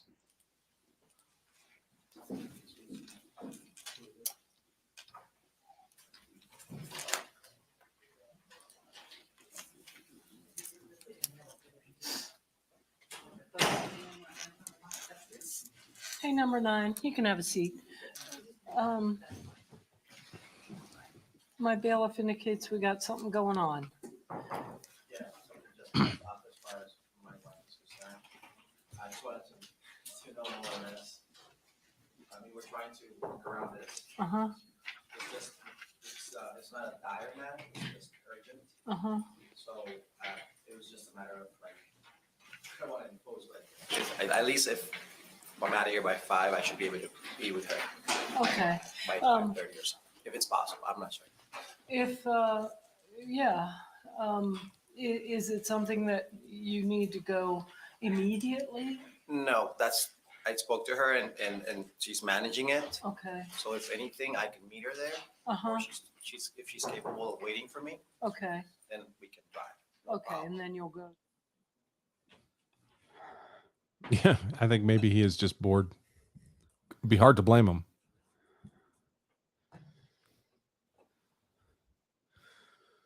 Brutal. These trials are just brutal. How long they take, even if they're not boring, but boring and long is the worst combination. It was gonna be fine, but it's not. It got a little bit out of hand, so now that's why we have to go.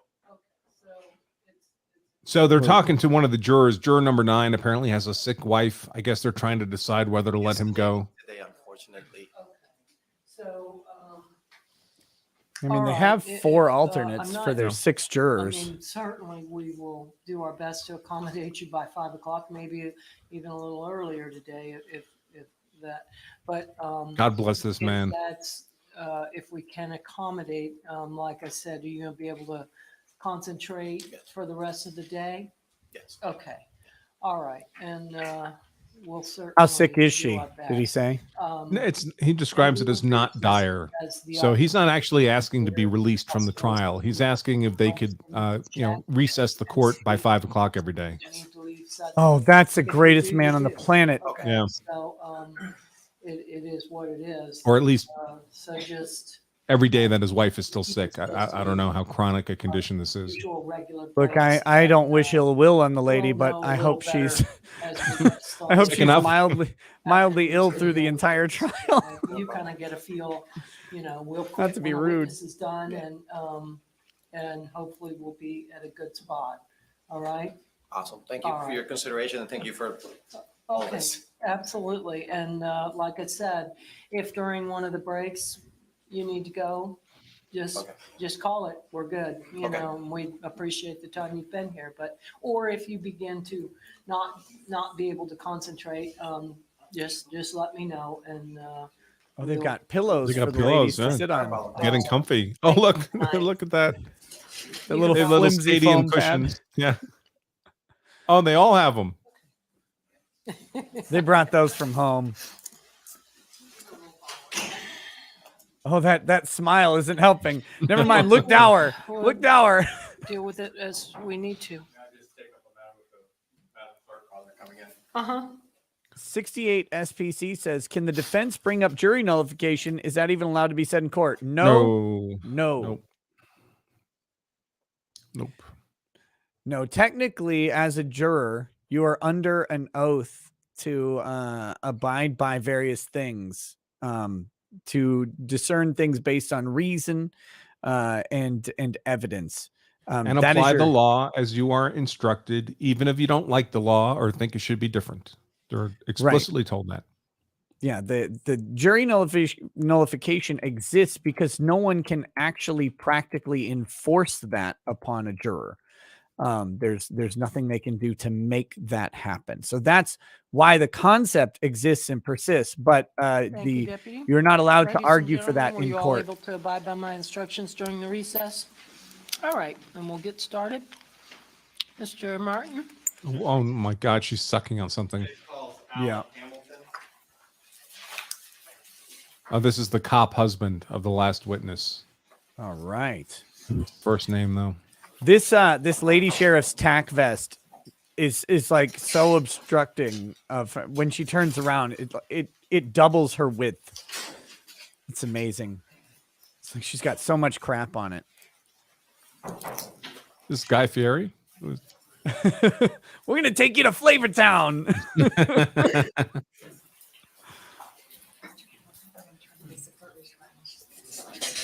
Do you solemnly swear or affirm the testimony you shall give in this call to be the truth, the whole truth, and nothing but the truth, so help you God? I do. I do. Theater. What happened to the Edgecombe trial? It's been over for weeks. He was found guilty. Yeah, is that one sinking low too? Yes, ma'am. You want to see if you can pick it up a little bit? So there's a handle on the side. Yeah. Those guys didn't say- I have the same trouble over here. Yeah, I'm politically challenged. At least he knows. Go ahead, Mr. Martin. Good afternoon. Good afternoon. Would you state your first and last name for the court reporter? Would you spell the name, your last name? Alan Hamilton, Hamilton. There's all different spellings of Alan. Mr. Hamilton, what city do you live in? Bushnell. Are you retired? Yes, sir. Retired from the Sumter County Sheriff's Office? Yes, sir. What year did you retire? 2019. Jesus, he's retired? He's doing something wrong. Now, on January 13th, 2014, were you a sworn deputy with the Sumter County Sheriff's Office? Yes, sir. I'm really A nervous certified about this law exam. enforcement officer? Yes, sir. And pursuant to that This certification guy is and so authorization dry. through the Sumter County Sheriff's Office, you were assigned a firearm Yes, sir. and allowed to carry the firearm, Yes, sir. not only on duty but off duty. Yes, sir. On January 13th, 2014, did you and your wife have an occasion to go to the cop theater at 6333 West? I wonder if somebody talked to this prosecutor. He's getting to the point rather Yes, sir. more quickly than he has in the past. He He's watches not the asking show. about teething babies this time. Yes, sir. Was that something that was planned or spur of the moment? Spur of the moment. Did you arrive there in the afternoon? Yes, sir. While driving there or before you got there, did you decide what movie you wanted to see? Once we got there, we decided what we wanted. You to looked see. at the choices Yes, sir. and made a choice. Yes, sir. Made a What choice. choice was that? It's not a weird way to go to the theater. I've never done that. Just show up and then pick a movie then. Lost my- I know some people who do that. It's weird to me too. Who has I won't time? say the name. It was Mark Wahlberg in it. Yes, sir. Okay. No, Mark Wow. Wahlberg was in it, Lost not my train of thought. All Wahlberg. right. Did you see a movie that day? Yes, sir. Was it a military kind of movie? Yes, sir. All right. We'll stipulate it was Survivor, yeah. I was just Lone going to Survivor. No, I wasn't trying to. I just lost my train of. Yeah, we're gonna. Sorry about that. He can't even remember what movie he was at.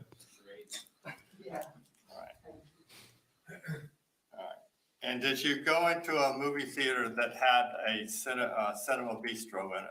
Yes, sir. And you recall that as being Theater 10? Yes, sir. What I'd like to do is, after you purchased your tickets, did you buy anything at the concession? Yes, sir. After you Have you seen my wife? went through the lobby, went through the concession, made your way to Theater 10, you go up the ramp, I'm going to take you to that point, then we're going to discuss where you went, okay? Yes, sir. Yes, sir. All right. So we're in there and we're up the ramp and we go in and now we have the theater with the screen and the bistro, correct? Yes, sir. Okay. As you come in, tell us what the lighting conditions were when you came in. You can still see, but are low. They were low? Yes, sir. All right. Could you see other patrons had already taken their seats? Yes, sir. Could you see the aisles to walk down? Yes, sir. When you walked in, was there anything playing on the movie screen? Not that I recall. If it was, it would have been commercials. Commercials to make you hungry to go eat, something like that? Correct. Okay. I don't need help. Any type of music playing along with those? No, sir. When you came in and you looked around, did you and your wife make a choice where you wanted to go? Yes, sir. And do you have a particular area when you go to the movies that you would like to sit in? Yes, sir. Where is that? Higher ground. Higher ground? Yes, sir. All right. In the middle or close to an aisle? Close to an aisle. Did you in fact have an opportunity and were those types of seats that you'd like to sit in available when you entered? Yes, sir.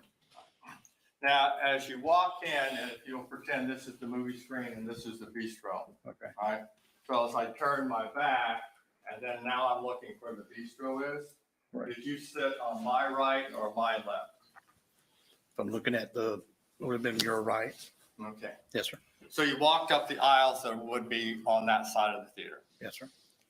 Did you go all the way up to the top? to the middle? Stormy says, imagine if this prosecutor tried to grow a beard. At the bistro, is there a partition there that won't allow the general seating to go into the bistro? Yes, sir. Just Can be you tell like us, protruding was out this the way. seat that you took up against that partition or below that? It was up against the partition. As far as the location of your seat, was it one next to the aisle or in?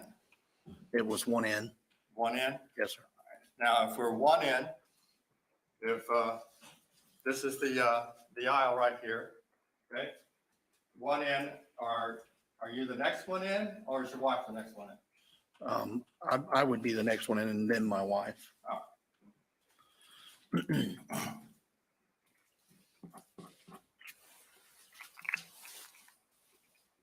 Now, while you were sitting there, we're going to talk about once you took your seats. Once you took your seats with the lighting from the house lights, if you will, which you said were low, along with whatever ambient light comes into the theater from what's up on the screen. Could you see other people coming in? Yes, sir. Could you determine whether or not they were male or female? Yes, sir. Could you tell at a certain distance whether or not their hair was long or short? Yes, sir. The people that were already seated when you walked in under those lighting conditions, could you see movement of the people like an arm movement, eating snacks or turning their bodies? Could you see that kind of movement? Yes, sir. Did you have an occasion to speak with your wife once you sat down within the first 2 or 3 minutes? Yes, sir. Were you She doesn't able to talk to carry me. on a normal level conversation, maybe not as loud as I'm talking right now, but a normal conversation with your wife that you two could hear each other. Yes, sir. Okay.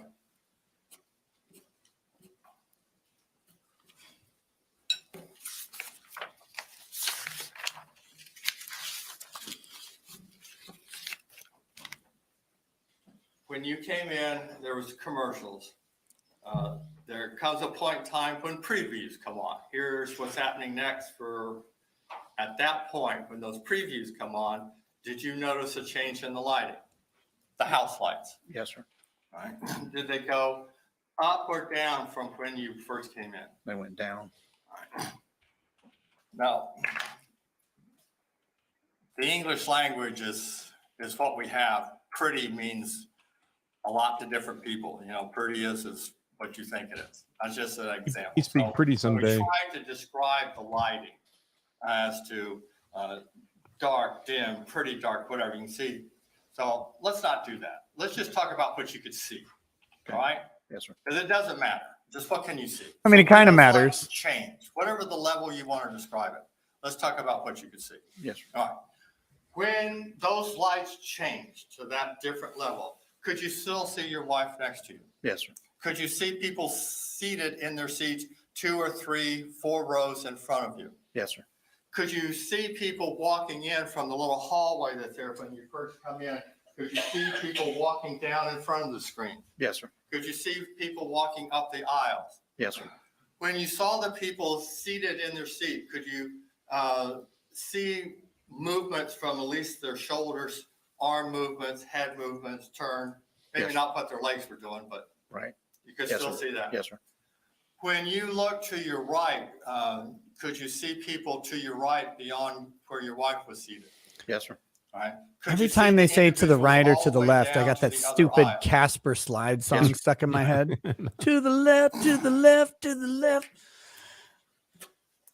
Let's talk about I hate that about my the brain. I level really of do. sound. All right. Again, when people try to describe things, pretty loud, some yelling, you know, the words, let's talk about what you could hear. Whatever level it was, this is what you could hear. Okay? Yes, sir. All right, so let's talk about that. Whatever the change in level of sound was, my questions to you is, could you and your wife carry on a normal conversation between the two of you? Yes, sir. Were you able to hear words being spoken or actually know what the words were being said 2, 3 rows in front of you from the other people in front? Could you hear them? I can hear them. I can Okay, hear the voice you could hear people talking? talking. All right. Were you able to pick up and understand exactly the entire topic of the conversation? No, sir. But you know that words were being spoken. Yes, sir.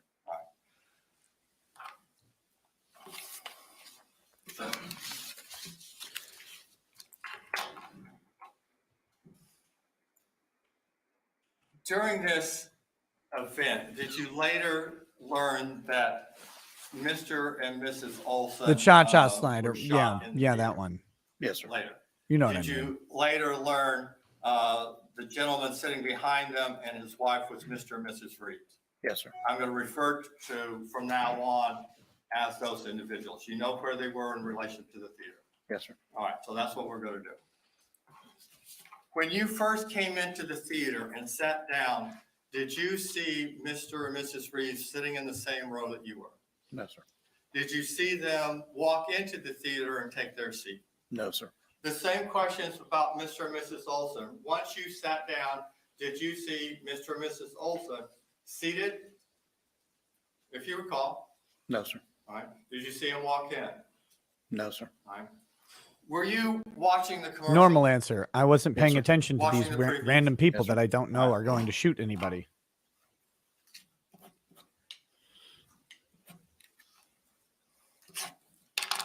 Prior to January 13th of 2014, had you ever met Mr. and Mrs. Olson? No, sir. Had you ever met Mr. and Mrs. Reeves? No, sir.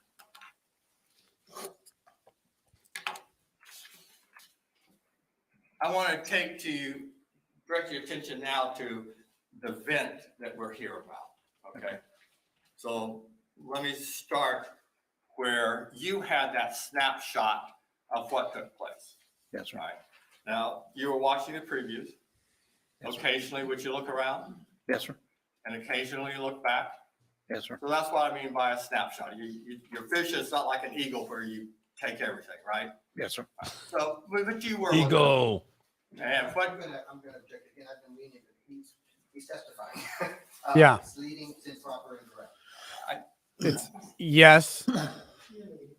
okay. You're leading. Okay. All right. As if he doesn't know that that's what he's been doing the You have eyes entire. like an eagle? No, sir. Can you see with 20/20 vision out to your peripheral? No, sir. In order to do that, do you have He's to just look still leading around? questions. Yes, sir. Very good. For folks that don't know, the question's leading when the question suggests the answer to the witness. At some point, your attention is drawn to an event. Like that one. How is your attention drawn to that event? My wife said you probably need to pay attention to this. Once you heard those words, what did you do? I sat up in my seat. See, And that's a when you good said- question. Say sat up. What does that mean to you? I moved basically my entire body and still sitting towards the front of the seat. So you I scooted forward. Yes, sir. okay. Was when you're sitting in your seat, was that your attention directed to your right or to your left? To my right. Was it directed towards the area where you now know that Mr. and Mrs. Reeves were and Mr. and Mrs. Olson were? Yes, sir. Once you directed your attention to that area, did you take your eyes off that area? No, sir.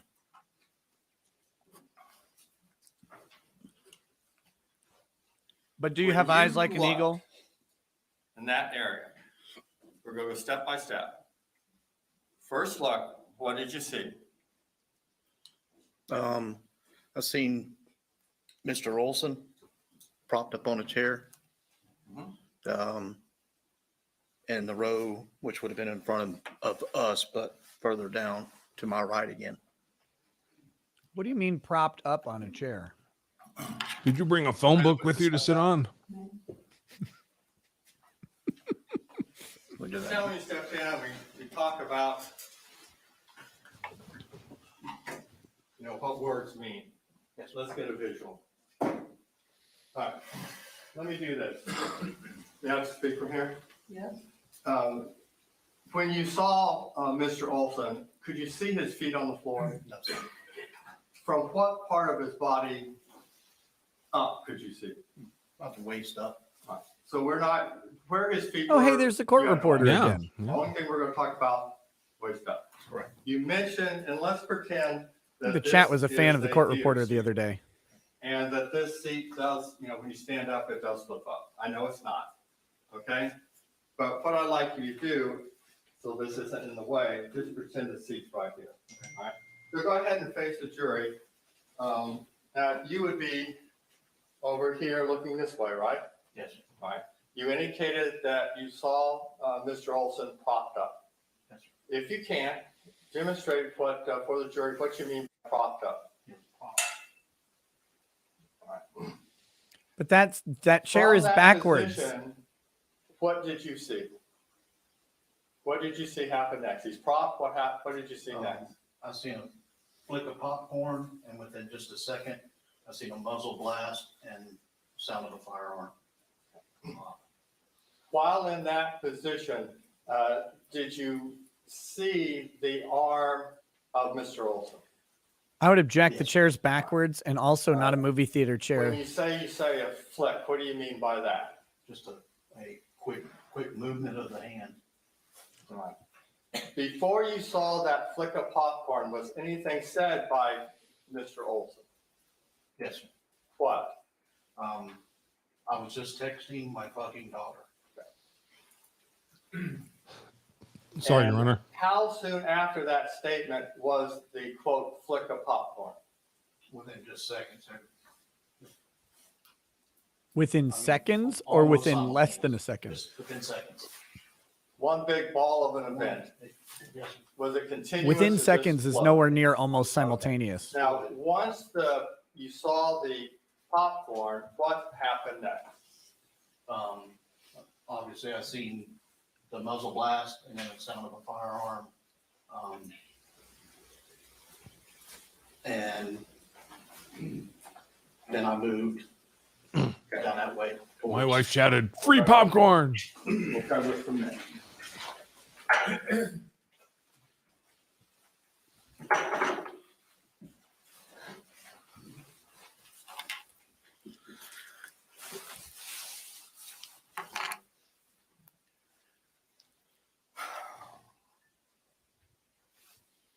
We're at the point where you make your observations. So let me ask these questions. Tell the jury what you saw. He just did. You heard and attributed to Mr. Olson the use of the F word. Yes, sir. In one sentence. My question to you is, the time that your attention was drawn to Mr. Olson, did you ever hear him use the F word in any other string of sentence at all? No, sir. One time. Just the one time. Can you characterize the best you can the space and time between the utterance of that statement and you seeing the debris of popcorn? Just a second or so, a couple seconds. And can you characterize in the space of time, the best you can, the time between you see the debris of popcorn and the muzzle flash? Again, just a couple seconds.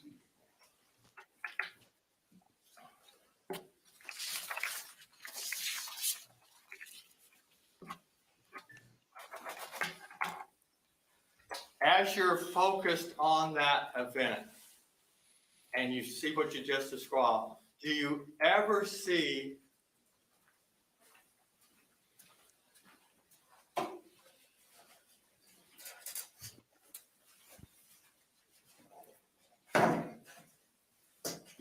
Mr. Olson standing in his seat? Oh, I hope that folds. Do you ever see him trying to climb over his chair towards Mr. Reeves? No, sir.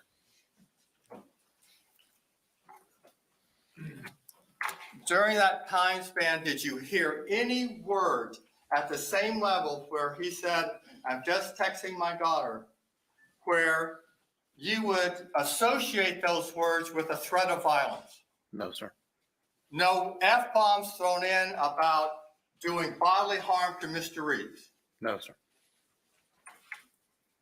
Did you see anything before you saw the debris of popcorn that would indicate to you that any object whatsoever was thrown at Mr. Reeves? No, sir. Did you see any indication from Mr. Reeves that he was hit with such gravity that his hands would come up and he would scream with pain? No, sir. Anything to indicate by Mr. Reeves' body movement that he suffered any type of strike about his body where you would expect someone to react to the pain? No, sir.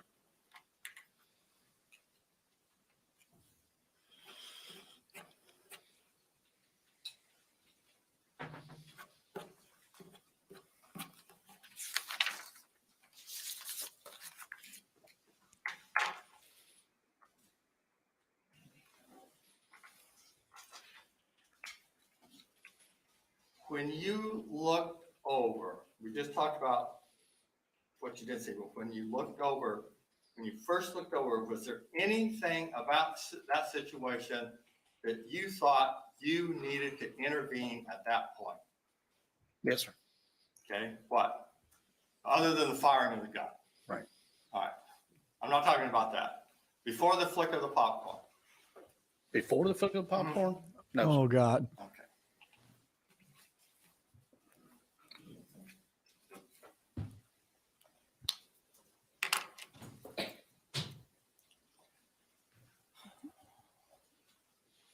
Do the eye thing again. What action do you take? The eagle. What do you do? I stand up, make my way down the aisle over to Mr. Reeves or to that area. And It's like the most and I calm observed, walk. Mr. It Reeves was remarkable. down, and If I just heard a gunshot, I'm going the opposite way. left knee. Now, you see Especially the if I fire- left my gun in my wife's purse. you know fire- you know what I was fire- going to say. Can't imagine. Can't imagine. And through your law enforcement experience, you have some training as far as firearm safety. Yes, sir. And one of the rules is don't put anything in front of your muzzle. You don't Take it want out of your to holster and put it in your wife's purse. Object. It's Okay. continuous. I'm trying not to object, but it's. Yeah. Would you agree or disagree with me that one of the rules That's is still don't put anything leading. in Change front of it. the muzzle if you don't want to destroy Just it. the same objection. You The- can No. say it two different ways, it's the same way. Now, Rephrase. Ask if there's a rule about putting something in front of your muzzle. can you tell us whether or not you have been taught that do not put your hand in front of the muzzle? Yes, sir.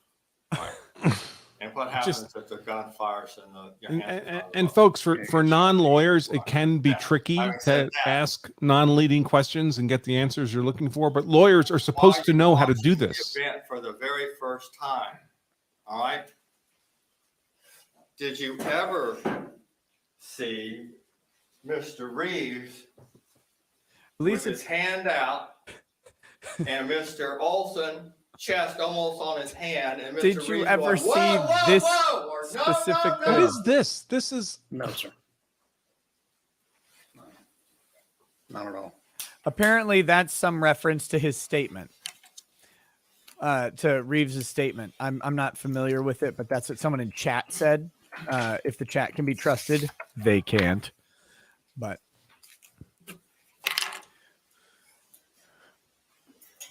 that dramatic characterization of it, I would When you're maybe walking object. towards Mr. Reeves to that after question. the shooting, what are your thoughts as you're walking up knowing that there's a gentleman there, Mr. Reeves, that has a firearm on his knees? What are your thoughts? Object. Keep objecting. Because this guy got pissed on that second objection. I would start poking at him yeah. constantly. And make them listen. They're supposed to do this a certain way for a reason. Make them do the work. Yeah. It's their job. This guy is paid by the state to prosecute. He's not paid by the state to stand up and be an idiot. And it's not that hard to not ask leading questions. In another courtroom, this guy would be reprimanded constantly for it, which means in the other courtroom, he doesn't do it. Chambers. He's doing it now because he can get away with it. But In effect, what happens when you allow this leading on direct is that the lawyers are testifying. right. And by the way, when it's the defense turn to be on direct, every time they ask a leading question, I can assure you the state will be objecting. Yeah, actually, that was noted. The state has a penchant for objecting. They're very, very willing to do it. Whereas the defense here has seemed to indicate that he's trying not to do that. And maybe that's a tactical decision in these self-defense cases because you don't want to. As you were walking forward, did you keep your eyes where you perceived the firearm? Objection, leading. Yes, sir. All right, why were you doing that? Just to try to find who was at the other end of that firearm. Tell us whether or not there were any other people seated in seats as you walked. Yes, sir. There was Just ask, were there any other there was an people? elderly couple that was seated obviously to my right as I walked that way. And then next would have been Mr. Reeves and his wife. Once you got to where Mr. Reeves was, what was your next action? Reached down and, I observed a firearm on his left knee. I reached down and grabbed the firearm. As you walked up to him, were your eyes looking towards him sufficiently so that you could see his entire body? Yes, sir. What, if anything, did you notice about his eyeglasses? They were on his face. Normal or obscured? Normal. Yes, sir. Obscured. While you walked up, did you see any body movement with his hands towards his face as he walked up? Yes, sir. He leaned back and pushed his glasses up above his head. Okay, is that when you his got to forehead. it? Sir, yes, sir. All right, so let's talk about that. Once you got up there, we're going to jump just a little bit out of order, but you said he did that. What did Mr. Reeves say to you when you, as you demonstrated, he was pushing up his glasses? Said he thought he had something in his eye. Something in his eye. In his eye, yes, sir. And show us again what did he do with his glasses? He pushed his glasses up on his forehead, you know, to be basically, I guess, at my level, where I could see something in his eye. And did you look in that direction while his Sure. glasses were up? Sure, yes, sir. And tell us whether or not visually you were able to see anything. No, sir. What happened after the glasses were up? Okay, did you put them back down? Sure. Okay, thanks. All right. Now let's get back to securing the firearm. Did you in fact secure the firearm? Yes, sir. Did you tell Mr. Reeves anything before you retrieved the firearm from his knee? No, sir. Do you know whether or not Mr. Reeves knew at that point you were law enforcement? I identified myself as law enforcement officer, yes, sir. Once you took the firearm, what did you do with it? I placed it in my pocket. Did Mr. Reeves do anything to object to you receiving it? No, sir. At that point, how would you describe his cooperation? He was cooperative.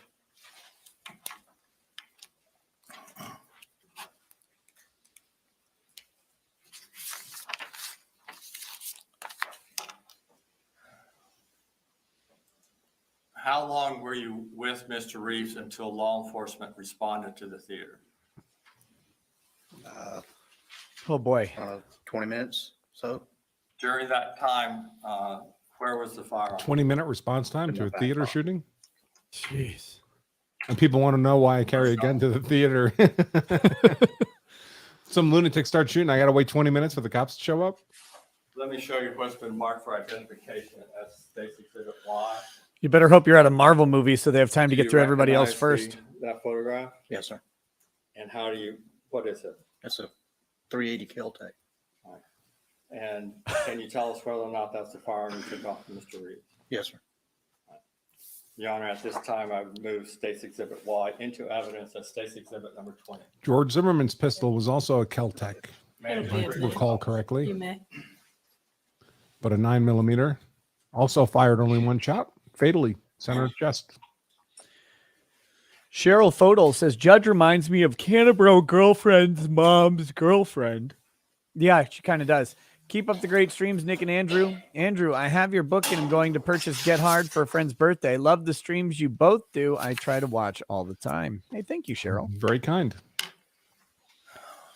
Jackson Kai says, I'm more surprised when the prosecution isn't asking leading questions. 95% of these are yes, no, and I forget this is direct. Several different topics, okay? Okay. Topic number one is the location of Mrs. Olson. During that time period, were you aware of where she was? Yes, sir. Okay, where was she? She was just to Mr. Olson's right. Talking about after the shooting. She was one or two seats separated from him. Okay. Once you got up there and retrieved the firearm, do you know the location of Mrs. Olson? Mrs. Olson? No, sir. While you're standing there with Mr. Reeves, describe to us the actions of the other patrons in a general fashion. What was occurring right after the shooting as far as the other patrons? Some of them left the area. Some were trying to perform CPR on Mr. Olson. From your location of standing there with Mr. Reeves, did that location provide you an opportunity to see Mr. Olson where he was? No, sir. All right. Could you see the patrons there? Yes, sir. Okay. Now I need to take you back just a little bit. Before Oh, you get the good. firearm. Thank You're God. walking Let's go forward. back again. Do you see Mr. Olson after he's shot? Yes, sir. As you walk towards Mr. Reeves, do you hear anything that Mr. Olson says? Yes, sir. What do you hear him say? Can't believe he shot me.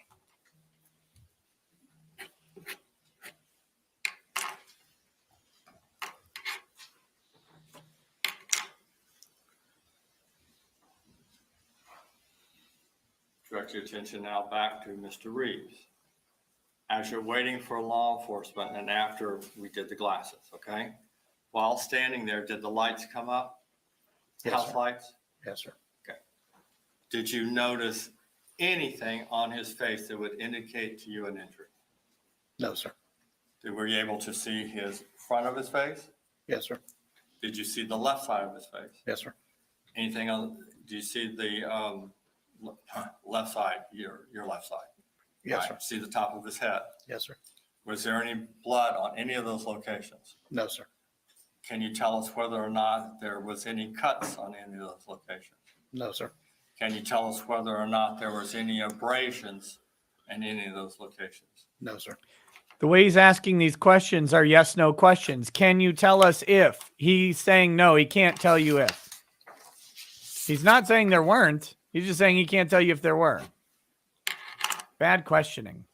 Just say, was there a cut or House abrasion? lights are up and you're still with Mr. Reeves. I want to talk about your observations away from Mr. Olson and Mr. Reeves. All right. While standing there, did you have an opportunity to look in the area of where Mr. Reeves' feet were? Yes, sir. Can you tell us whether or not there were any items on the floor? Popcorn and a cell phone. Popcorn. You recall anything else? No, sir. His viscera.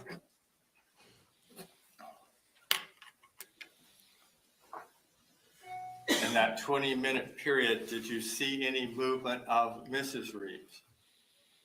After the shooting, you're standing there waiting for law enforcement. Yes, sir. What did she do? She eventually got up and left, but she had moved over away from Mr. Reeves. Well, of course, the lunatic had just fired a gun. Law enforcement arrives. Yes, sir. You have a firearm in the pocket. Yes, sir. Tell us what you do. The first deputy or sergeant that was there came up and identified myself with him and handed him the firearm, and the other two deputies detained Mr. Reeves. At that point, was your off-duty law enforcement kind of / civilian duties over with? Yes, sir.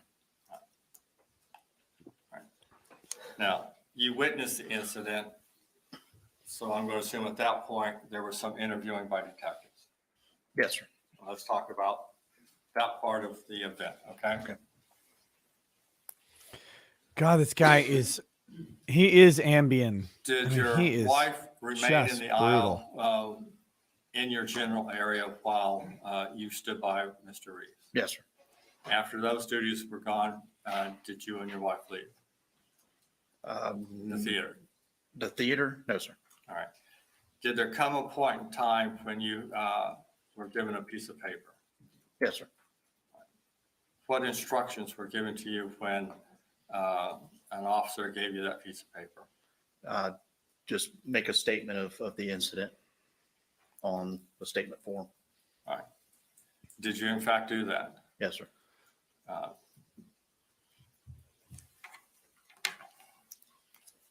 And did your wife do that? Yes, sir. Were you and your wife together when you individually wrote out your statements? Yes, sir. If they were together, then it was an individual. Tell us whether or not you helped your wife write out her statement. No, sir. Did you provide your wife with any facts that you saw while writing out the statement? No, sir. While your wife wrote out the statement, she was in your presence. Did she provide you with any information that she saw that you incorporated in your statement? No, sir. Did you even talk about the incidents as you were writing out your individual statement? No, sir.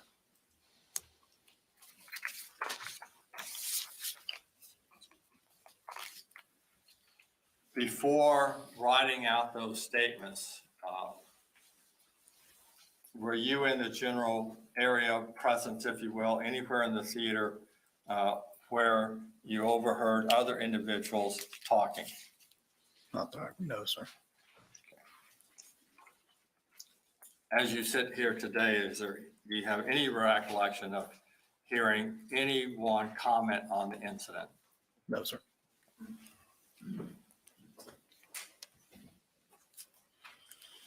While still at the theater, after writing out the statements, were you interviewed? Yes, sir. Tell us whether or not both you and your wife were interviewed. Yes, sir. And tell us, were you present when your wife was interviewed? Yes, sir. Why? She was pretty upset over the whole ordeal. So I basically stayed with her just to kind of keep her calm. Help her graze. Where did the interview take place? It was in a Always calms her down. child's daycare center within the theater. When the interview took place in relation to Sometimes your I hate wife you. and the individual taking the interview, what was your location in the room? I was sitting behind her. Could you hear the questions and answers? Yes, sir. And tell us whether or not at any time you verbally interjected during the interview. No, sir. At any time, tell us whether or not at any time you made any noise, facial expressions, whatever, that would indicate a displeasure as to what your wife was saying. No, sir. Or I was to just indicate that mooing she at might her. be wrong about what she was saying. No, sir.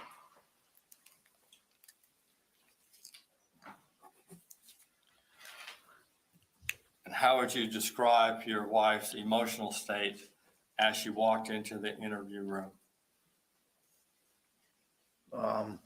She's upset. Just kind of in a, in that I can't believe type deal.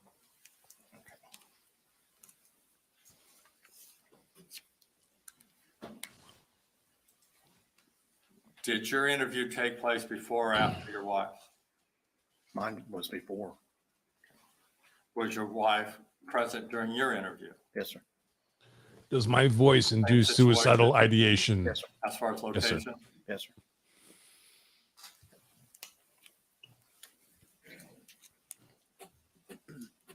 And why was she present during your interview?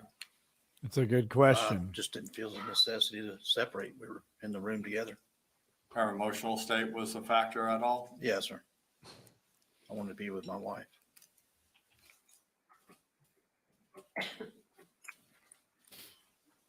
Before you completed your written statement or before your interview, did you and your wife discuss individually what each other saw? No, sir. Oh, look how, yes, his wife heard his statement and then gave her own statement that he didn't help her write.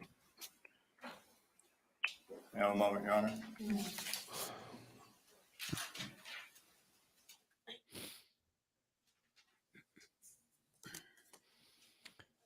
Let's see.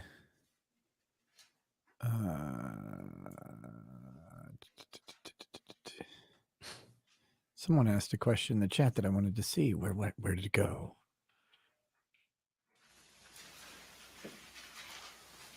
Winter says, I'm going to try to use this trial to fall asleep, so please don't talk. Don't worry. Is Nick self-censoring since YAT? What's YAT? Do you mean you are here, YAH? No, I'm Good not afternoon, self-censoring. Mr. Hamilton. Good afternoon, sir. Now,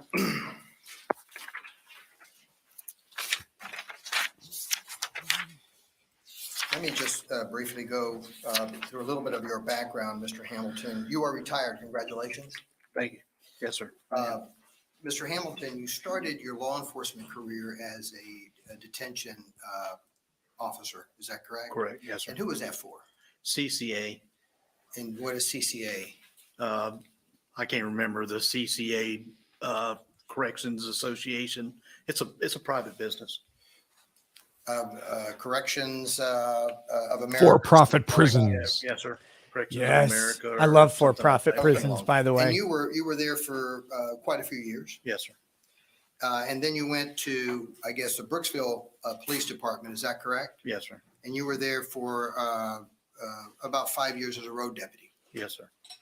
And then it's my understanding, you then went to Sumter. Is that correct? Yes, sir. Okay. Now, you were in Sumter, I guess, until your retirement. Yes, sir. Okay. While you were at Sumter, you changed a little bit in your positions, correct? Yes, sir. You started as a patrol officer. Yes, sir. At some point, you went to a school resource officer. Yes, sir. You went to a detective. Yes, sir. You felt like things were overwhelming in the detective division, so you wanted to go back into patrol. Yes, sir. Okay. You never wanted to be a prosecutor, did you? Because prosecutors are Now, cucks, aren't they?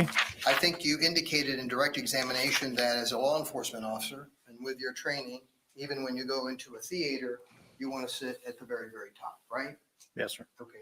And it's because you want to obviously not have people behind you. You want to have people in front of you so you can see what's going on. Correct. That's just part of the life of a police officer, right? Yes, sir. Okay.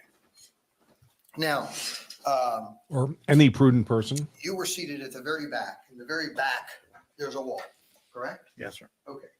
And that wall's what, about 6 foot tall? Yes, sir. Okay. So twice Oh, your no, height. it's not a wall, it's As a result of divider. that, your seats don't recline as much as the seats in front of you. I don't recall how much they recline. I was sitting back in mine, so. You're lounging, you're kind of, right? Yes, sir. And so is your wife. Correct. And I your don't know if wife she is seated to your lounges right. so much as just is poured into And whatever you believe seat there's is about available. 7 to 9 seats between you all Yes, sir. and Mr. Reeves, correct? Yes, sir. And in between you all and Mr. Reeves, there's at least another couple, maybe 2. Just one more couple. One more Yes, sir. couple. Yes, Okay. sir. And how many seats from your seats would you say that other couple was? Just 1 or 2 seats, best I recall. Okay. That was also an older couple, correct? Yes, sir. Okay. Now, your position was that the previews were not playing, correct? When you first came in? Well, first payment, no, sir. Okay. And even though the previews weren't playing, you, I think, characterized the lighting as low. Low. Is that correct? Yes, sir. Okay.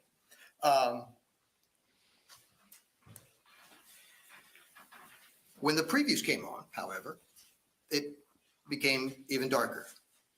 Yes, sir. This And guy's probably not only that, testified before. when the previews came on, Retired just before law they came on, enforcement. you had this announcement Patrol officer. for the patrons like yourself to put your phones away, turn off your phones, right? That's correct. In fact, the theater told you that so many times that you were talking to your wife and thinking, if they tell me one more time, This happened so long I'm going to ago. pull out my phone. When this That's guy right. was hired, he had hair. And so the theater was making it clear that at least management wanted you to put your phone away That's correct. ad nauseum. Yes, sir. And when that announcement comes up, you put your phone away, right? Yes, sir. Okay. And why do you do that? That's what they want you to do. When you go to the theater, what's your reasons for going to the theater? Do you want to have that theater experience? Yes, sir. You want to be able to focus on what's showing on the screen? That's correct. Yes, sir. And likewise, some people go to the theater because it's nice and loud, right? Yes, sir. It's part of the experience, right? Yes, sir. Certainly a lot louder than what you play a movie at your home, right? Yes, sir. You've never been to my house. Not when my kids get a hold of the remote and then turn the TV off. I turn it on. I'm surprised. Oh, Jesus. When they played the previews there at that theater on January the 13th of 2014, the previews were loud. Loud as, I mean, Well, you remember RoboCop, that was one of the previews, right? It was action-packed, it was shooting, it was loud. I just remember commercials and they're loud. I mean, enough where you can hear them. Yes, I'm sir. not talking about the commercials. I'm talking about the previews. These are the movies that they intend to show in the future. It was RoboCop. It was all those Terminator type previews that day, correct? Yes, sir. And they were loud. They're loud. And they were shoot 'em up type of previews, were they not? Yes, sir. 2014 RoboCop, guys. Or 2015 or whatever. The remake RoboCop. Both you and your wife are seated.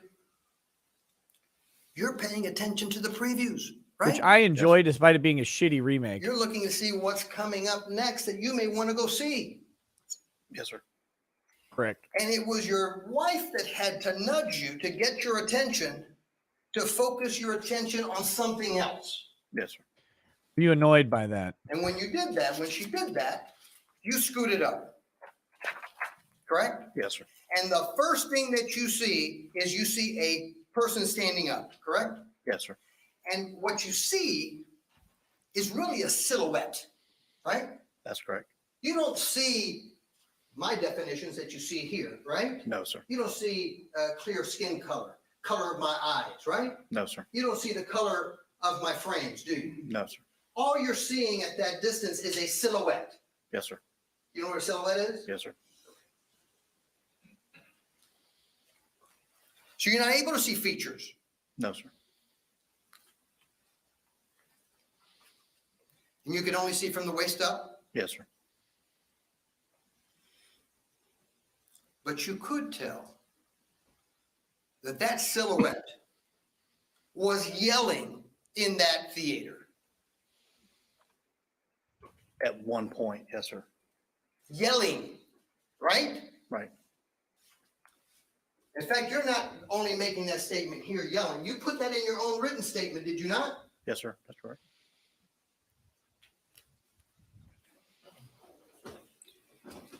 And this tall man, right? He was tall. Yes, sir. You said at least over 6 feet. Yes, sir. This tall man was yelling, and he was leaning over the back of his seat. No, sir. It was propped. Propped. You remember making a statement? Uh-oh. Yes, sir. I object, Your Honor. I object. He's can going we to approach- say meaning. On the very day of this incident, correct? That's correct. Yes, sir. You made that statement even before you were interviewed by the detectives. That's correct. And you remember making this statement. Your Honor, every time he does this, he proves that the guy said what he didn't want to say. I observed a white male standing up to my right and lean over his back seat and begin to yell something to the effect, I am trying to text my fucking daughter. Yeah. Correct. Well, when you made this statement, was it correct? Yes, sir. Best of my And you would ability. agree when you made this statement in 2014 that your recollection was much better on the date of this incident than it is in 2022 today. The Yes. witness was just looking over at the prosecution table. Like, help me. Did you have a problem with saying that he was over Object, the back correct. of his seat? Is that a problem? Is that what you mean in the statement that I had a problem? This yeah, look at it. Look, staring directly to the prosecution. How do I answer?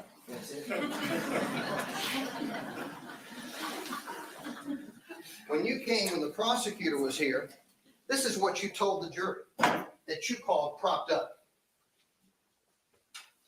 Is Yes. that what you call propped up? Yes. Or was he leaning, as your statement, leaning over the back of his seat? He was not leaning over the back of the seat. You said he Not was. leaning, even though that's what you put in your statement.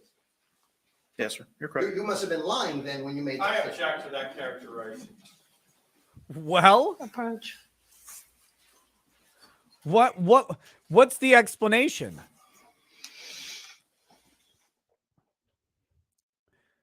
I object to that characterization. Are you lying then? Or are you lying now? I mean, because you just said you agreed that your memory was better back then. You agreed he was leaning over the chair back then. Now you're saying propped. He's standing up with his hand gingerly touching the back of it. I mean, come on. What's the answer here?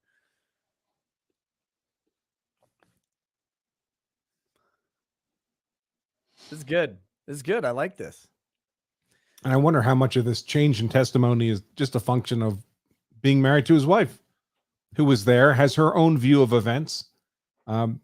to what degree has he accommodated his memory to her view of what happened?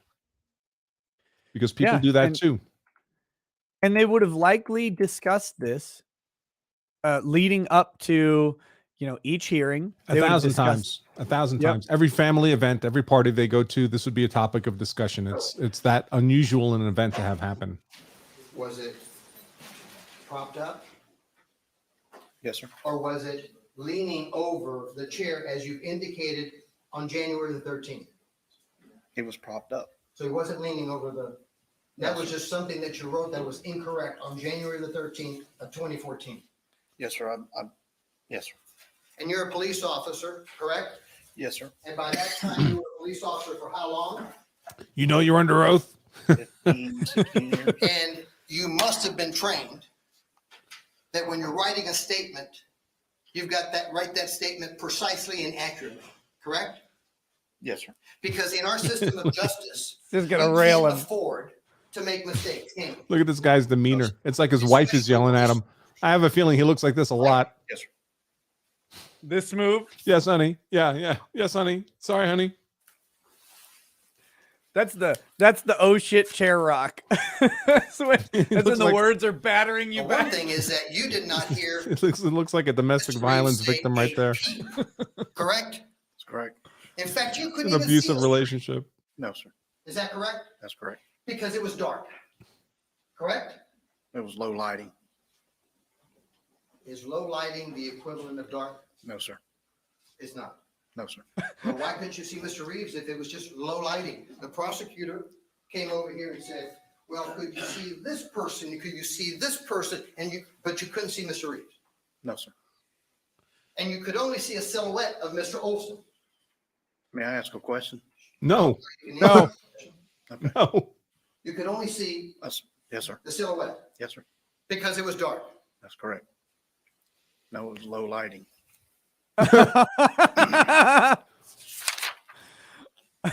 And now he looks completely coached. Yep. When you heard Mr. Olson, Even if he wasn't, he looks coached. you Yep. wanted to find out, quote, who was raising hell, Yes. correct? Yes, sir. That's what was in your mind at that point in time. Yes, sir. And the You name was wanted to Chad. find out Chad who Olson. was raising hell, correct? Yes, sir. And the only one that you heard that was raising hell was that silhouette. Yes, sir.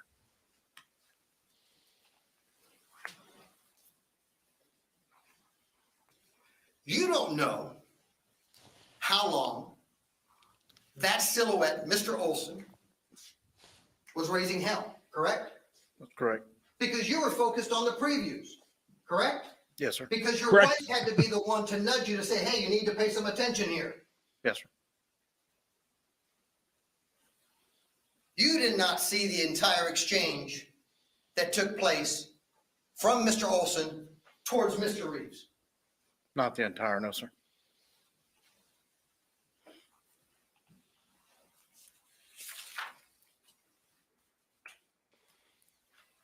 And you had no idea, therefore, if Mr. Olson had come over that chair on a previous few seconds, correct? No, sir. Because you weren't looking over there, correct? Correct. And so you don't know what was happening at that moment before you looked over there. Correct.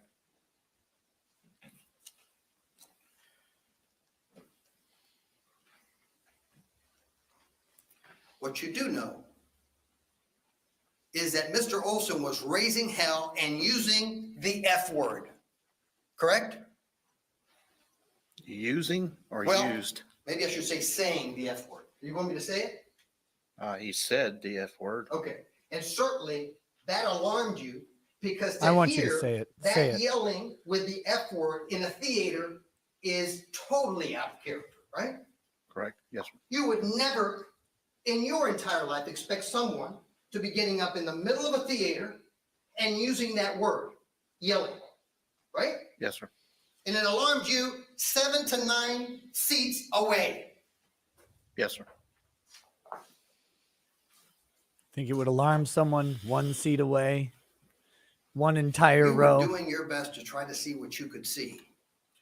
But all you could see was a silhouette. You could not even see Mr. Oh. Reeves. No, sir.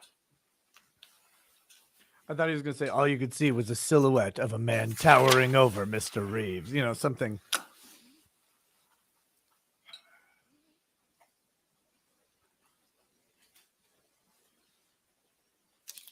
But you know that that silhouette was facing in one direction when it was raising hell, right? Yes, sir.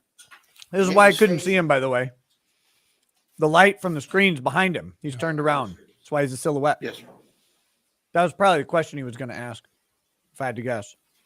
And it was in very close proximity to Curtis Reeves. Yes, sir. And it was tall. Yes, sir. He keeps looking over at the prosecution. It's so funny. Did you see It's the like prosecutor like this? He's waiting for them to hold up a cue card or something. Give him a thumbs up. I mean, You certainly never saw Mr. Olson. You got with this, a man. silhouette with a phone in job. his hand, did you? Excuse me. I'm sorry. You never saw this silhouette with a phone in his hand, right? No, sir. All you're seeing is a silhouette, right? No No, phone. sir.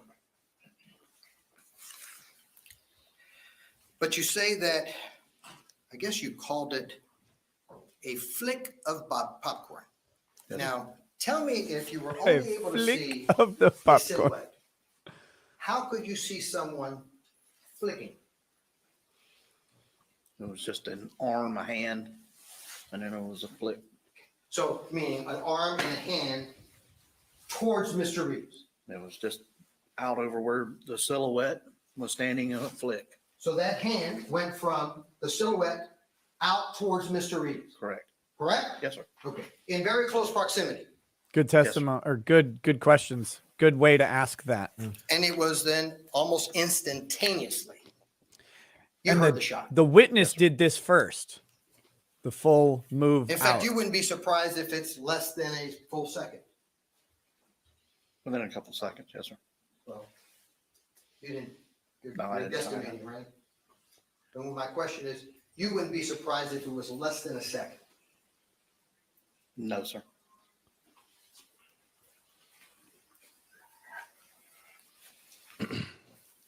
You didn't see the gun because it was dark. Correct.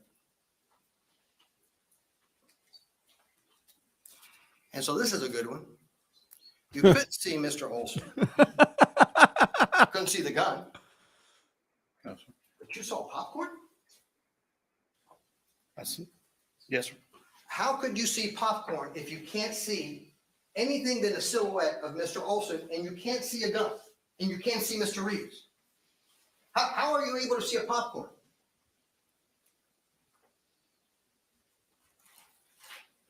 Tough one, no?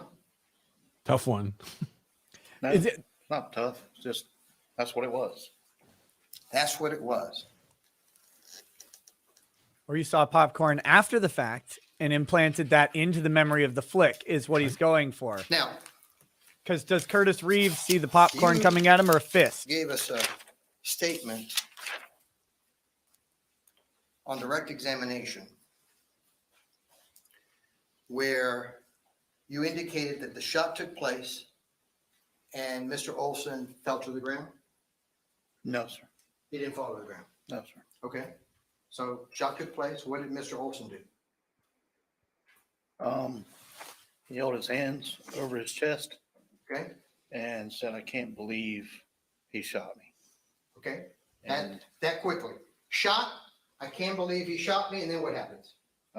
he kind of went towards the north side or away from me of the building, down that same road he was on. Okay. And Eventually, I guess he fell. you didn't see him fall? No. Okay. And so you saw all that from your vantage point of where you were, Yes. meaning 7 to 8, 9 seats from the incident, because it shot Mr. Olson, statement, right? So Yes. you're still at your seat, Yes. right? Yes, sir. And so can you tell me how long? Maybe his it eyes took are tracking you the popcorn from like your a dog position tracks a to your seat biscuit. To Mr. Reeves. after that took place?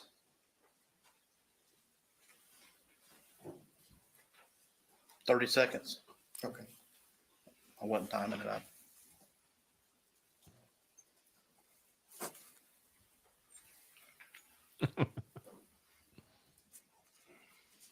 He looks deflated.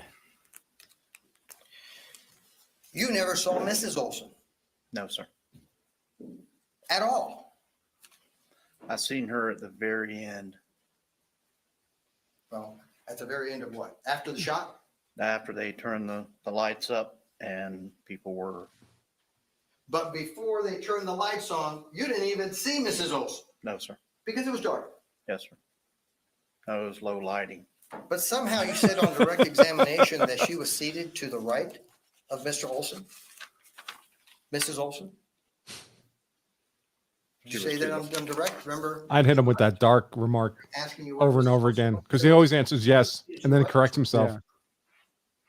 I don't remember that. You talking about today? What's that? You talking about today? No, we're talking about the incident. On the date of the incident, was Mrs. Olson seated to the right of Mr. Olson? I don't know. Because you didn't see her. No, sir, I didn't see her. It's like the scene of my cousin Vinny with the old lady with the glasses. Yeah. You're a trained law enforcement officer, right? Yes, sir. In a situation where you've just had a shooting, certainly you don't want to have a firearm exposed to the general public, correct? Correct. Because they're going to think that you're a threat, right? Yes, sir. You've been trained on that in your own law enforcement career, right? Yes, sir. So you didn't find it odd whatsoever that Mr. Reeves immediately after the shot put the gun on his lap. You weren't surprised by that. Yes, sir, I was. Why would you be surprised by him putting it on his neck, on his lap, when he didn't want to expose everybody to think that he was someone that was Going to get an dangerous? objection. You keep this line going. You certainly didn't want him to He's have a gun in testifying his about hand what he after wanted. shot, right? Here it comes. Counsel testifying. Yeah. It is cross. It's not proper cross. I'll overrule. Right? You do not want, you've been trained in law enforcement. Hey, listen, if there's a situation with a big crowd, especially if you're not in a police uniform, you don't want to have a gun in your hand everybody thinking that you're a threat, right? That's correct.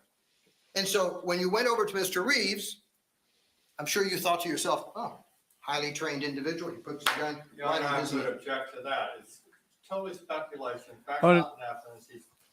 No, he's free to say no. I didn't ask him that question. Cross, but it's improper cross. No. No, that was not improper cross. The other one might have Right? been. This one You wasn't. went over there and said, ah, yeah. Put This that is about his gun right there. impression. In fact, is that correct? Highly trained individual, put it there. Nobody sees him with a gun in his hand. I didn't know that he was highly trained. No, at that point you didn't, but you must have thought that. Why would you put it on his knee? No, sir, I didn't think that at all. You didn't think that. But I can tell you that when you picked up that gun from his knee, you quickly hit it, right? That's correct. Because you didn't want everybody in that particular theater to think that you were a threat. That's correct. Because you were not in a police uniform.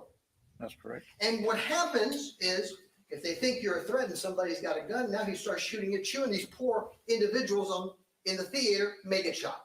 That's correct.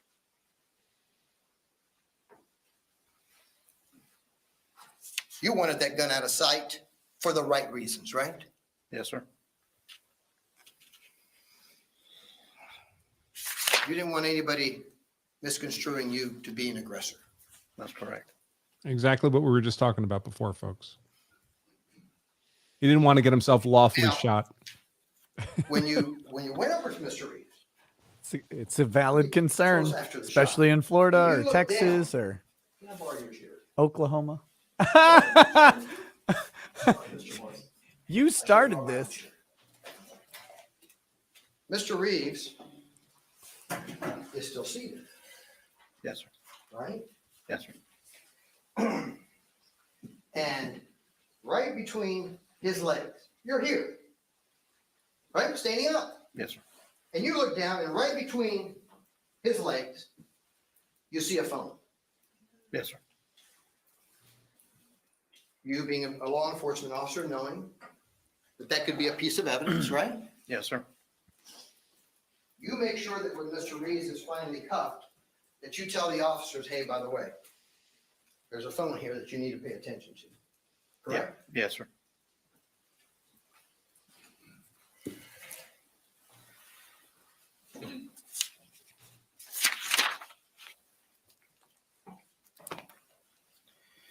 You told Mr. Reeves that you were a law enforcement officer when you approached him. Yes, sir. He told you likewise that he was a retired law enforcement officer. Yes, sir. You didn't have to wrestle Mr. Reeves.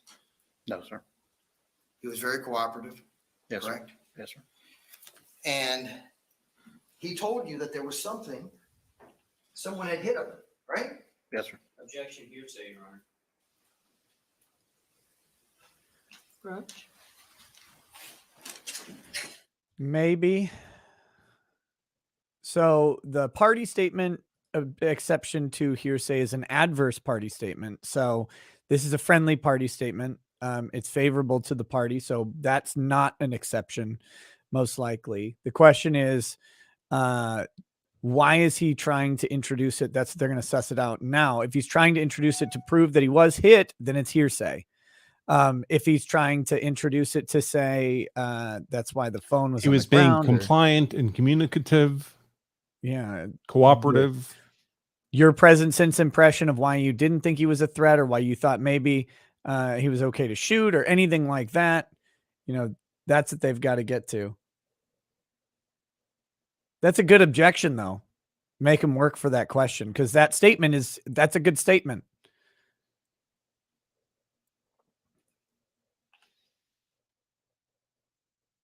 But this is, one of the realities in court, of course, is the jury's heard the statement. They know the guy was going to say yes, or it wouldn't have been asked. If the guy was Right. going to say no, the state wouldn't have objected. So the jury knows all this is happening because the state's trying to keep a yes out. And I saw someone in the chat said, what if he says no? And I think it was to the question of seeing the phone on the ground or something. It's hard to gauge where the questions come in because there's a 20-second delay for you guys. But this guy and this defense team, one thing I'll say, especially on cross, they have read that binder is inches thick. Yep. They seem intimately familiar with that binder. They know exactly where their questions are coming from based on prior statements from other hearings and other witness testimony. They're very familiar with the answers that this guy is supposed to give. And so they're asking the question knowing 90% they're going to get a yes. And based on today's direct exam, they know where they're going to get a no and where they can drill down to the yes from before. And I have to say, based on how well they're doing on cross and how well prepared they clearly are, I wonder if defense attorney Dino Michael was just hungover for opening, because that was a train wreck of an opening, but they're much better on cross. Say that he was hit. He was hit with something. Okay. That he was hit with something. And With something. At the time that he told you that was right when you approached him. Yes, sir. And the lighting was still at that point that it was dark. Dark. Low lighting. Low lighting. Low light. Get him to say that every time because it sounds rehearsed. And you didn't have a flashlight with you. No, sir. And He's not a man. you weren't going to be looking He had the for flashlight in his witness wife's purse. on his face. You were looking for, is he bleeding? Does he have a gash, right? Yes, sir. You weren't looking for anything that had any other indicia of injury. That's correct. Yes, sir. In fact, you didn't even get real close to him, did you? No, sir. In fact, you remember Mr. Reeves' son, Matthew Reeves, Yes, sir. coming up Yes, sir. and him identifying himself also as a police officer, That's correct. correct? Yes, sir. And you remember him having blood all over his hands because he was the one that was attending to Mr. Olson, correct? That's correct. He says low You lighting didn't one want to more talk to him time. either. No, sir. Well, like I saw low lighting open for Leonard Skinner in 1974. Now, we had some testimony concerning interviews, right? Yes, sir. And you've been trained, obviously, in your career, that when they give you a voluntary statement form, you're not telling this jury that some police officer had to come over and tell you how to fill it out. No, sir. You know how to fill it out, right? Yes, sir. You're going to put in as much detail as you possibly can. Preliminary. Yes, sir. Low lighting. I might change my And the mind later. information that you're going to put in this document, you're going to make sure that it is true, Yes, sir. right? Because Yes, you're going to be placed under oath at some point in time, right? Yes, sir. So it's not a document to fool around with. No, sir.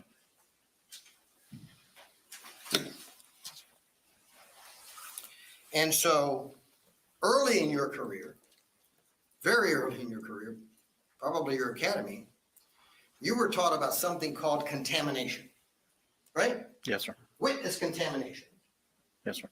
And that is a very basic investigative tool, right? Yes, sir. That you're not supposed to allow witnesses to come into contact with each other. Correct? That's correct. That's very dangerous. You would agree. Yes, sir. It's very dangerous in our system of criminal justice, right? Yes, sir. Because people hear things, and whether it's right or wrong, they start adopting it for themselves, right? Yes, sir. And then you don't really get to know whether the witness's testimony is their own or 15 other people that they heard that statement from. That's correct. And so you've been trained as early as the academy, separate these witnesses. Yes, sir. And you were there in that theater and just the opposite happened, correct? You were congregating group right in that theater, correct? I can't speak for everybody else, but I was with my wife. Yes, sir. Well, you were with your wife and there was a group of people around you. Yes, sir.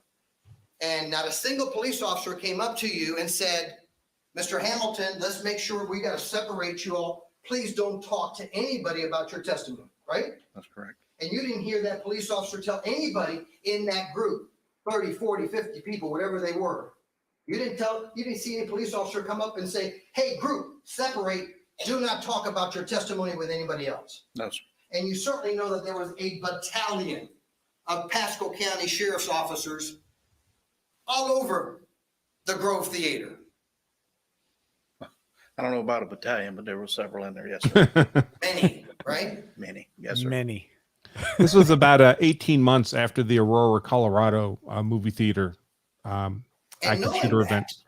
Yeah, You as a everybody's police on officer. alert for another one of those. You get interviewed Still are. by Detective Proctor, the lead detective in this case, right? Yes, sir. And he interviews you with your wife there, and he interviews your wife with you there, right? Yes, sir. And let's take it one step further. Before he even turns on the tape, you all have a little discussion, Oh, right? Off tape. I don't recall a discussion off tape. Well, oh, you certainly don't think that would be appropriate, right? To have a discussion with both of us there, Off tape. according to what we're discussing, Well, the case.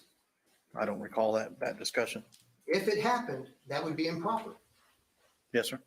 Highly improper, right? uh-oh. You would have never done it in your career as a law enforcement. Like you can't see this ambush coming. There's no reason whatsoever to have a conversation about the case when you have a tape recorder present without turning that tape recorder on. Right? That's correct. Uh-oh, I hear it comes. The knife is coming in low.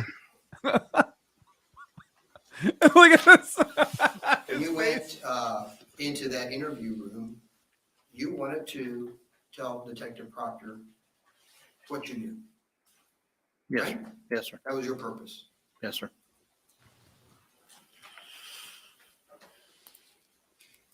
Here's your statement. Let me refresh your recollection about having a discussion with Detective Proctor off tape. He should dramatically slam this binder down on the. Lancelot Bam. 652 says the defense is going to beat someone to death with that binder. Homicide case, right? Yes, sir. You expect He's been waiting thorough for this interviews all in day. a homicide case, right? Yes, sir. How long have you been on the stand, you think? You came in at 1 o'clock? A little after. Yes, sir. It's 2:27. right? Yes, sir. I've been up here asking you a lot of questions, haven't I? Yes, sir. Your interview with Detective Proctor was 5 minutes. Okay. You think that's a thorough interview in a homicide investigation? No, sir. You certainly wouldn't have done that, right? And you were never a homicide investigator. You would have never done that in a homicide case, would you? No, sir. Because our system of justice requires thoroughness, correct? Yes, sir.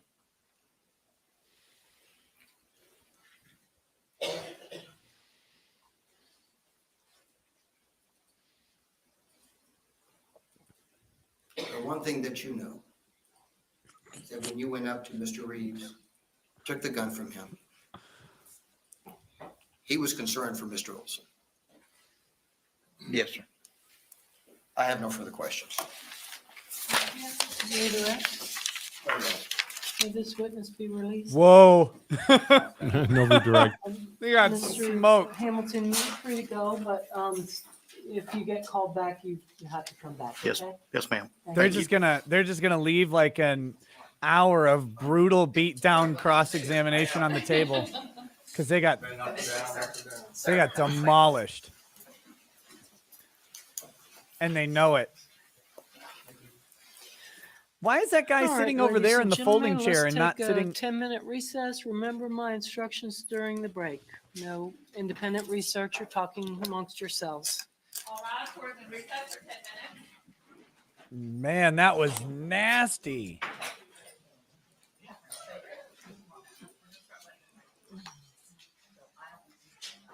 There's a mask in the courtroom spotted.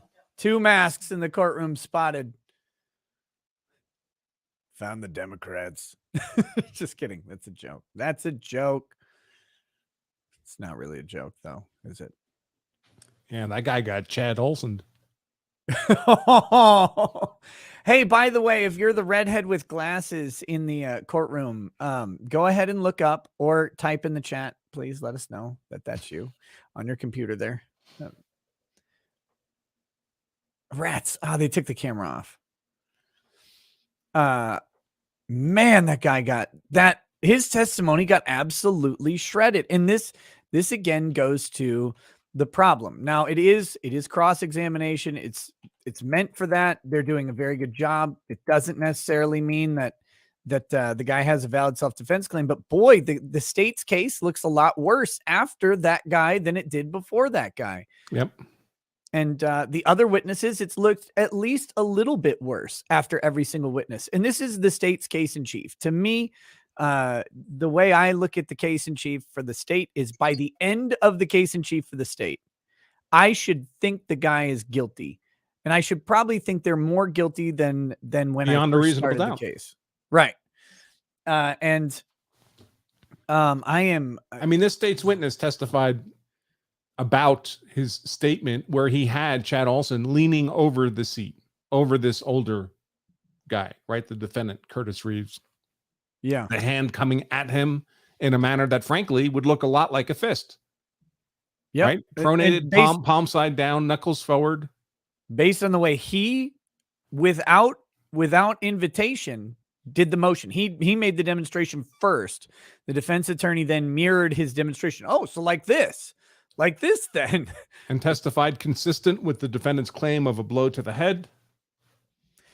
Testified about expressing concern for the defendant's well-being, or for the deceased's well-being, which is not a requirement of self-defense, but it sure looks a lot better when you've defended yourself and then are concerned that, the results of that defense might be extremely bad for the other person. Because typically defenders aren't thinking, I want to kill. They're thinking, I'm in danger, got to stop it. That's a state of mind kind of hallmark of self-defense that at least juries like to see, even if it's not always the case. And it's not a requirement that they have concern for the person. But if the idea is that I'm in danger, I need to stop the danger to me, a lot of people have that human empathy and compassion that comes out afterwards. And they go, oh my God, and we saw it with Kyle Rittenhouse. You wanted to kill him. No, I just wanted to stop the danger. I didn't want to kill anybody. I didn't want that to happen. And it's contrary to malice, right? It's contrary to having a depraved heart, much like, an excessive number of shots might be. Yeah. So this is good stuff. I mean, this is about as good of cross-examination as you can get. They have clearly prepared. They have a ton of material, which actually that's a big advantage of the 8 years, multiple hearings, multiple depositions, and witness statements being given, is they have a ton of material to go back to. I mean, they've actually done this trial, right? Because the self-defense immunity hearing was 10 days long. It was 2 weeks all by itself. Right. So, so they've done. I wonder if this guy got mauled like this at the hearing, and so knew it was coming, right? He's going to re-experience the mauling a second time around. Maybe, certainly possible. But, some of the stuff, did they go back to his hearing? No, they didn't go back to his hearing statements. But yeah, No, it was mostly, the written statement at the scene and then an interview with, law enforcement afterwards. Yeah, the kind of question, the depraved mind is already proven. This is an open and shut case. Oh, okay. I mean, if you think that, you may be surprised. The way this is going, I think people may be surprised by the outcome. I think I may be surprised by the outcome the way this is going. We'll have to see. It depends. They're going to have some interesting witnesses. How Curtis Reeves comes across in the stand is going to matter a lot. How his wife comes across in the stand is going to matter quite a bit, I think. What her perception was, the fear that she had based on this giant man leaning over the chair in front of her and stuff like that. Cursing, F-bombs. Yeah. Right. And that'll be very interesting. And remember these two, this guy and his wife who testified to the F-bombs, no one else would testify to the F-bombs, but this guy and his wife did. They're not favorable to the defense, obviously. Do not seem to be on the pro self-defense side. They came across very much anti-Curtis, even though I think their testimony will end up helping him, especially this guy's a great deal. But that's due to the cross, not the direct exam. And so that F-bomb, that sure makes the wife look less credible too, in all of this stuff. And I think they were was smart. right there, and she says it didn't happen. Right. And her testimony about the hand is crazy. They could have drilled her on it. They decided not to. And that's probably the smart move. But I mean, she was clearly lying about how her hand, with her hand orientation, because her demonstration is her hand is like this, but her husband is over here like this. And she's shot in the back of the hand. She's grabbing her husband and holding him back. And that much is obvious. They're going to make that point on cross. Very much. You saw the marks on the back of her hand. That's where the stippling was. Her hand was this way because, of course, she's grabbing her husband. She's concerned that he's losing his temper. She's concerned that he's going to get into a fight with an old man over nothing. Again. I mean, yeah. It could be, right? I think there was testimony from her even where she said she knew that he was agitated or angry based on prior experience. Which would make sense, but the way you can contextualize that and make that into because he's always angry at other people, or that he has a habit of doing this in public, is that's certainly doable. But let me read a couple of these chats real quick. Stephen Oglesby says, "Does Chinless Joe remind anyone of a Dr. Seuss character in a suit?" A little bit, yeah. He's got that Whoville chin physique going. Isaac Kazic says, "The fact that I have far better understanding of what leading questions are through the Nick Ricato School of Law than Prosecutor Chinless is really quite a terrifying prospect." I mean, I would wager he knows what leading questions are, but they've been getting away with it for the trial. The defense has been very permissive with the objections. I mean, if they're going to let you, it makes everything much easier at the least. Oh, yeah. And at the most, you can basically provide your own testimony. Stephen Stritch says, a hothead but deserves to die. No, not necessarily. Not even deserves to die. Again, even if the self-defense claim is valid, self-defense does not automatically mean someone is dead. Now, unfortunately, that can be the result, but it doesn't have to be. This guy took one shot. If that one shot would have neutralized him by happening to hit him in a non-lethal area on the body, that would be preferable to someone dying, of course. But it's got nothing to do with deserving. It's got nothing to do with something being a death sentence. I mean, people who make those statements just don't understand what the fundamental rationale of self-defense is. It's to defend yourself against a threat. It's got nothing about the outcome except in the context of neutralizing that threat. Yeah, and importantly, there's a colloquial "he needed killing" defense in Texas. That's not self-defense. Actually, he needed killing is distinctly different. He needed killing is a vigilante or communal justice idea that some guy molests a kid and the justice system doesn't work, and so then they someone goes after him, and then the resulting trial, the jury goes light on the guy because something there's some obvious thing. This is some guy's kid was some guy gets revenge for what happened to his kid or his wife or his friend or something like that. That's he needed killing. That is not self-defense. It's also not a valid legal strategy or defense. It's a colloquialism. Self-defense is not about giving someone what they deserved. It's literally stop the danger to you. And goodness gracious, I got real choppy. And if you happen to, in stopping the danger to you, if you happen to cause serious bodily harm or death to someone, well, then you're protected legally. You get some protection from liability because of the situation you're trying to, you're protecting your own right to live that was being infringed on by someone else. So it's a different perspective. Corpus Delecti says, Nick, has anyone else pointed out how Curtis looks like Filbert from Rocco's Modern Life? Maybe he couldn't be seen because he was too turtly for the Turtle Club. Also, this witness seems to be turtling farther into his seat. Yeah, that was good. I mean, his seat was low, so it looked kind of goofy already, but he was, man, was he sinking as it went. And that rocking, the nervous rocking was, he knew he was getting absolutely handled on the stand. Oh, goodness. Jim Tussig says, this is BDSM. Well, it was a bit of a beating. Res Oxen says, you guys advise never to speak to the police. What if you are in a witness position and they're requesting a statement? Should you ask for a lawyer? The answer to should you ask for a lawyer is always, can you afford to ask for a lawyer? If you can, if you've got the money to pay someone to walk you through a witness statement, not always the worst idea. Is it necessary? Not always. But the general concept of not speaking to the police, as with any rule, is a state of mind that you start with. And there are obviously exceptions to it.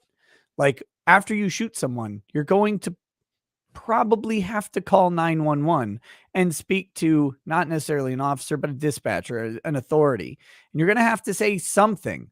I had to defend myself. Someone is harmed. Please send help. I'll be here wearing these clothes, or whatever.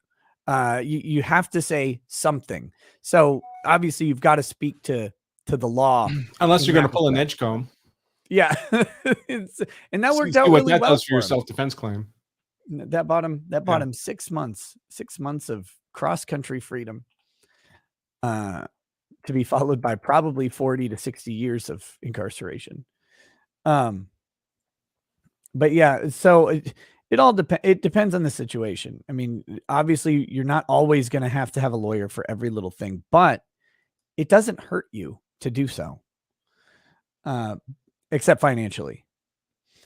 And did you cover that judge and her memes in your show last night? No, I didn't get to it. I was talking about some other stuff, and then Runkle came on, and we just ranted about Canada for a while, which is good. Good times.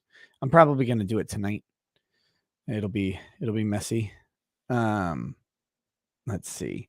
Wolfgang Deo says, I am so hard right now, thanks to Branca. Brendan Coleman says, was the question on Cross about expecting an F-bomb dangerous? My answer would be sure. I've had nuts drop F-bombs on me, but I didn't shoot them. I don't think it was that dangerous, because I think even if that guy expects an F-bomb randomly in a movie theater, the average person, the average juror, when they hear that question goes, yeah, that would concern me if someone's standing up yelling the F-bomb in the middle of the movie theater, right? Like something interesting. It contributes to a reasonable perception of threat, right? By itself, it wouldn't be enough to justify the use of deadly defensive force, but it's a brick in the construct. Right. And just think about it. If you're in a movie theater and anybody in the general vicinity stands up and screams, "Hey, fuck you," or "I'm talking to my fucking daughter," like that, what happens? You get on edge. You get a little bit of apprehension. Again, not sufficient to pull out a gun and shoot someone, but if that person was yelling it at you and then they advance on you, they reach into their pocket, they, take a swing, your perceptions of that event change dramatically based on their behavior. If someone reaches into their coat pocket and they're being polite to you, you're not usually anticipating they're going to pull out a knife or a gun. But if someone's screaming profanity at you and they reach into their coat pocket, you suddenly have to be a lot more scared of what's going on. Wolfgang says, Branca, get me harder. Irish wristwatch. Greg Bilata says, a question for Mr. Branca. What is the legality of a Mogadishu against a home intruder? Could the tactic be used against you in a case of self-defense where duty to retreat in-house is on the books?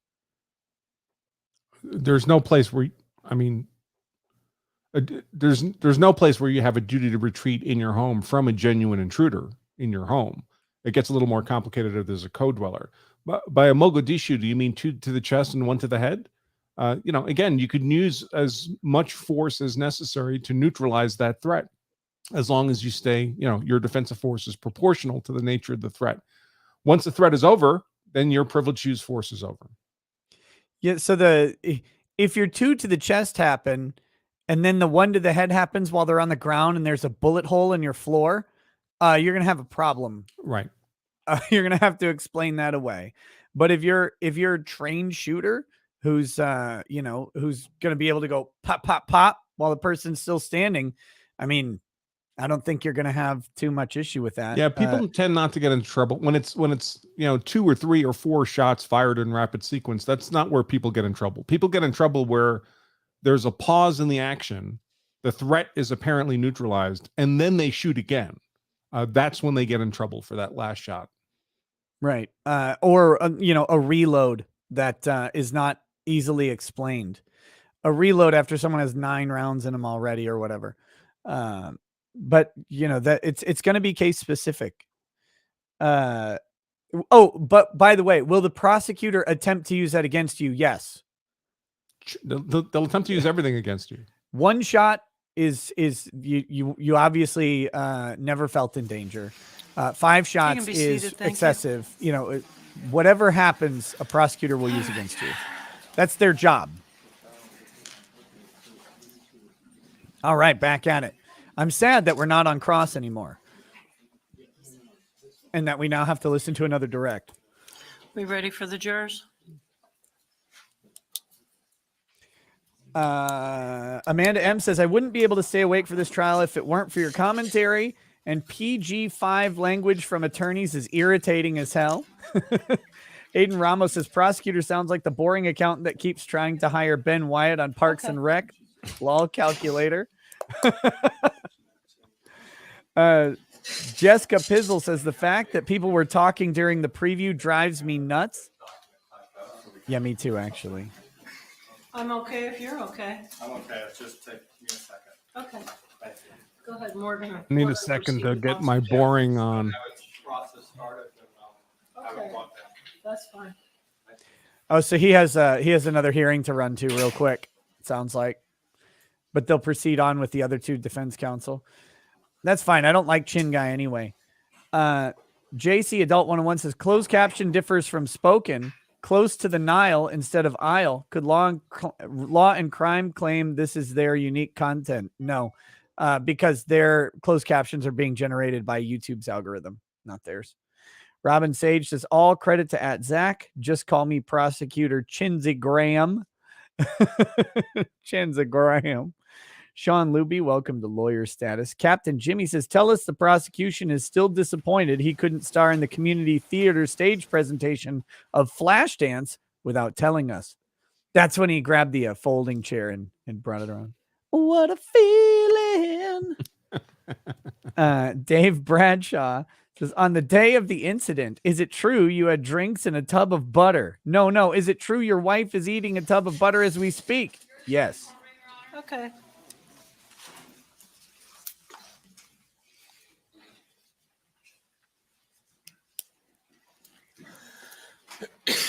The two bald attorneys have to be angry that when they hired their associate attorney, all of their hair moved onto his face and head. Just all of it. Just it's like the hair just, and then on him. Thank you. Thank you, Deputy. Ladies and gentlemen, were you all able to abide by my instructions during the recess? All right, number 9, you still with us? Okay, good. Glad to hear that for now. Mr. Garcia, you're standing up. I am, Judge. Yeah, Deputy Eric Jones, Your Honor. All righty.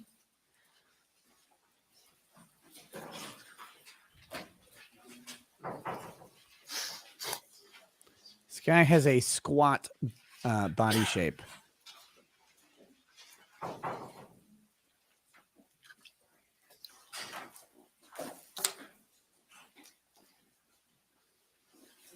All right. Another LEO. QGG639 says, in Pee Wee Herman voice, I'm trying to use the phone. I can't do Pee Wee Herman voice right now. I don't know if I could do it ever, but I can't do it right now.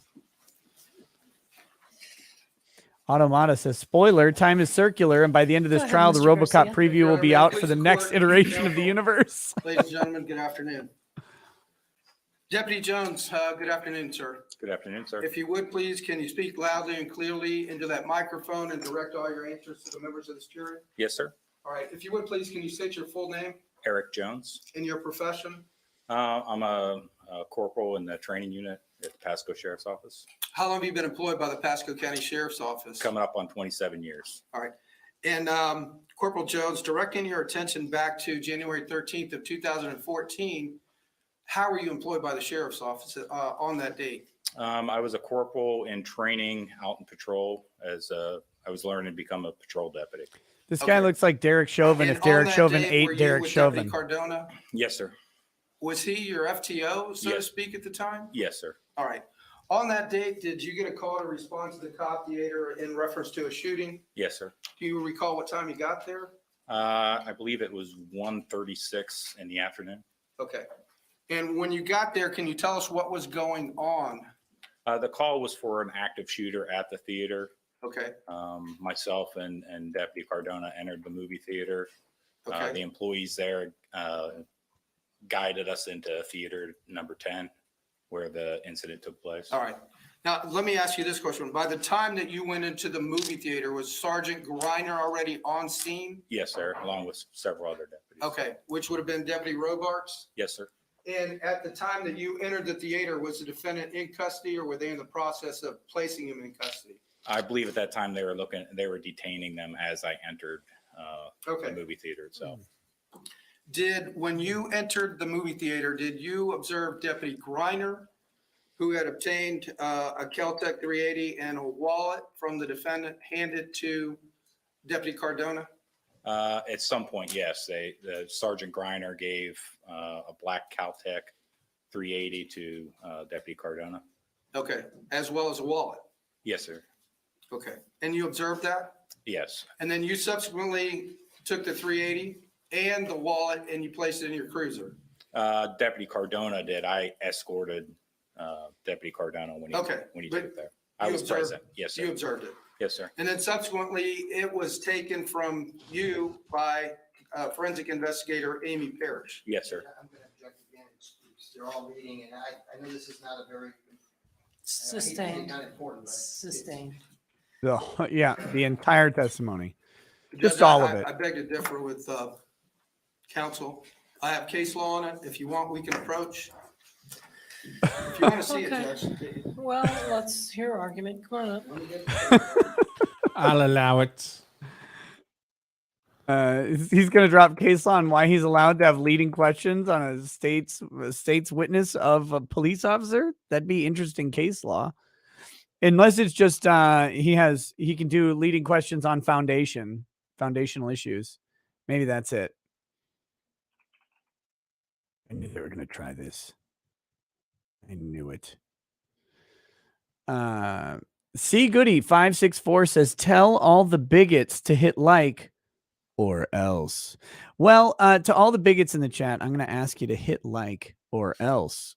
C Goody has some other plan for you, but it really does help the stream. If you like the show, hit the like button. Tell YouTube you like it, and that's always good free way to help support the show. I appreciate it as well. So thank you. I feel like I've been hit by a cell phone. Sorry. I was narrating the internal monologue of Curtis Reeves there. I apologize. I hope when he gets up, he has a ridiculous voice, like something you would just never expect. But I have a feeling his voice is going to be gravelly. I've never heard him talk. Have you heard him speak? Who? Curtis Reeves. No. Okay. Well, I meant to listen to because he testified for like 2.5 hours at his immunity hearing, but I ran out of time. Dare you? I mean, I wouldn't have run out of time. I didn't even try, of course, but I wouldn't have run out of time if I had tried. So there's that.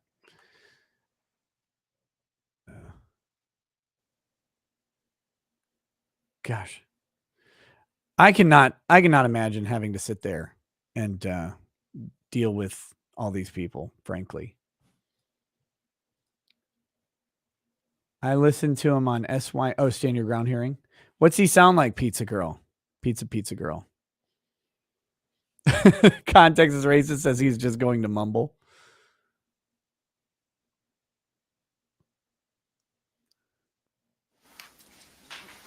Catherine H says, "I was not forced to like the stream." That's good. Judge, may I approach Corporal Jones, please? You may.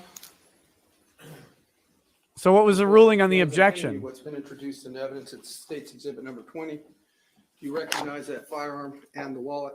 I do. And is that what Deputy Cardona received from Deputy Griner, and then it was subsequently placed in the cruiser, and then Amy Parrish got it from you? Yes, sir. All right.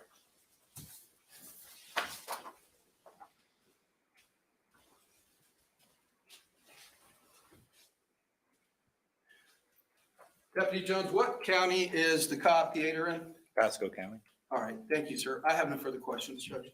Thank you. No need for Cross. cross. Okay, thank you. All right. So, can this witness be released? Yes, Judge. All right. Thank Oh, you. okay. Corporal, you're free to go. So he was just brought in to say that he was there and that he saw I think he said he saw someone else there, some other witness. Who's next? Your Honor, the state would call Amy Parrish. Who's Amy Parrish?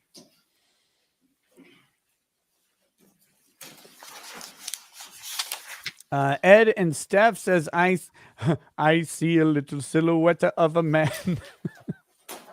Bowtie Charlie says, the last we'll see of this former deputy, when he gets home, Jabba will drop him through the trap door to be eaten by a rancor.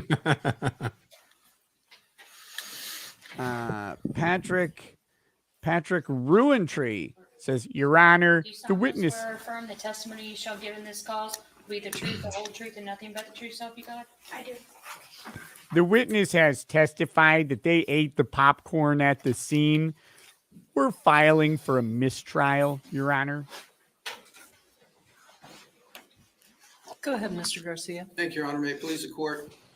Ms. Parrish, good afternoon. Good afternoon.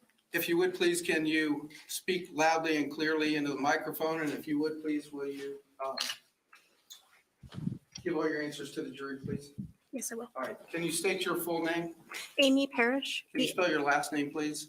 Parish. All right. And what's your current profession? I currently work as a senior business analyst for a software analytics company. On January 13th of 2014, by whom were you employed? On that date, I was employed by the Pasco County Sheriff's Office as a forensic investigator. And how long had you been a forensic investigator with the Sheriff's Office on that date? On that date, it was right around 9 years. Okay. And can you share with us your education and training which allowed you to perform your duties? Sure. I started off with a associate's degree in crime scene technology. I also got an additional associate's degree in criminology. And then I also got a bachelor's from St. Leo, also in criminology. And throughout my career, I had about 300 or so additional training hours in law enforcement courses. Okay. And as of January 13th of 2014, how many crime scenes have you gone to and had processed? I don't know that I'd be able to give you an exact number. Can you give us an estimate? Maybe at least several hundred. Okay. 45,000. And as a forensic investigator, is there a certain protocol that you follow once you arrive on The scene? Golden Corral protocol. Okay. Tell us the protocol that you follow as far as keeping the integrity of evidence.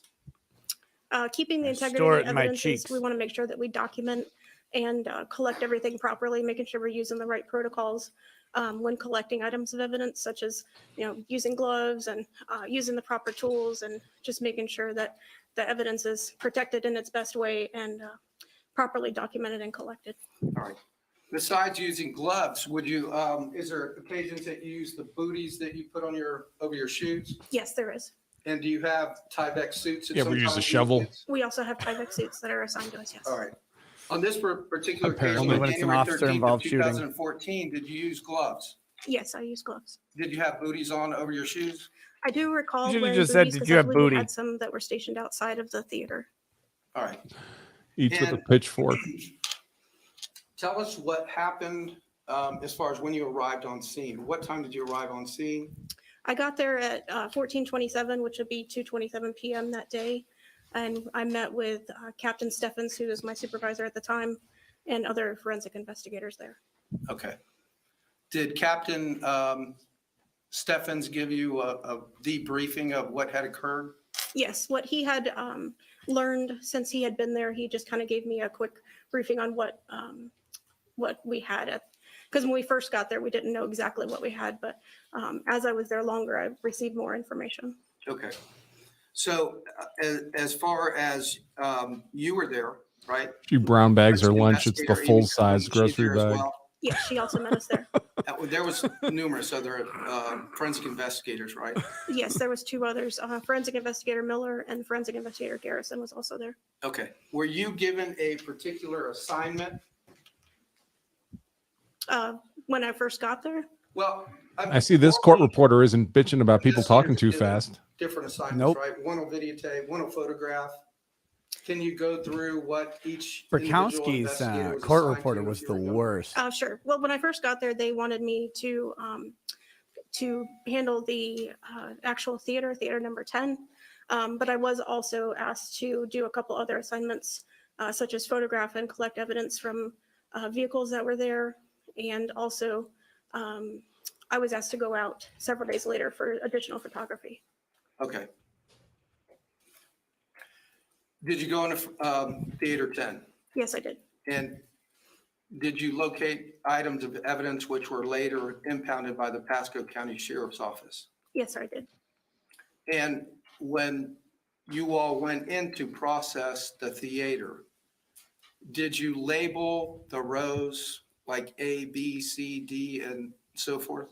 Yes, after we finished photographing and just documenting items of evidence, we decided it would be easier to be able to reference the seating by assigning placards to it instead of counting the number of seats and everything. So we placed a piece of paper with letters A1 through 10, B1 through 10, C1 through 10 on the last three rows within that middle section of the theater. Okay. That kind of gives us a background, but once you went into that theater, what was the first thing that you did? First, I just taking observations, and I also met with Detective Harris, who gave us additional information about where the incident occurred. Okay. Did you locate items of evidence in row 1, or which would have been labeled A? Yeah, it was later labeled A. There were items of evidence on the floor of that row. Okay. Did you document in your report what items of evidence were on row A? Yes, I did. Okay. Can you tell us what items you observed? Sure. On row A, there were items on the floor that were indicated by PIN numbers. When we say PIN numbers, that means a placement identification number. And it's just to show through photography where those items were located a little more easily because they're bright yellow numbers that show up. If you don't, is it okay if I refer to the? Judge May, well, would that refresh your memory? It would, just to make sure I get all of the items that were on row A. All right. May she do so, Judge? When she has a nightmare, it's about being stuck with a pin.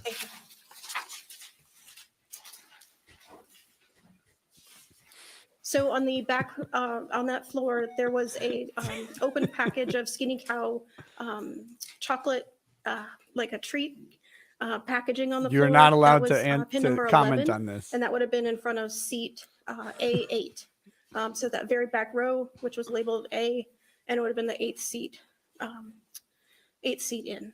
And then also there was a popcorn bag that was tilted over and had spilled popcorn. That was identified as pin number 12. And next to that was a white iPhone that had a black casing over it. I also indicated that there was a beverage cup in the 9th seat of that row, and that would have been in the left arm if you were sitting in that seat. Also on that row, there would have been a 380 auto spent casing, which was identified as pin number 14. Okay. Judge, I apologize, and I neglected to do this. I would like to use, I believe, one of the photographs that's blown up and ask if it's okay with the court if Ms. Bear steps down so that she can not only talk about the PIN numbers, but actually so the jurors can see it. Inconsiderate phrasing. Put it on the easel. Yes, Judge. I'll probably need to rearrange.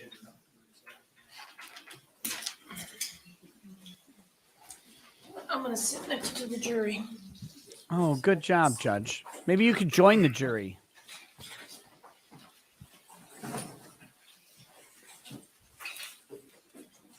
She's like, God, I wish this were a bench trial. Yeah, Your Honor. Yes, as well. Thank you.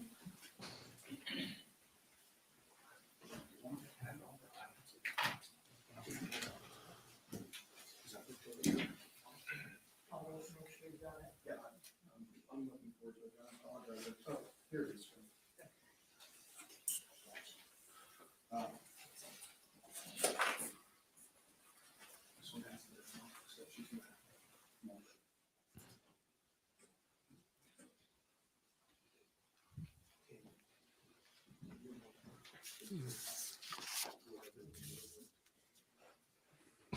Man, the judge doesn't get around so good. She kind of totters. Oh my goodness. It takes them a long time to get simple things set up in this court. That sheriff's deputy, the blonde, was just shaking her head. Admit it through her before you publish it. We know how you feel, lady. Deputy. Judge, to save some time, we would have no objections to it being admitted. Okay, thanks. We've thought through the objections that might come up, but we've decided no, because since everything else is taking forever, we want to give you So this it'd be one. 21 and 22. They stipulated that they can 21 and 22.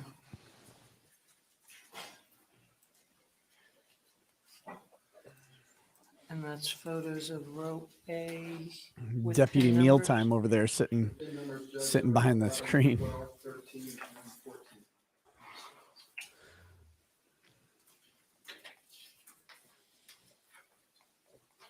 14. Mo says the average age in the courtroom seems to be about 80. Average IQ too. It is, well, As for average age, it is Florida.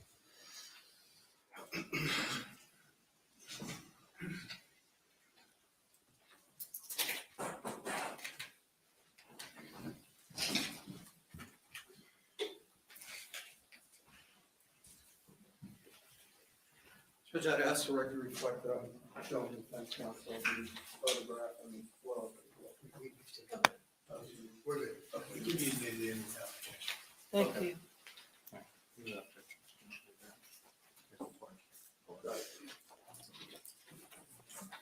Well, at least this witness has made herself drown proof. May, Ms. Parrish, step down, please. She may.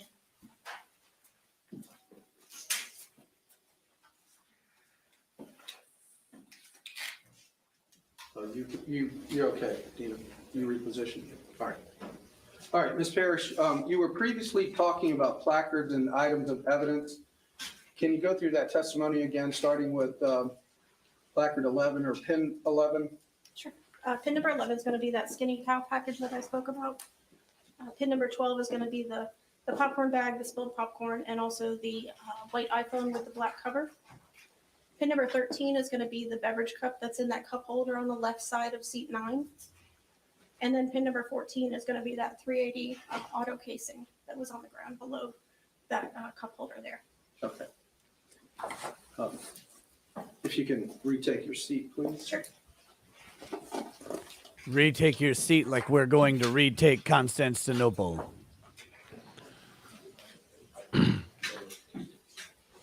She left her job with the police department to pursue a promising career as the before photo for diet companies. Oh my God.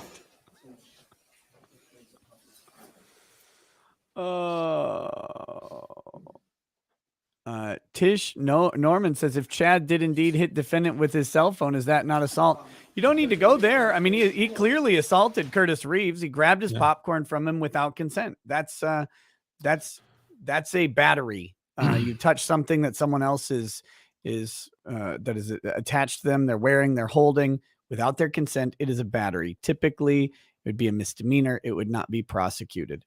There is a theory that in Florida that would be a felony. I think they'd have a hard time convicting on that as a felony, maybe. But you don't get to use necessarily that as a self-defense. That's not what the core of their self-defense is here. They have an outside argument that maybe it is on appeal, I would suppose. But that being said, the assault occurs. The question is whether or not the assault is sufficient, or the perception of what that assault means is sufficient to justify a lethal self-defense. That's what I see anyway. I guess it could be different, but whew.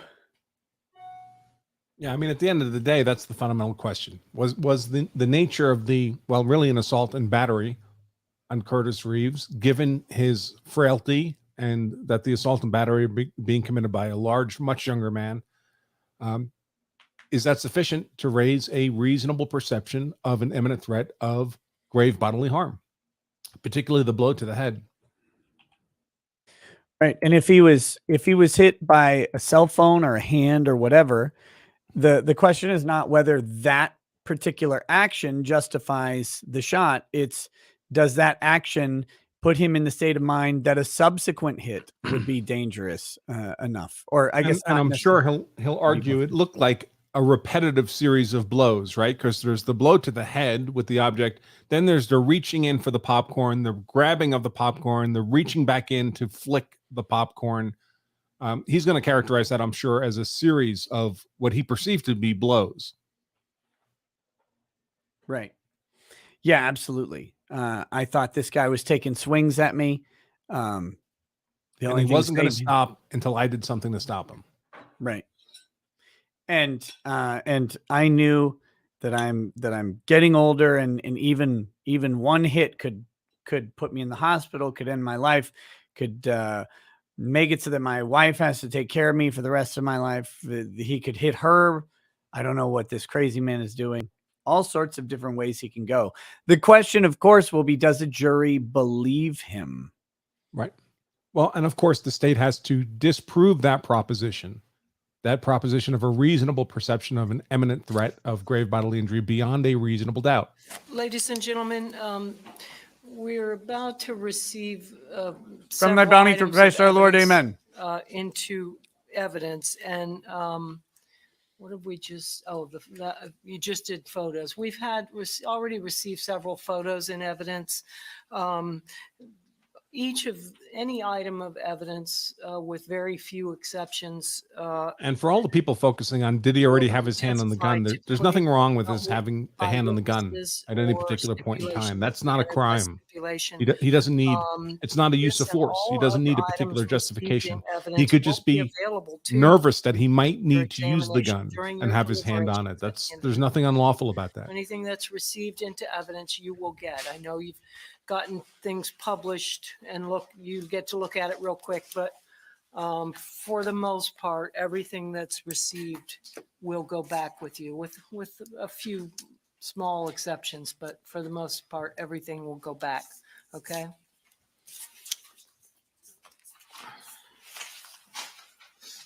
May I proceed, Your Honor? Go ahead. All right, we're going to see a It's been marked, Estates bunch of little Exhibit exhibits. II for identification purposes to Ms. Parrish. Ms. Parrish, if you would please, first of all, do you recognize the bag? Yes, I do. How is it that you recognize it? I recognize it as item AP11, which is a concealed weapons license that was removed from a black wallet. Okay. And can you look inside and see if you recognize the contents of it? Yes, I do. Okay, and what is that? It's a concealed weapons firearm license for Curtis. If you put a ball bearing on that counter there, you think it slowly rolls towards her? States Exhibit number 22. 23. 23. I'm sorry, Judge. Moving to States Exhibit JJ for identification purposes. I'd ask the record to reflect that I'm showing that to Ms. Parrish as well. My God. Do you recognize the States Exhibit JJ for identification purposes? Yes, I do. And how do you recognize it? This is item number AP13, which is the white iPhone, which we showed as pin number 12 with that protective case. Okay.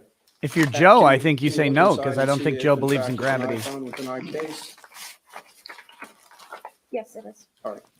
Judge, I will offer that into evidence at States Exhibit number 24. It'll be admitted. Moving to KK. I'd ask for.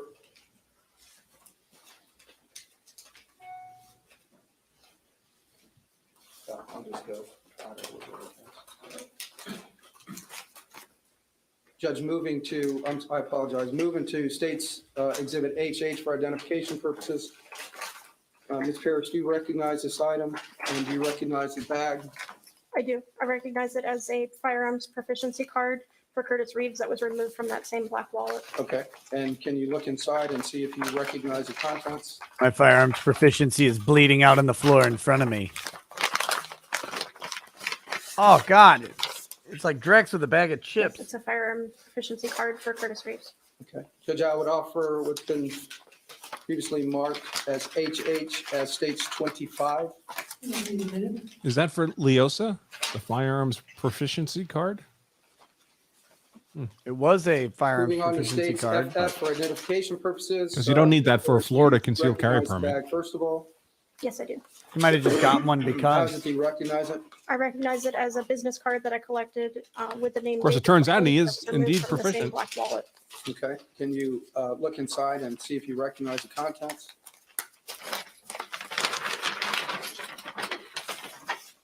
Yes, I do. It's a business card for David B. All Bryan. right. Judge, I would move into evidence what was previously marked as States Exhibit FF for identification purposes as 25, I believe. 26. I asked is that she can identify where it came from, so the board knows exactly where that particular item was when she first found it. Okay, and I believe she did say Well- that. Didn't you say? I did on a You said- couple, but maybe not all of them. Okay, thank you. Okay. Judge, that was 25, correct? 26. 26? And where was that located? The business card? Yes, the business The card. business card was located in the black wallet, which is item number AP05.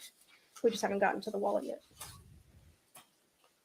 Moving on to State's Exhibit GG for identification purposes. Ms. Parrish, GG in the first of all, chat. do you recognize the bag? Yes, I do. How is it that you recognize it? This is going to be a retired City of Tampa police identification card for Curtis J. Reeves that was removed from that same black wallet that I mentioned earlier. Can you look inside and see the contents?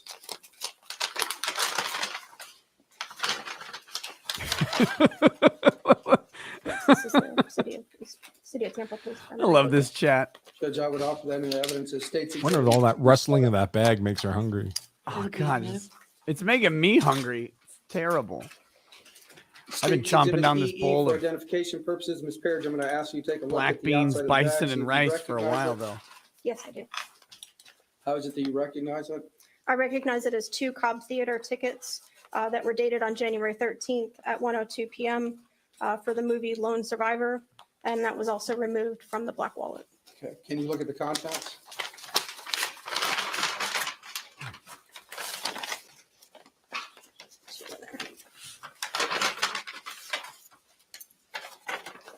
Yes, these are the movie tickets that I collected.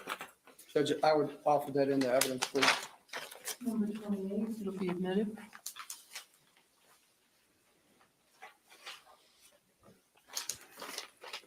State's Exhibit DD for identification purposes. Do you recognize that bag? Yes, I do. How is it you recognize it? I recognize it as the black wallet with the retired Tampa police captain badge inside. Okay. You want to look at the contents? Yes, this is what I collected at the scene. Judge, I'd offer that in the evidence as State's Exhibit number 29.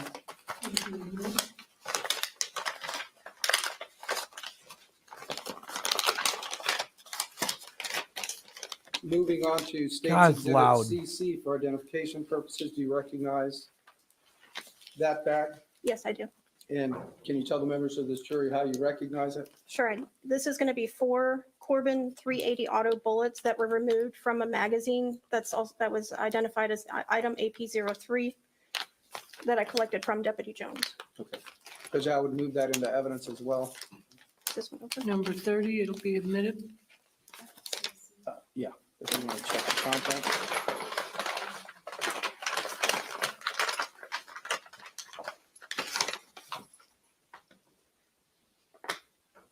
These, were they fired by FDLE? Okay. They're not the same as when I collected them. They weren't the same as when I collected them. They had been examined by the Florida Department of Law Enforcement, I believe. So are they no longer live? They are casings, yes. They are no longer live. So those are casings now. And I see they have an FDLE. They do, Judge. Okay. I would offer this in evidence as well, Judge. All right, and Ms. Parrish, just so we're clear, you collected them from Sergeant Deputy Jones. Deputy Jones, and they were live out of the magazine? They were live out of a magazine that had already been removed from the firearm. Okay, but they are now? They are not live anymore. Are all 4 of them spent? Do you want to check? Yeah, Yes, there's all spent.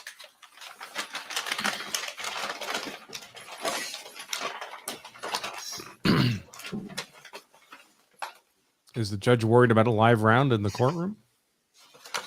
Yes, they are in fact all spent. Okay, thank you. I suppose. And you did not receive them in that condition, but you also notice an FDLE sticker on there? Yes, ma'am. Okay. Judge, I'm sorry, what number are we up to? Wonder if those were The next one fired will be to 31. The test the casings are This is 30. 31. ballistic No, casings are 30. signature yeah. of the gun, maybe? Okay. Or if they were just Ms. Parrish, fired I'm in the gonna air at a mark drunken as party. State's Exhibit BB for identification purposes. Do you recognize the bag? Yes, I do. Do you recognize, and how do you recognize it? This is going to be the magazine that was removed from item AP01, which was the Keltec firearm. Okay. His Do you wanna question is, check how the do you inside? recognize it? Not what do you recognize it as? It's been annoying me because she should be answering, I recognize this because I put it in this package when I investigated it prior. This is my signature on the bag with the I description. apologize. What did you say? There's a piece of tape that was added as likely from the Florida Department of Law Enforcement on top of the magazine at this time. Judge, I would offer that in evidence as State's Exhibit number 31. 31, and that's the empty magazine. Ms. Parrish, I'm going to hand you what's been marked as State's Exhibit AA for identification purposes. Ask if you recognize the outside of the bag. Yes, I do. How's it do you recognize it? This is going to be one Corbin 380 auto bullet that was removed from the chamber of item AP01, which is the Keltec firearm. Okay. Can you check the contents?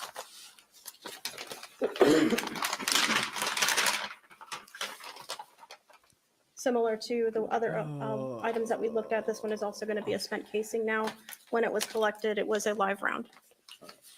Move it in as State's Exhibit number 32, Judge. Okay. Judge, It'll be lastly, admitted.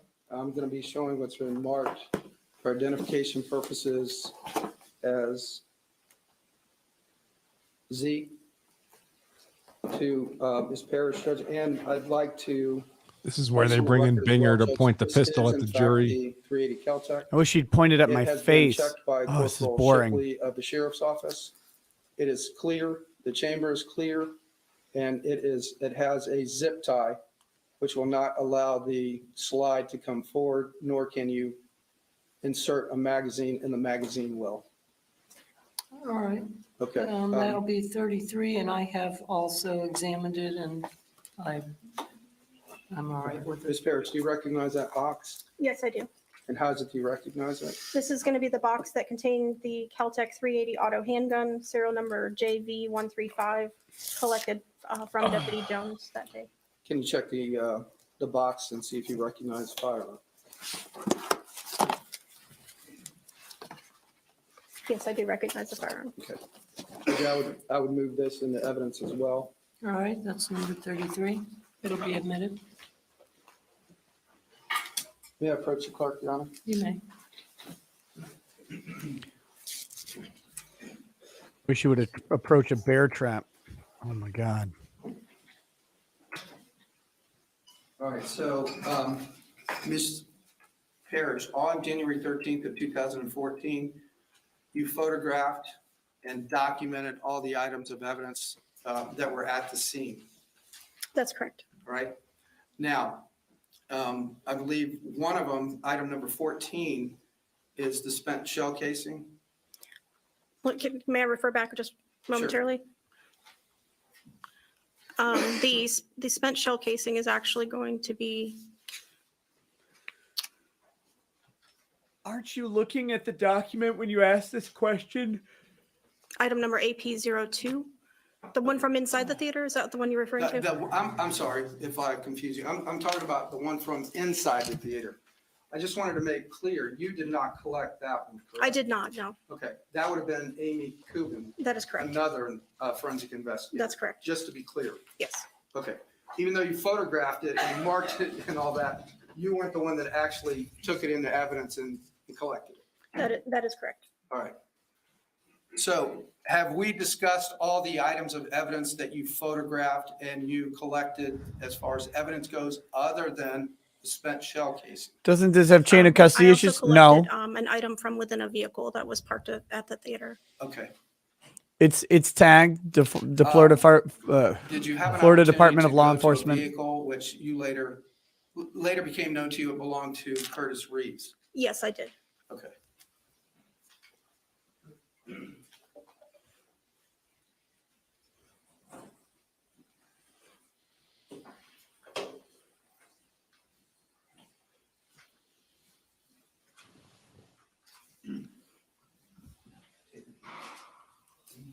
God, what is taking so long for this line of questioning? It should be a quick witness. Bam, bam, bam. This is a forensic investigator. You get her qualifications, which they got out of the way quickly. You've got your exhibits. What is this? What is this? What is this? Did you miss anything? Normal part of your duties? Did you follow your procedures or whatever? And then you're done. Judge, may I set up the easel, she's marking that evidence? Set up a gallows. Oh.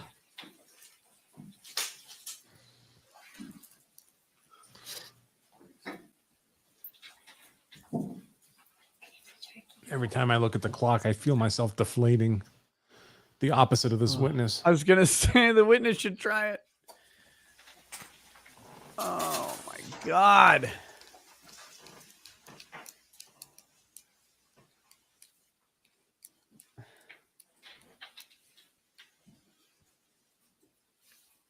Can I set up a buffet?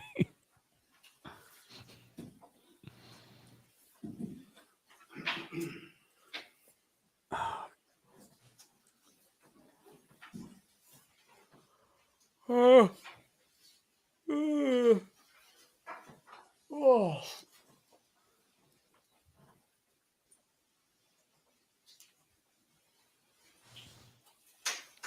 I'm so excited. Once this hearing's over, I'm going straight to my bed and taking a nap. It's going to be glorious. Just for the record, I'd ask the record to reflect that I'm showing what's been marked as state's exhibits. It's like OO, MM, and NN to defense counsel. Every time the camera pans back to her, I'm waiting to catch her putting a mouthful of potato chips in her mouth. All right, are you gonna admit those that you got in your hand right there first? Okay. For the record, Judge, I'm showing, it looks like QQ.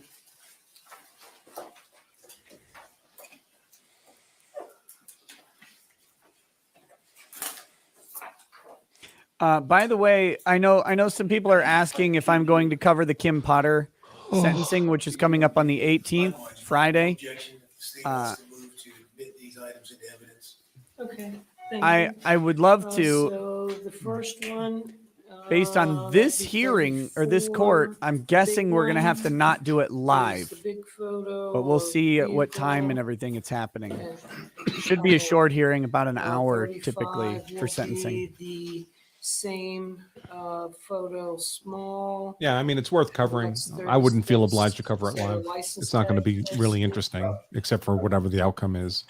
The one underneath. Yeah, that. I mean, I'm gonna cover it. The question is, can I cover it live? If I'm doing this, probably not. But if this court's in recess or whatever for whatever reason, absolutely. Otherwise, I'll cover it License plate. during lunch, after the hearing, at night, something. We'll cover it though. What's the letter of that one? The actual license plate itself, Judge? No, the letter on the back. No, I knew you were asking me that. It's MM. Okay, thank you. Sorry. I wasn't gonna give you the numbers off the license. I didn't think so. No, the license photo is 36. The small photo of the car is 35. And the big photo is 34. These car evidence photos are critical to the state's case. And then there's these photographs as well, Judge. There's Large photo of the front of the car. It's QQ. QQ. Yes, ma'am. 37 large. And then the small photo. The only QQing is coming from the state when their last witness got obliterated. Okay, and that'll be 38. Small front car.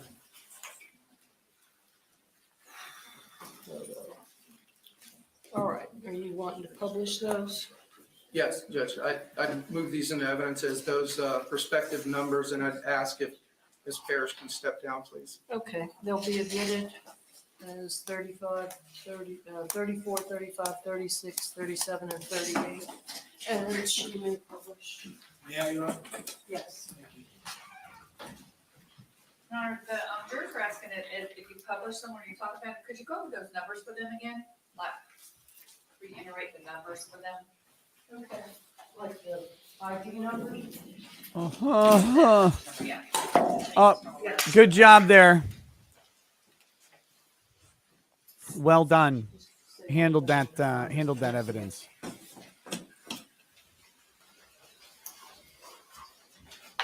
Judge May, Ms. Parrish step down, please. Ms. Parrish, do you recognize this photograph? Yes, I do. So Did you in fact take that photograph? Yes, I did. All right, and one of the purposes for taking that photograph was to either portray or indicate that there's no handicap sticker on the license plate? At the time, I was just identifying the vehicle and where it was in location to the theater. Okay.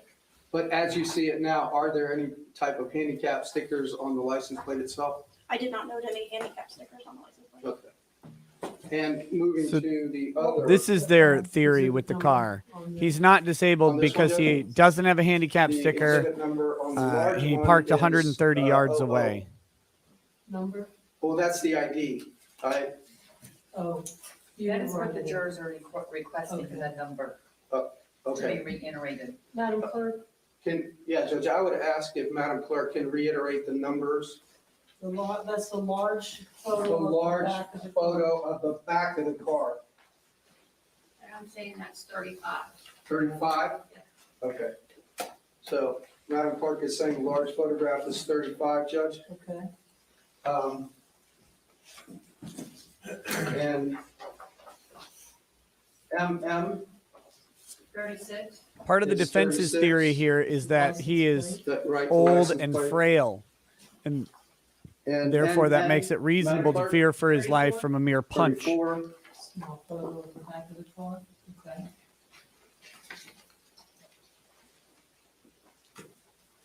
All right, and Ms. Parrish moving to the front of the vehicle now. And Madam Clerk states QQ for identification is what number? 37. 37, Judge, is the large photo. And Ms. Parrish, do you recognize that photograph? Yes, I do. And how is it that you recognize it? It's a photograph of the silver Honda Accord that was parked in the southwest parking lot of the theater. Okay, and if you look at the front of the vehicle, specifically the rear view mirror, are there any type of placards or handicap stickers on the vehicle? No, there were not any handicap placards on the sticker or on the mirror of the vehicle. Okay. Oh And my Madam God. Clerk, PP, 38. Speaking of 38, PP, I'll it's, be right back. same photo, it's just smaller than the blown up one.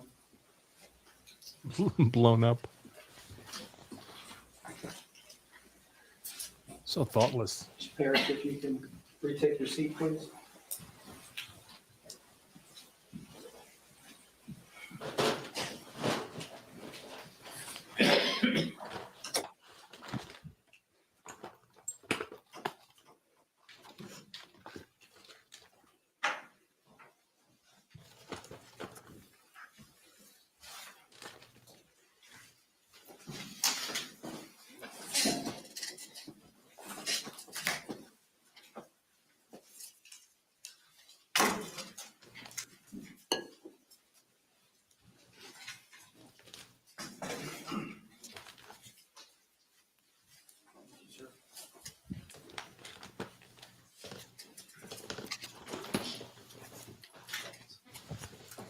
All right.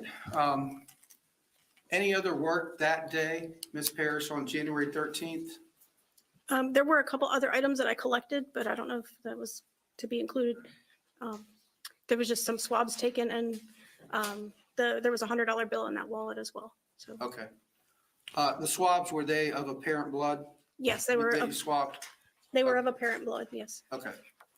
Any other work on January 13th, 2014? As far as documenting collecting evidence, no. All right. Was there a subsequent date that you went back to the movie theater? Yes, there was. And what date would that have been? That's going to be on January 23rd of that same year. I returned back to the theater. And who did you go back with? I went with forensic investigator Kubin, detectives Proctor, and there was two other detectives. I can't recall their names off the top of my head. I want to say it was Harris. I'm sorry? It's Detective Harris. Oh, and Detective Smith. Okay. So Detective Proctor, Detective Harris, Detective Smith, And yourself, and forensic investigator Amy Kubin. yes, that's correct. And for what purpose did you go back? I wanted to take additional photographs of the theater just to portray more light because the theater is designed to be dark. I brought in some additional lighting stands just to be able to illuminate the seats better so that we could show where the seats were in the theater. What sources of light did you use to accomplish that? Just some regular photography lighting stands. And then we also did what's called painting with light. And that just means that you leave the shutter of the camera open to allow more light in. And we just kind of paint with a flashlight to be able to get more light into that photograph. Okay. Judge, may I have a moment, please? You may.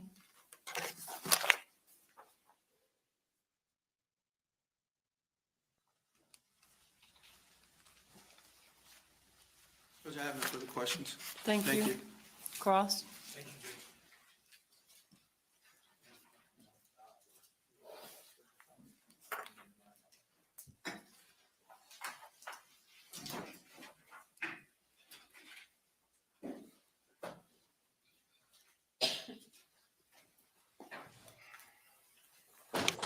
Okay, Ms. Parrish, when you were part of the forensic investigation team with Pasco County Sheriff's Office, when this happened, you had probably around 9.5 years experience, right? It was somewhere around 9 years, yes. With over 300 plus hours of law enforcement training, in addition to your bachelor's degree, right? Yes, that's correct. And then your bachelor's degree was in criminology Yes, it was. with a special course of study in forensics and that sort of thing. They refer to it as criminalistics, but yes. Criminalistics. Yes. Okay. And so when we talk about forensics and criminalistics, we're talking about the same thing? Yes, it's going to be the same type of courses that you would get as a forensic science degree or a crime scene technology degree. And that has to do with preserving evidence. Yes, that's You correct. talked about today, collecting it, right? Yes, that's correct. Handling it in a certain way. Yes. I noticed you used those gloves there when you handled the evidence. Yes, sir, I did. And also kind of documenting the Did I scene, miss right? anything? Yes. It's important to The state rested for instance, after they got that evidence in, years and now down the that's road just like across.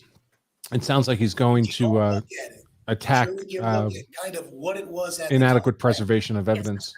And that Sure. also helps, for instance, the accused, because now his attorneys have access to certain information that you've preserved, right? Yes, that's correct. So in this case, you said that you went to the theater and you met with, I guess, you met with Sergeant Steffens first? He may have been sergeant at the time. When he left the sheriff's office, he was a captain. Okay. And so you met with Captain or Sergeant Steffens, and he told you basically what you have there, and what happened, right? That he knew of so far. Yes, that's correct. So I imagine he told you, hey, this must be a self-defense case. No, he did not tell me that. He told you, hey, this is a case where somebody may have gotten hit with an object. No, he did not tell me that. So as far as you knew, it was just a shooting and they had the guy that fired the shot. I knew that there was a shooting within Theater 10. Because we can agree that, for instance, if it's a self-defense case, you may look for instance, for objects that may have been used to attack an individual that was defending himself, right? We would look for any type of evidence that would have involved that particular event. Okay. And so, but what I'm talking about is, for instance, if you go into a scene and you're told, hey, the person that's accused here is saying that he got hit with a blunt object. You're going to pay attention to objects. Let's say this is in a small house. You're going to pay attention to objects that you normally wouldn't pay attention to, right?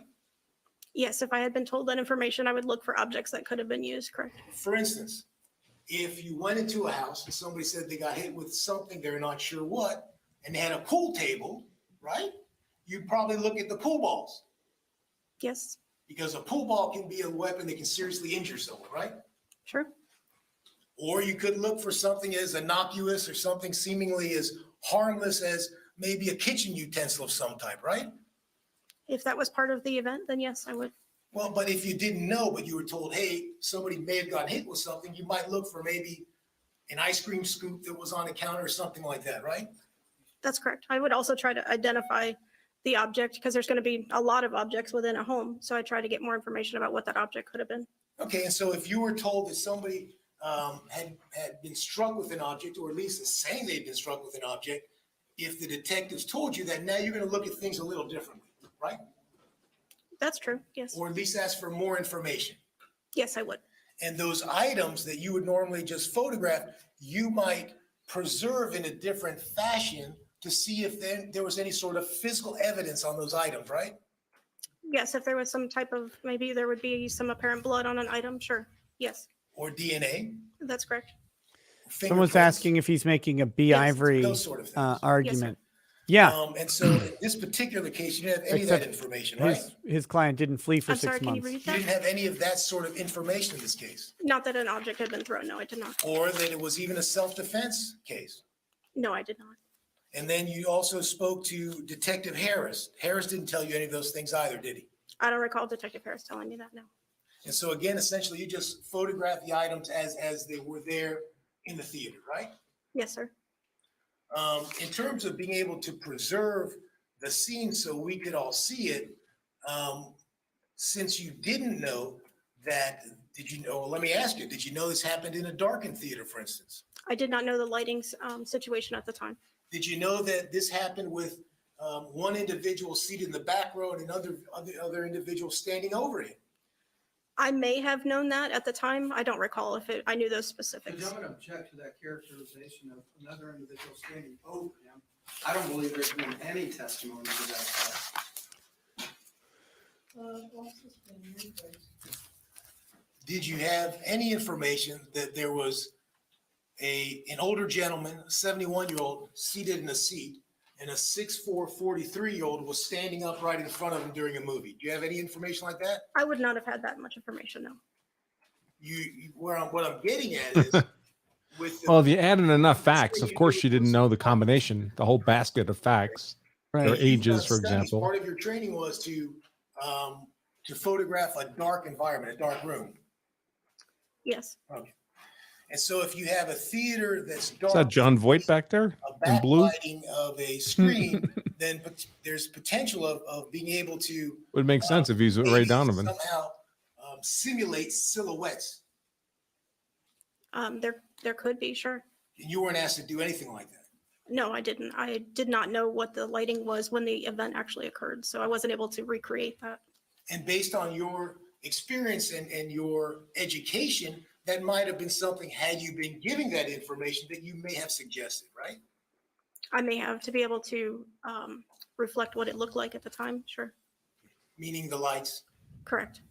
at the very least, and maybe even the sound, right?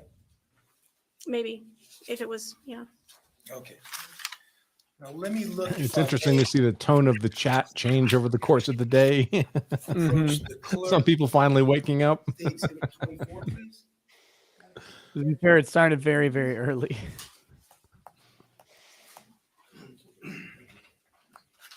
But I know what you mean.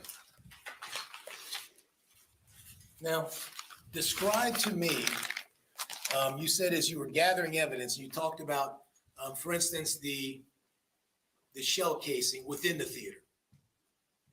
Now, when you went into the theater, you put gloves on? Yes, I had gloves on in the theater. And what sort of gloves do you put on? For myself, I wore a nitrile glove because I'm allergic to latex that just covers your hands. Okay. And may I approach the witness for just for a second? Thank you. Correct. Mandy Karavichus says, what's the difference between Andrew Branca and the Dallas Cowboys? Branca actually knows about defense. No, they're not. Okay. I was just asking because you put them on. And so what you do is you put on a pair of gloves and you go into the theater. That's correct. And when you go into the theater, do you remember which item you picked up first? So the Super Bowl party my wife dragged me to was actually hosted by the guy who's head of security for the Denver Broncos. Cool. He had a lot of interesting NFL stories. I don't know. Did you put them on? Did you gloves say right when you it's got sad into that you'll the never theater ever or be in a something? Super Bowl? Gloves were on my hands. They beat the Patriots a few throughout years the ago, whole but time that I'm yeah, they there. haven't been a good Sometimes we team would for quite change some gloves in time. between. But as far as the casing, I didn't collect that one. That would have been Investigator Cuban. Okay. When you went outside, you collected the gun from Deputy Jones, Yes, I did. the firearm. It's not allergic to latex, not allergic to carbs. Right, as well? Yes, that is correct. And those items were taken out of the theater and they were in the trunk, Deputy Jones's trunk. Yes, that's correct. And so that's where you got them. That is where I got them. And from. so you put on gloves before you handled the firearm, I imagine. Yes, I did. Okay. And so those gloves, you gather the firearm. Are those the same gloves you have on when you go into the theater? No, I would have changed out my gloves before collecting that firearm. And do you know that you changed out your gloves? I'm not certain, but I would like to say that I would have, because that would have been a practice that I used when I was working in crime. Well, I understand, but you're here to document evidence. So did you document someplace on any of the forms, gathered firearm, change gloves? I did not document that in my report. What about this? Let's say the firearm, because all you know is somebody got shot in the theater, right? That's correct. So you'd want to get as much evidence off of the firearm as possible, or not yourself, but at least preserve it so that somebody else could do that, in a laboratory of some sort, right? My first priority would to make sure that that firearm is secure. So we had to make sure that we extracted that bullet that was in the ejection port. And of course, you want to preserve as much evidence as possible. Okay. And that evidence would include DNA, That's correct. fingerprints. Correct. And so when you handled the firearm, you had a glove on. Yes, I did. I imagine you took that glove off and put it in with the firearm. No, I did not. You You didn't. see where I'm getting at, right? This is what I'm getting at. DNA is kind of a sensitive thing, right? It's easy to move around. You know that, right? Yeah. You have to be really careful about preserving an item for DNA, right? Correct. Okay. And so what I'm saying is, if you touch an item with your glove on, potentially what's going to have the DNA from the item?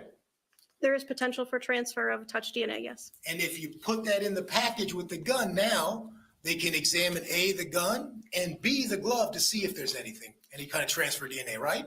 Correct. It would also add my DNA to that bag. Yes, Okay. it would. Well, you put the gloves on the inside, right? Correct. All right. So if it added your DNA, then you can be included or excluded. I mean, that's what they do, right? That's true. So This is a could- good line of you could questioning. Produce a swab, and they could say, Parrish's DNA is not part of the mixture, is part of the mixture, right? They can say that, correct. But they can also see what else is there, right? In certain circumstances, yes. Okay. So certainly you would agree with me by not putting the glove in with the item, that potentially now you have destroyed evidence of DNA on that item. I disagree, because I can't confirm that the DNA has been destroyed unless I knew that it was in fact there. Okay. Yeah, but you could Let's still talk destroy about it without the cell knowing that it was there. You had gloves on when you grabbed the cell phone off the floor? Yes, I did. Okay. And how did you grab the cell phone? Was it face up? Let me ask you that. It was face up when it was on the ground, yes. Okay. And so the screen was right side up? Her disagreement screen was was right side. nonsensical. And That's when kind you of funny. grabbed it, how did you grab it? Do you remember? If you don't remember, don't say, but if you remember, then tell me how you grabbed it. I don't recall how I grabbed the phone. You had it with gloves on? Yes, I did. And again, the gloves aren't in the packet with the cell phone, right? No, we don't keep our gloves in our bags. Okay. And so in this particular case, I'm going to tell you that they couldn't determine, the lab, that even the owner of the phone, his DNA was on it. And so potentially, That's not accurate. All right. What? Yes, approach. What the problem that they've got is they did 2 swabs on the phone, and I believe they determined that his DNA was on the face of the phone, but not on the back of. They could not use it for inclusive purposes on the back of the phone or the side that they swabbed, but I think on the face of the phone they could. So that might have been inaccurate, although it's confusing because the stipulation or the testimony about the DNA was presented in a very confusing manner. Like It was. I mean, my recollection, and I could be mistaken because they do such a poor job of communicating things, these Yeah. legal geniuses here. But my recollection was they weren't able to affirmatively match the DNA to Chad Olson anywhere on the phone, but they couldn't exclude him. It could be his.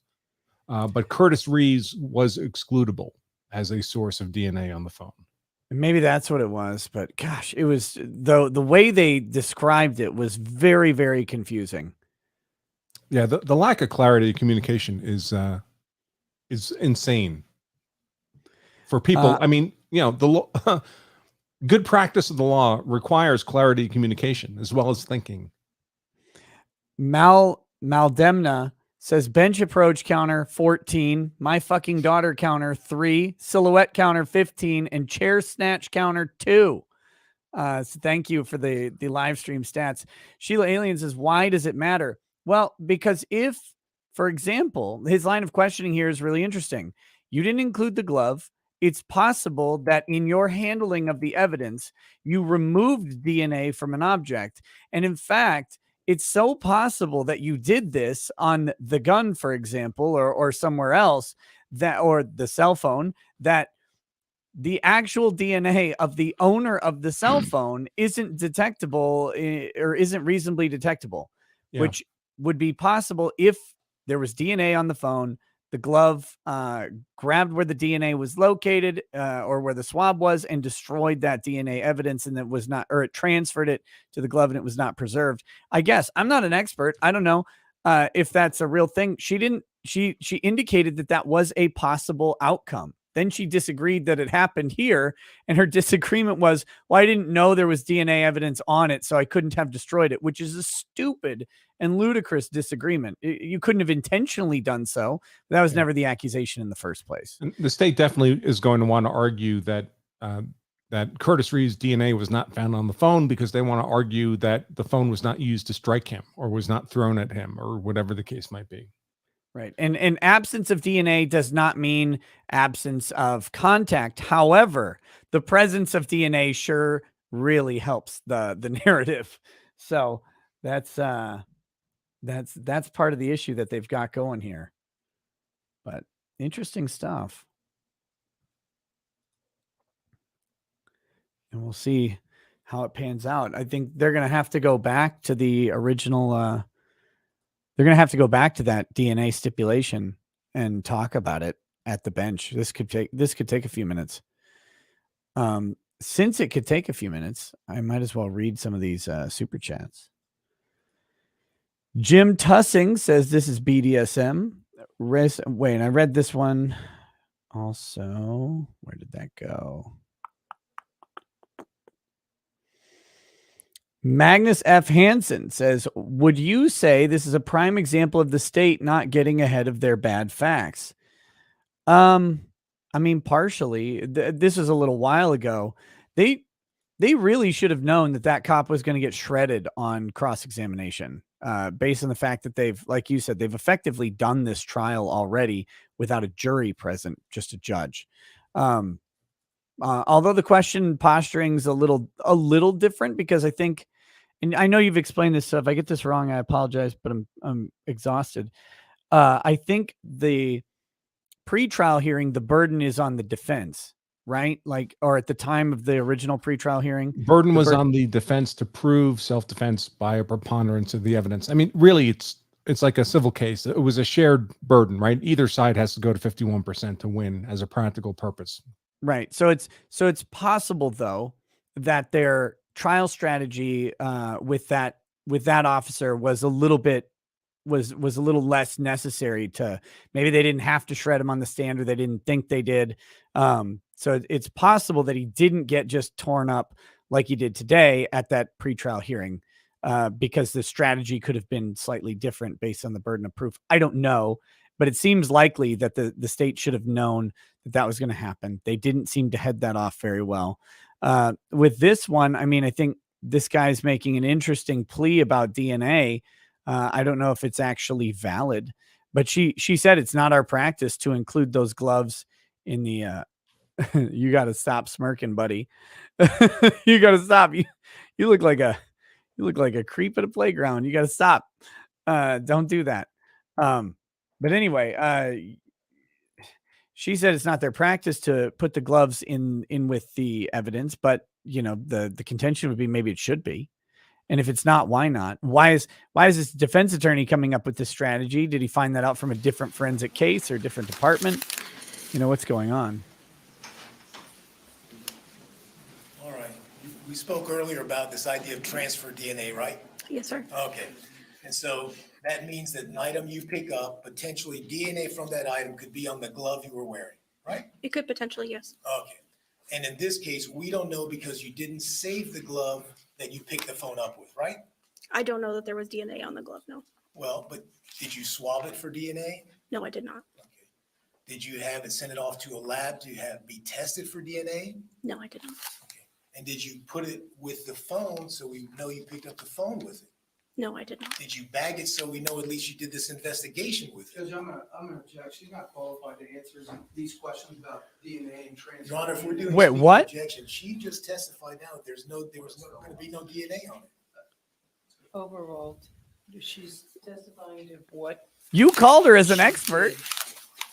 That's okay. And so you didn't preserve the glove in any fashion. This is part of this investigation, right? It's normal practice for us to dispose of our gloves. Okay. So the answer is you didn't save the glove in this particular investigation I did not.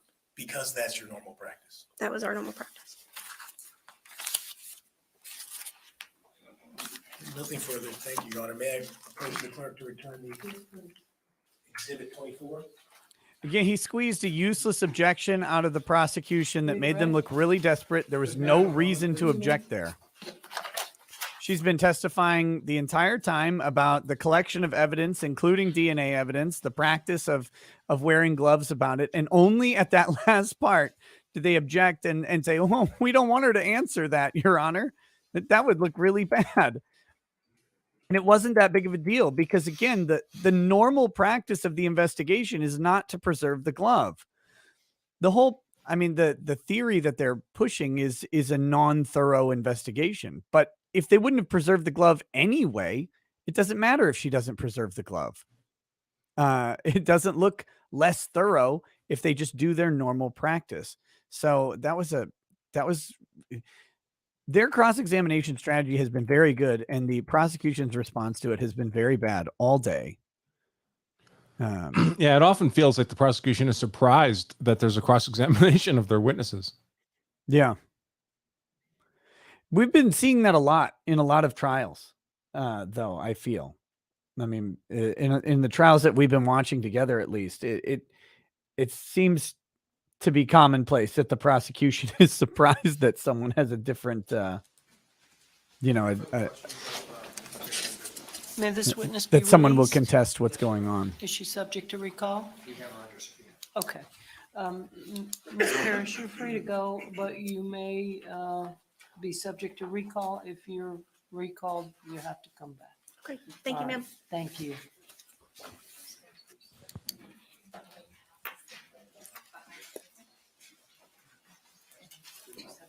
Council approach.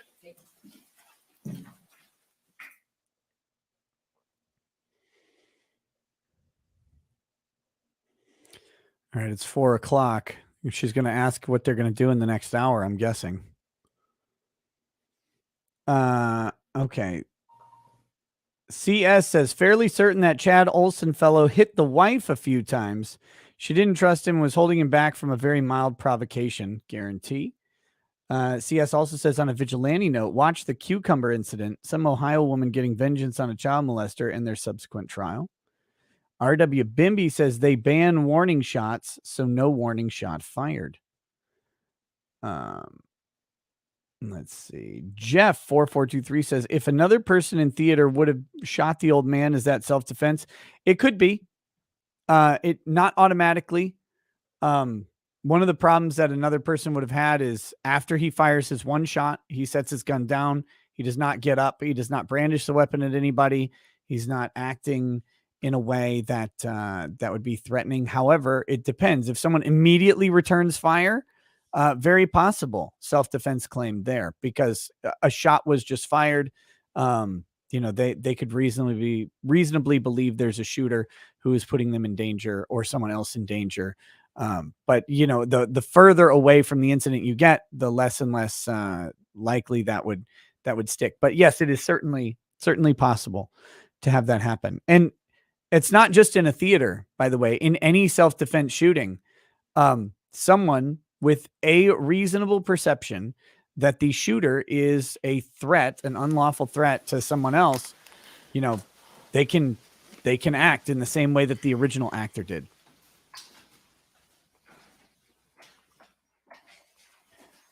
Over on Odyssey, Malik Foxon says, "Hey Rackets, I decided to go out on a limb and try that PB&J with butter. PB&J with butter abomination you had the other day. I feel like I gained the 10 pounds I lost last month right back, but it was pretty good. Here's $5, dude. It is so good. You put that butter on the inner slice of bread. Great US sent a link to Imgur. I'll have to look at that in a little bit.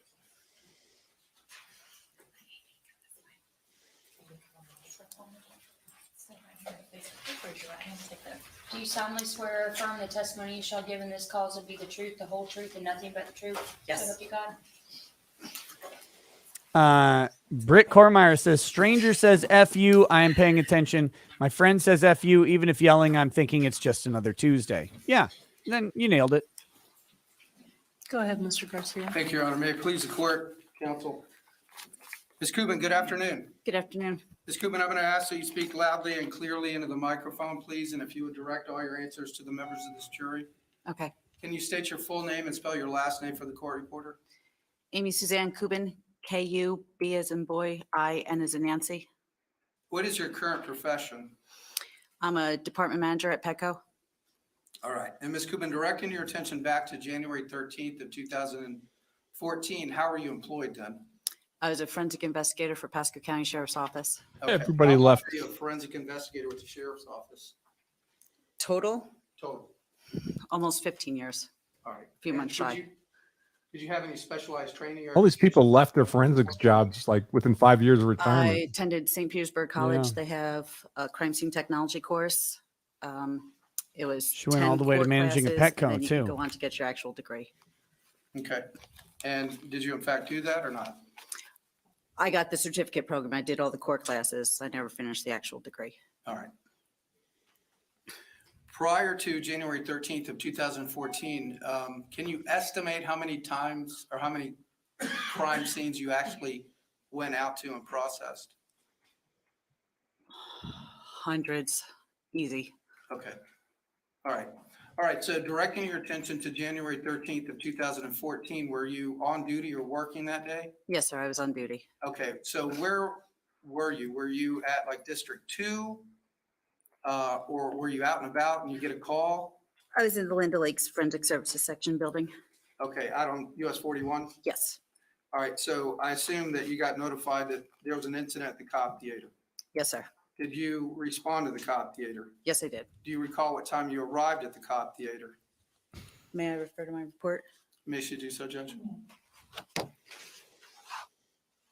Koi 540 says that chubby cop got put on the cross exam exercise plan. He lost 10 pounds of water weight and 2 I arrived pounds at from all the 14:27. squirming.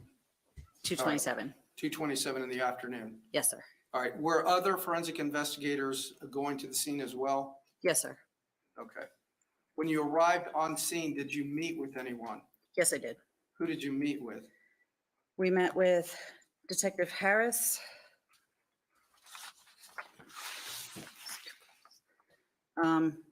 Forensic investigator Parrish was also there. 2 other forensic investigators, Deputy Elders, Captain Steffens was there. Okay. Who actually gave you a briefing of what had occurred in the theater? Was it Captain Steffens? Yes. I'm going to object at this point in time unless the predicate is late for refreshing. I don't want her to read from the police report. It's improper. Okay. Ms. Cooper, would your That's a real memory issue. It's 8 years ago. refresh She doesn't remember. This report as to who briefed you on what had happened. Yes, sir. All right, may she do so, Judge? Refresh your memory, yes.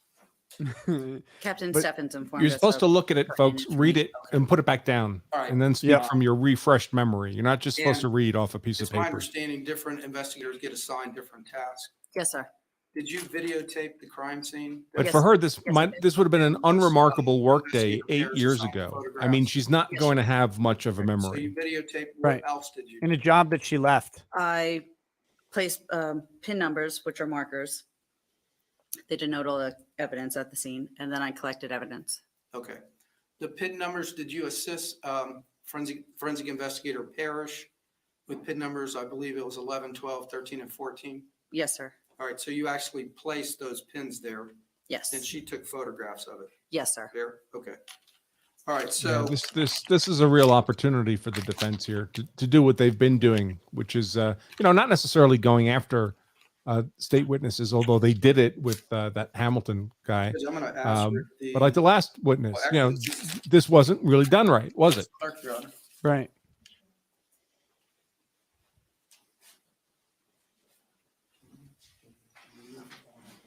And it's interesting because the person, it's possible that they left because they didn't like the processes. A lot of people in jobs like these that require some level of technical know-how get frustrated when the processes don't respect their idea of the proper application of procedure, right? They get frustrated that they have ideas on how things should be done. They're not done. They're not implemented, or people don't follow them and aren't punished. And they can leave that way. I don't know if she did, why she left. But that could be a very interesting thing.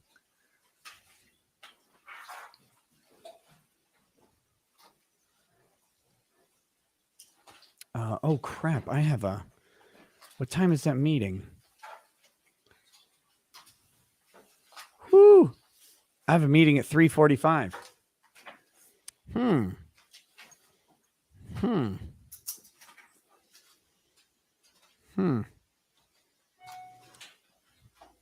I may have to step away for a brief meeting at 3:45, but I'll come back because it shouldn't take that long. And if you have to go or whatever, that's fine. But I assume you'll still be here, and then I will come back. I was planning to stay to whenever the court ends for the day. I'm showing to defense counsel what's been marked as state's exhibits for identification. Jack says you can keep insisting he's a good, competent defense attorney all you want. Does not excuse his behavior, even if it goes over your head. Oh, please enlighten me on what behavior of the defense attorney has gone over my head. I would love to hear it. That would be, your expertise will be really, really welcome. And I definitely won't make fun of it. Oh man, another storm coming to my neck of the woods.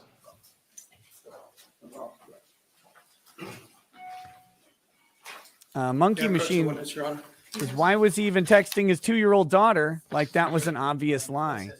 Well, Okay. Of these items in evidence by the state if they wish to do so. it was an obvious lie, but the people he was lying to didn't know his daughter was She 2. identifies him. Do you have scissors?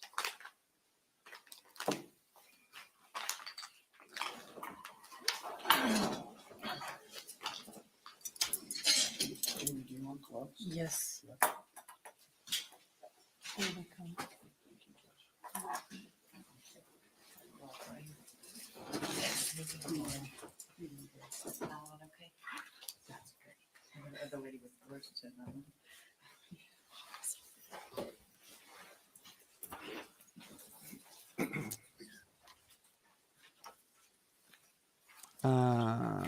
Let's see. Squizgar, welcome to Super Lawyer Status. JK Wynn says, any word on the cop in Arizona who shot the guy in the wheelchair 9 times? 9th round was way delayed. Can you ask Branca? That dude definitely needs a trial. We talked about it when it happened, but I haven't heard if there's any update on that. No, I didn't know any actual facts other than what was evident on the video. So, Yes, I did. just not enough information. I mean, did the guy in the wheelchair have a gun? Then that might have been necessary to shoot 9 times. I don't know. There's a shell casing. But absent him having a gun, some kind of projectile weapon, my recollection is he had a knife. But you couldn't really tell from the camera angle. He was entering another store, right? A Lowe's or a Home Depot or something. And there might have been, from the cop's perspective, he may have seen the guy in the wheelchair with the knife closing on someone who would have been a victim. Publish it, or Yeah. does she need to publish it? Or do you want to just do it? Oh, I wanted her to assist me in it, Judge, to point out where the shell casing, it's hard to see in the photo. Okay. Okay, Ms. Kubin, for the record, It's been introduced in the evidence. Can you point out to the members of the jury where exactly the shell casing is in the photograph? It's actually right there. Okay, well, we'll move this way then. It's to the left of my finger. All right, let's keep moving so everyone can see it. I can't see it. You can't? Okay. It's way far away. Step down between those. Is someone rubbing their beard on their lapel mic? Like, what is going on here? I don't think it's going to help, Judge. Okay, well, Can I just, it's there and you're pointing to it and it will go back. If you got the general idea of where it's at, you will get it back into evidence. Reagan Down with Virostek deliberations. says it doesn't take 9 bullets to stop someone. I can count on one arm how many shots it takes. Quote engage. Cross quotes.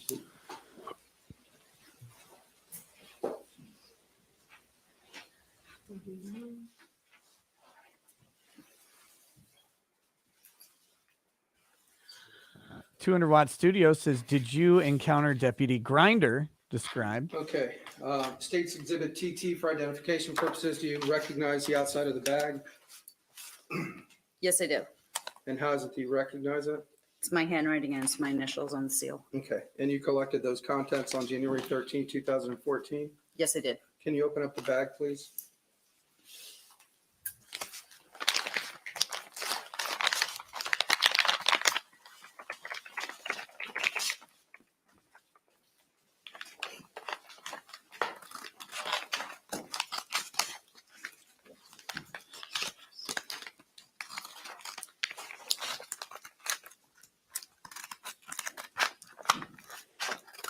The operation of scissors can be tricky.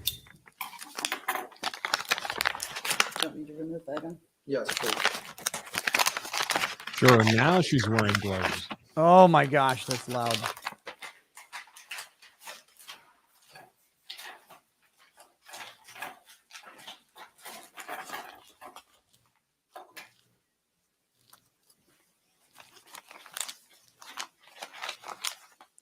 The popcorn bag. Is that the There it popcorn is. bag that you collected back on January 13, 2014? Yes, sir.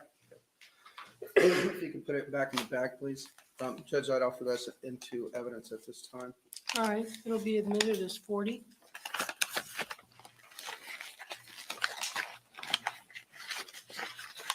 Jax, I'm open to hearing it. I just don't think you have any idea what you're talking about. I'm curious what's going over my head. Put it in the fucking chat. Nut up or shut up. You make a big claim.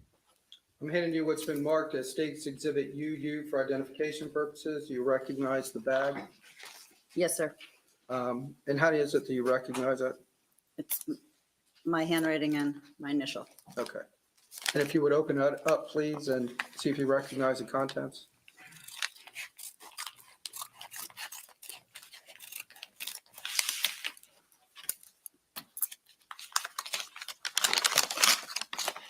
Oh, if they could just do it away from the microphone, that would be really helpful.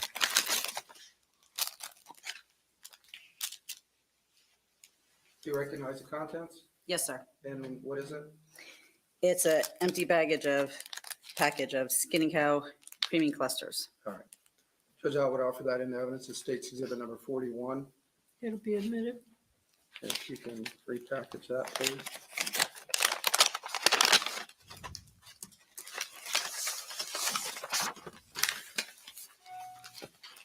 Moving on to State's Exhibit VV for identification purposes. Do you recognize the bag that's contained within the plastic bag? Can I take it out? Yes.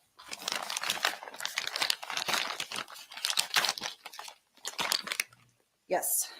It's my handwriting and my initials on the seal. Can you open the bag, please, and see if you recognize the contents?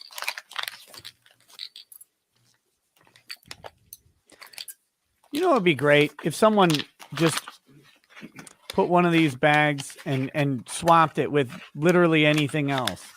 After 8 years on an unremarkable case that this person has done hundreds of times, if they're going to, like, they recognize it because their name's on the bag. Oh. Do you want me to continue opening? Do you recognize that or? Yes, sir. Okay. And from the outside of the bag, is that the spent shell casing? It appears to be. Okay. Those are my initials. Was that the spent casing that was at pin number 14? Yes, sir. Okay. Because I would move that into evidence as well. All right, you'll be admitted as 42. 42.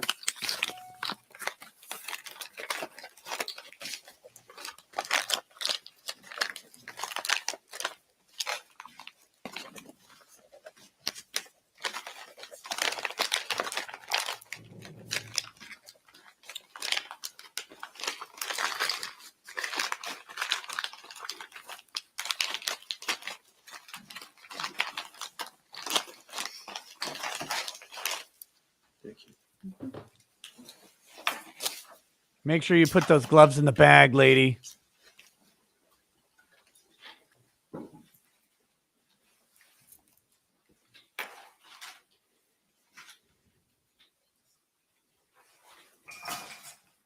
All right, so Ms. Kubin, on January 13th, you testified to collecting those items in the theater that day. Is there anything else that you did as part of your regular duties that day? Package the evidence. Okay. All right. My understanding is you had another involvement in this case, right? Yes. Can you share with us the date that you did additional work on this? Well, Chad was waking up, so I strangled him, put him down. It was January 23rd. Okay. And can you tell us where you went and what you did? Forensic investigator Parrish and myself assisted the detectives Proctor, Harrison, Smith. We returned to the theater to rephotograph using additional lighting. Okay. Additional light sources. Yes, sir. Did you do the photographing or did forensic investigator Parrish do the photographing? Forensic investigator Parrish. Okay. So I assume you assisted. Yes, sir. Did you do anything else as far as this investigation goes? At that time, I attempted to take apparent measurements of a couple of the seats in row A and row B. Okay. Did you take those measurements? Yes, sir. Okay. And when you say measurements, are you saying the seat itself in the back or? It was distances. Okay. All right. So share with us, what were the distances? In row A, which would be row 7 technically, the distance from the exterior armrest at one end of the row to the exterior armrest at the other end of the row was 46 feet. I'm sorry, was what? 46 feet. 46 feet from, say that again. It says distance from exterior armrest at one end, row A, to exterior armrest, row A, at other end. Oh, okay. I'm sorry. My hearing's getting bad. So you went from the first seat all the way across row A to the very end seat then? To, I believe, row seat 10, I believe. Okay. All right. Any other measurements? I did back wall behind row A to front of the seat in row B, with the seat in the down position as best I could put it in down position. Okay. Now, are you saying the distance from the back wall to those seats or the height or what exactly did you measure? The distance. Okay. The distance from the wall to row A? From, yeah, From the distance theater to the was divided wall. into 3 sections. And we were in the middle section and there was a wall behind it. Okay. All right. I don't have any further questions, Judge. Oh, thank God. Okay.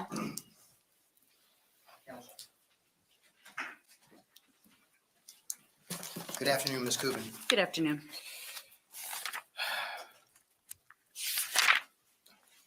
Ms. Cuban, is that correct? Cuban? Either or. Okay. Your training consisted of obtaining a certificate from St. Pete College, Yes, as well as on the job training. as well on the job training. Okay, and when we're saying on the job training, you're kind of shadowing the other investigators and forensic techs in order to learn from them. Yes, sir. Is that correct? Yes, sir. Okay. Now, there's a national certificate that you are able to obtain in your field, correct? I believe so. Yes, sir. And do you have that national certificate? No, sir. Okay. Not at that time. 4 of you were You assigned to have it go now. out there the night of January 13th, 2014. I guess it wouldn't matter. It was yourself, Garrison, Miller, and Parrish. Yes, sir.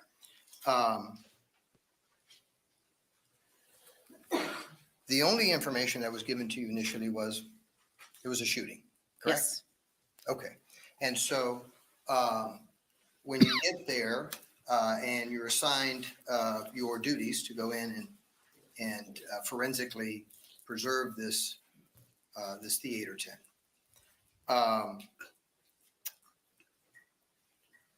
you have different jobs, right? Yes, sir. Your initial job was to videotape. Is that correct? Yes, sir. The inside of theater tent. Yes, sir. The only thing you brought with you that day was your notepad. As far as in the theater with me, I believe so. Okay. And so you get your video camera and you're supposed to be taking video of the interior of the theater. Is that correct? Yes. Were you assigned or even instructed to take that video with the lighting in the theater being at a certain level? From my recollection, we always did it as it was. I mean, as it was when you got there? Yes. But you got there quite a long time after this particular incident, correct? I don't know what time the exact incident occurred. Well, let me ask you a question. Would your report help you in remembering what time you got there? Yes. Okay, and so please look at your report, and then if it refreshes your recollection, then tell me what time you arrived. We arrived at 2:30. 2:30? Yes. Okay. So approximately about an hour after the incident, correct? Well, our unit got called at 2:02. Your unit got called at 2:02. Did anybody tell you what time the incident had allegedly occurred? No, sir. Okay, so you get there 2:30, Yes, sir. right? And you go in with the rest of your group, your assignment, videotape. Nobody tells you, hey, listen, we want you to videotape at a certain level of lighting there. No. You just videotape it at whatever lighting it was when you were in there. Yes. And for lighting, you all only brought a flashlight. Yes. And so you didn't bring any type of illumination lighting to help you illuminate the areas that you were going to be either videotaping or photographing. No. In fact, you don't even believe that at the time that you were working there on January the 13th of 2014 with the Pasco County Sheriff's Office, you don't even believe that you all had such lighting. No, we had spotlights. You had spotlights. You just didn't bring them. They were in our vehicles. Oh, they were. They're always in our vehicles. Yes. But you didn't use them. No. Okay. Okay. Now, You're investigating a movie theater. Those aren't well lit, even when they're lit. item number 39 that was admitted, it's the photo, the last photo. Well, some of them have good cleaning lights, I suppose.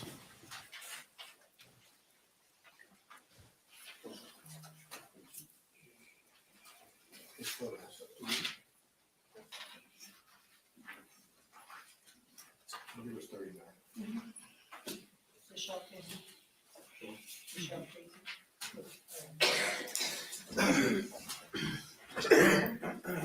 You didn't take this photo, did you? No, sir. Ms. Parrish took this photo Yes, sir. because you were videotaping and Ms. Parrish was behind you taking photos, correct? I don't know exactly where she was, but yes, by that time, I'd already done the video and she'd already done the initial photos. And she has a camera, Yes, sir. and that camera does have a flash. Yes. And that camera has the ability, after you take a photo, to look to see what that camera captured. Yes. It's So a you digital can see camera. if it's of sufficient forensic quality or not, Yes. right? And so you would agree that state's exhibit number 35 is extremely dark. Yes, sir. You would agree with me, may I approach you on? It's 39, by the way. 39. You Well, I said thought I said 30. that. 35. Oh, sorry, 39. You would agree with me that 39 is not of good quality. Correct. It's certainly not of forensic quality. It's very low light. Yes.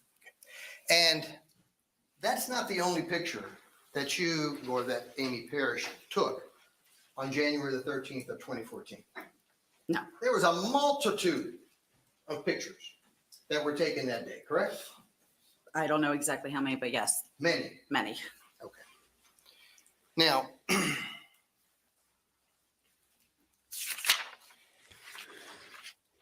Still just hammering on this shoddy when you investigation all got there strategy. and you started doing your work, you didn't see Detective Proctor, who was the lead detective in this case, for quite some time after you were already there. Correct. You They'll didn't likely see him wrap this coming up on into the close. theater until some time, quite some time, after you already were in the theater. With the fact So, that it's the yes. state's duty to prove beyond a And reasonable so doubt that self-defense doesn't exist, finish and your they work didn't even there. investigate it. Correct? Yes. And then 10 days later, the detectives say to you,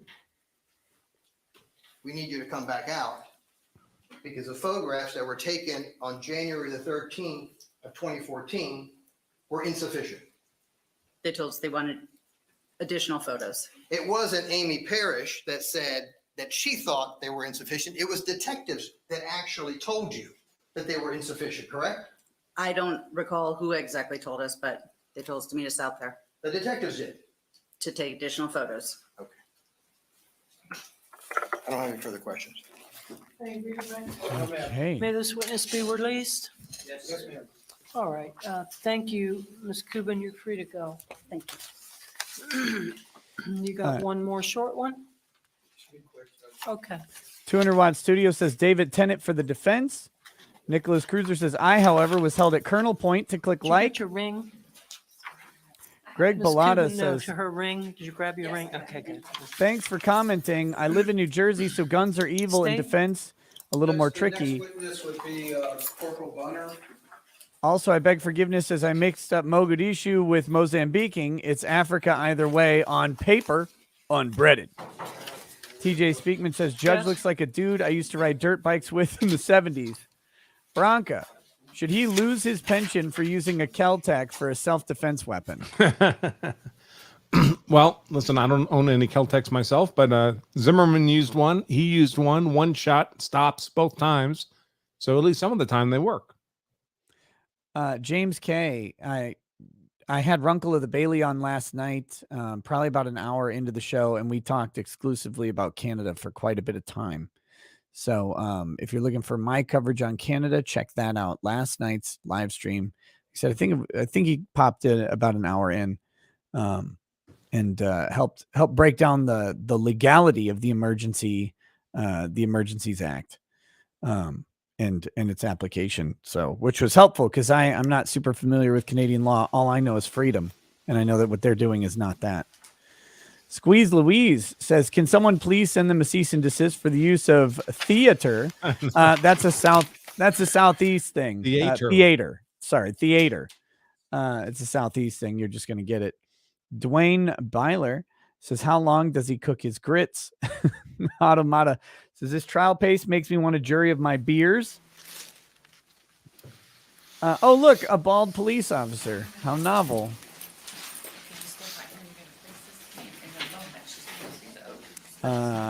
Ola Kyle says, what do you think forensics found using the black light in the back row of the theater?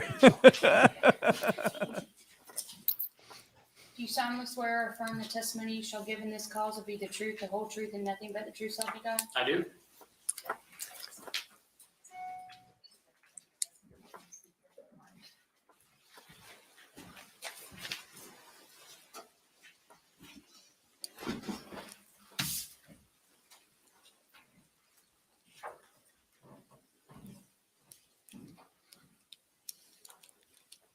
Okay. And Well, just a I'm reminder, here. guys, in 14 minutes, I have to pop over May I to proceed, a Judge? Go ahead, Mr. meeting, Garcia. Thank you, but Your it's Honor. at my Please desk, report. so I'll just mute and then I'll be back. It should be quick. Deputy Bunner, good afternoon, sir. Good afternoon.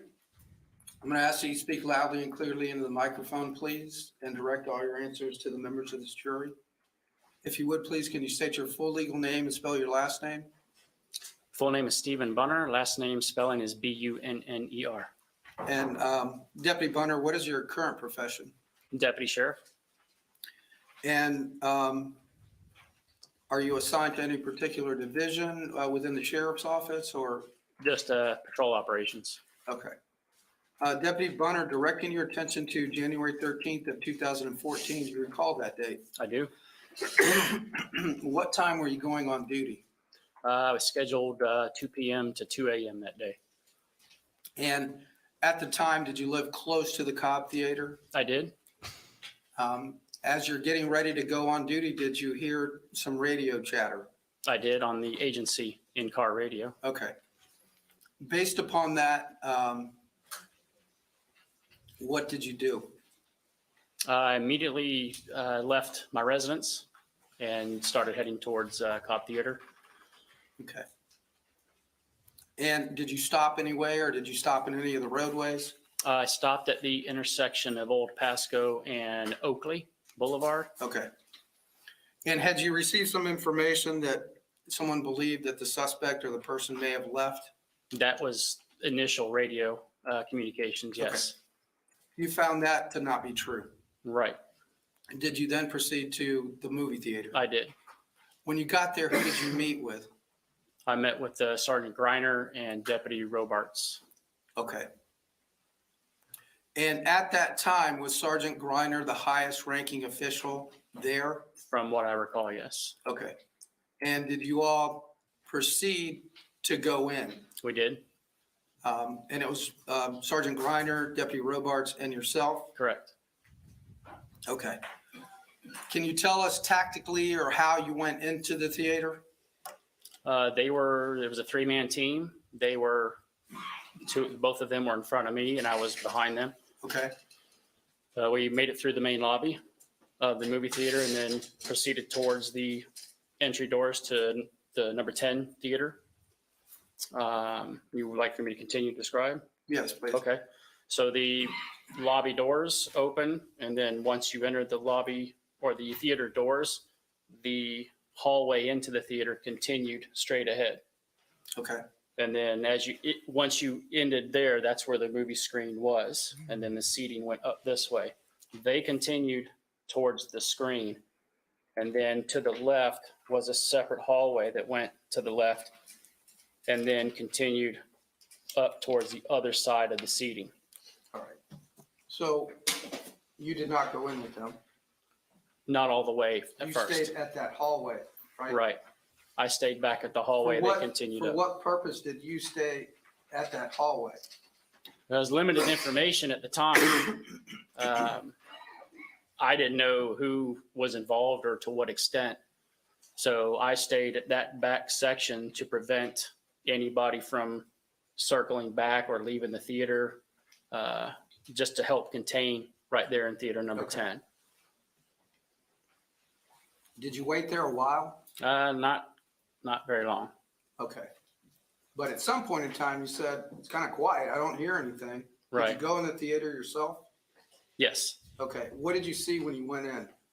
Well, I left that post and then went down the hallway where the other two deputies went. And then once I got to the movie screen, I turned and looked up the seating. Okay. And then once I I was at the bottom and looked up, that's when I saw Sergeant Griner and Deputy Robarts up at the top level or near the top level. Okay. And they were detaining Mr. Reeves at that time? At that time, yes. All right. After that, did you have an occasion to be assigned to the defendant's vehicle? I was, yes. A silver Honda? Yes, Did you locate that vehicle in the parking lot? I did. And Oh boy. I think we have. I think we have photos of it because this matters. Is this the silver Honda?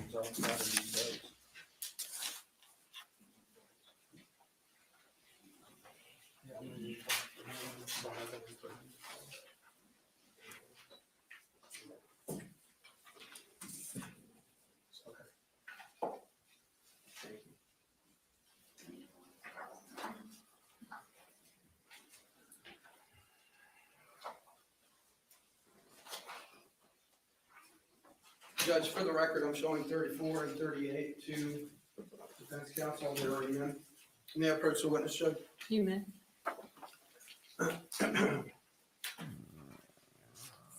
Lee Bunner, do you recognize that photograph? Yes. And this one as well, the front of the Honda, the rear of the Honda? Yes.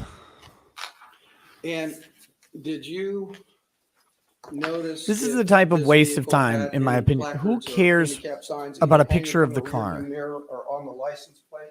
I don't recall seeing any. Okay.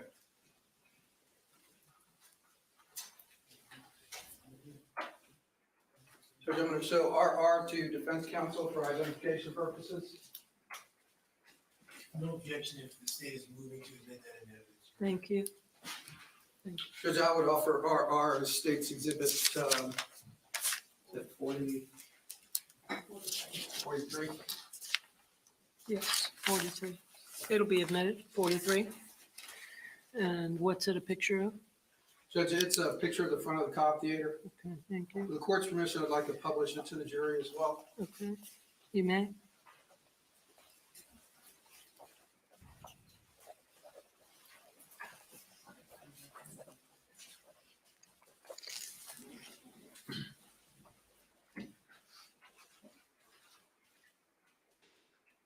Ken Merritt says this channel's like Mystery Science Theater 3000 for law. Sometimes the source material here is even more horrifying than some of those movies. Jack of the Dead says no self-respecting Southerner cooks instant grits. Alpha Fox Adam says my offer RE an ineffective assistance of counsel vid was sincere. I'll gladly pay for a short vid. Sent you a Twitter DM under different username though. Would be fun with my leftist dominated class. 200 Watt Studio says, ma'am, what do you do now? I represent the Lollipop Guild. Lagger 1829 says, Andrew's nailing it today. Thanks for the channel, Nick. Oh, you're welcome. The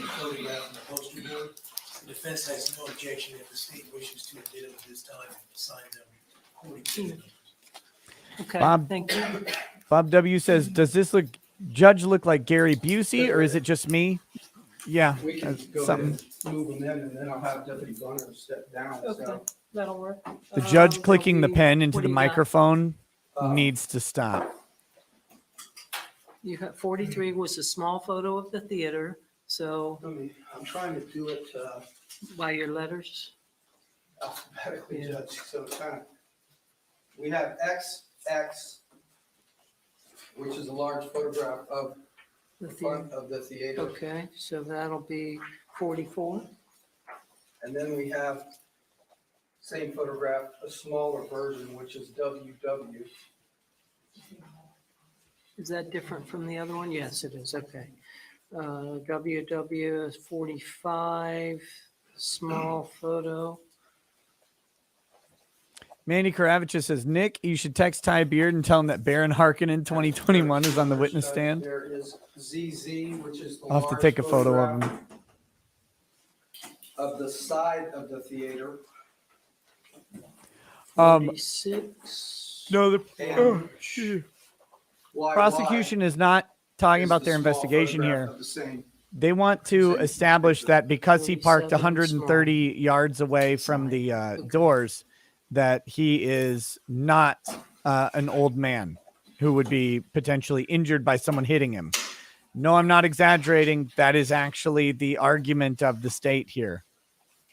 Well, he parked 130 yards away. Judge May. As if you choose where, you know, like Yes, he the distance you park from the doors at a movie theater rather than just park close. I think this is the eighth or ninth witness today. Yeah, quite a few. Well, at least they're moving through people. Deputy Bunner, if you would please, Okay, I also relocate. Yes. On that date of January 13th in 2014, can you tell the members of this jury where the defendant's vehicle was located?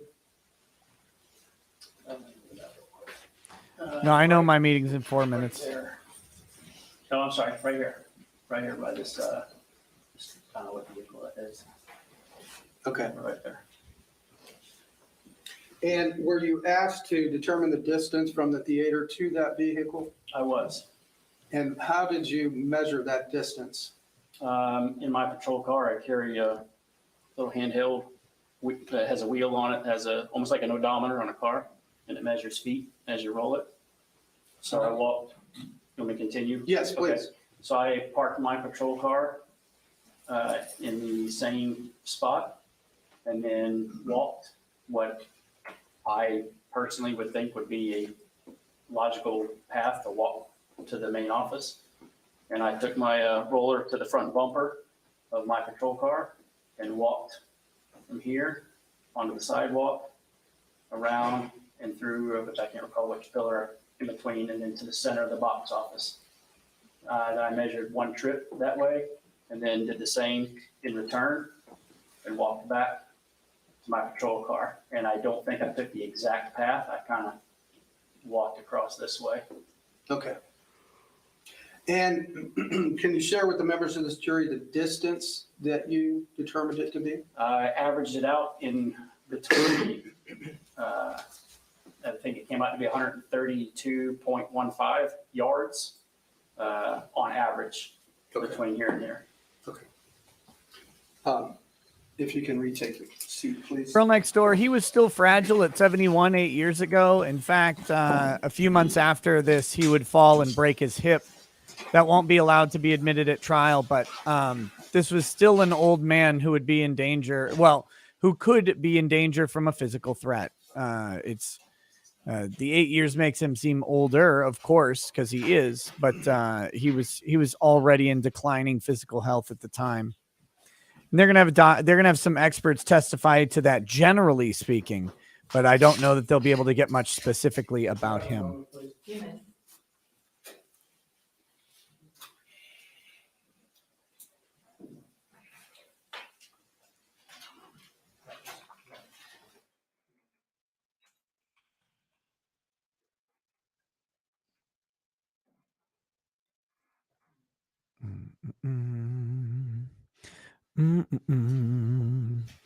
All right. Looks like I'm going to Judge, I don't have bow any further out questions of Deputy for a Byer. minute. Thank you. Mr. Garcia?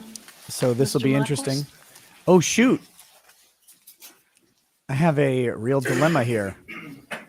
When did you conduct this? This is probably the last witness. When did you do this? January 11th of Yeah. 2022. So just this year, Probably. a little over a month ago. Correct. You pointed out on Don't worry the about that, y'all. easel, the theater doesn't exactly look the same anymore, right? I couldn't tell you if it looks the same or not. I've only been out there the one time. I couldn't tell you if it looks the same or not. I've only been out there the one time. Hold on. I have to switch the windows around. Well, you were The recent one, let me clarify. The one time during the incident, and then the one time I that know. I recall on doing the measurement. Okay, so the theater looks the same. Just a second, guys.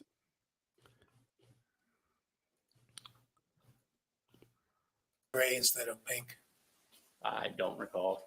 There you go. Audio coming Now, through when okay? you measured this Yeah. instance, Okay. I'm going to step out did for a minute. you measure the time it took you to walk there? No. Do you know what time, by any sort of, I don't know, surveillance or anything, that Mr. and Mrs. Reeves arrived at the theater on January 13th of 2014? I'm sorry, I don't understand the question. Do you know what time Mr. and Mrs. Reeves arrived to park in that space that you pointed out? I don't. Do you know how long it took them to walk from the parking lot to the front door? I do not. I don't have any other questions. Thank you. All right. Well, May this witness be released? Yes, Your Honor. Thank you, Deputy. You're free to go. Yes, ma'am. Thank you. Corporal.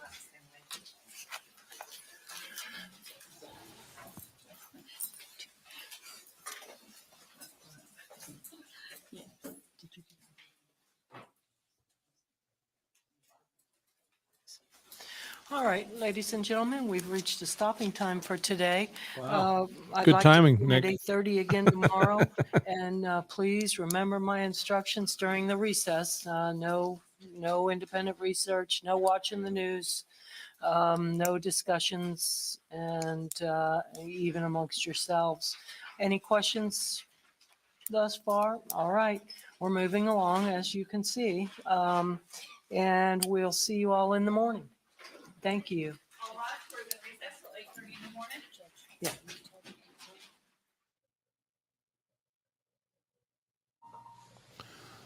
All right, folks. I don't know what's going to happen now. Normally, the stream shuts down and it switches over to some other content, and I don't believe I would have the ability to mute any new content. Don't worry he's about back. it. All right. Don't worry about it. I'm actually what I'm gonna do, since the stream is over, I'm gonna shut it down. I will answer the rest there aren't many super chats left, but I still have my other meeting going on, and I will answer any super chats that I've missed tonight from the chat. So to Andrew, thank you for joining me today. Thanks for having me. I'll plan to join you again in the morning. Sounds good. And to the rest of the chat, I'll be live streaming tonight at 11 p.m. as always, because Kimmy, I'm you an good with idiot. that? And All right. okay. Okay. Okay, very good. Okay, hold on. I've got pretty good notes if you need anything. Okay, they're just wrapping up over in court. Anyway, yeah, so we'll resume tomorrow, and I'll be live streaming tonight. Thanks a bunch, guys. Have a good night, everybody. Bye. Catch you all later. Peace. Peace.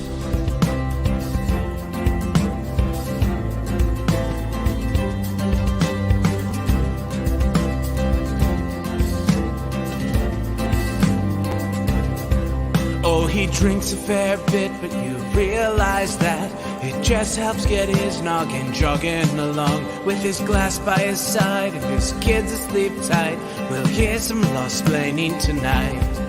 With his microphone muted, we'll laugh at this boomer until he explains it's all part of the plan. Watch his face become redder as he becomes meta, raging at idiots from Twitter and Erlang. From the white shores of Maine to the hills of Glenlivet, there's no one who explains the law better than Nick.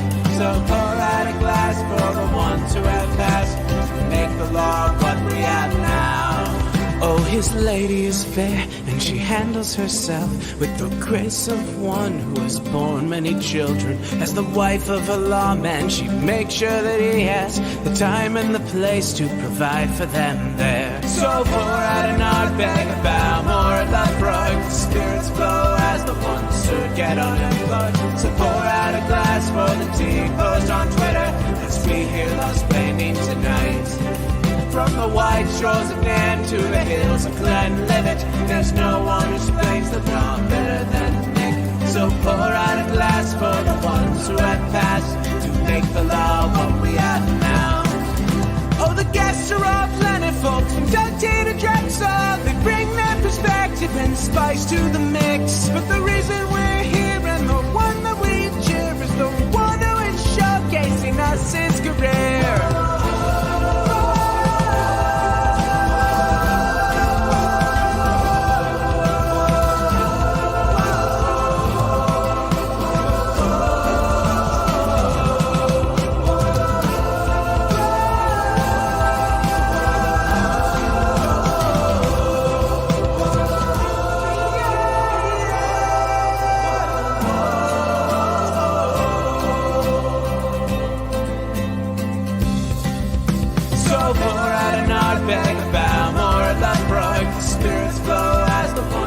Get unemployed. So pour out a glass for the tea post on Twitter as we hear lost-plaining tonight.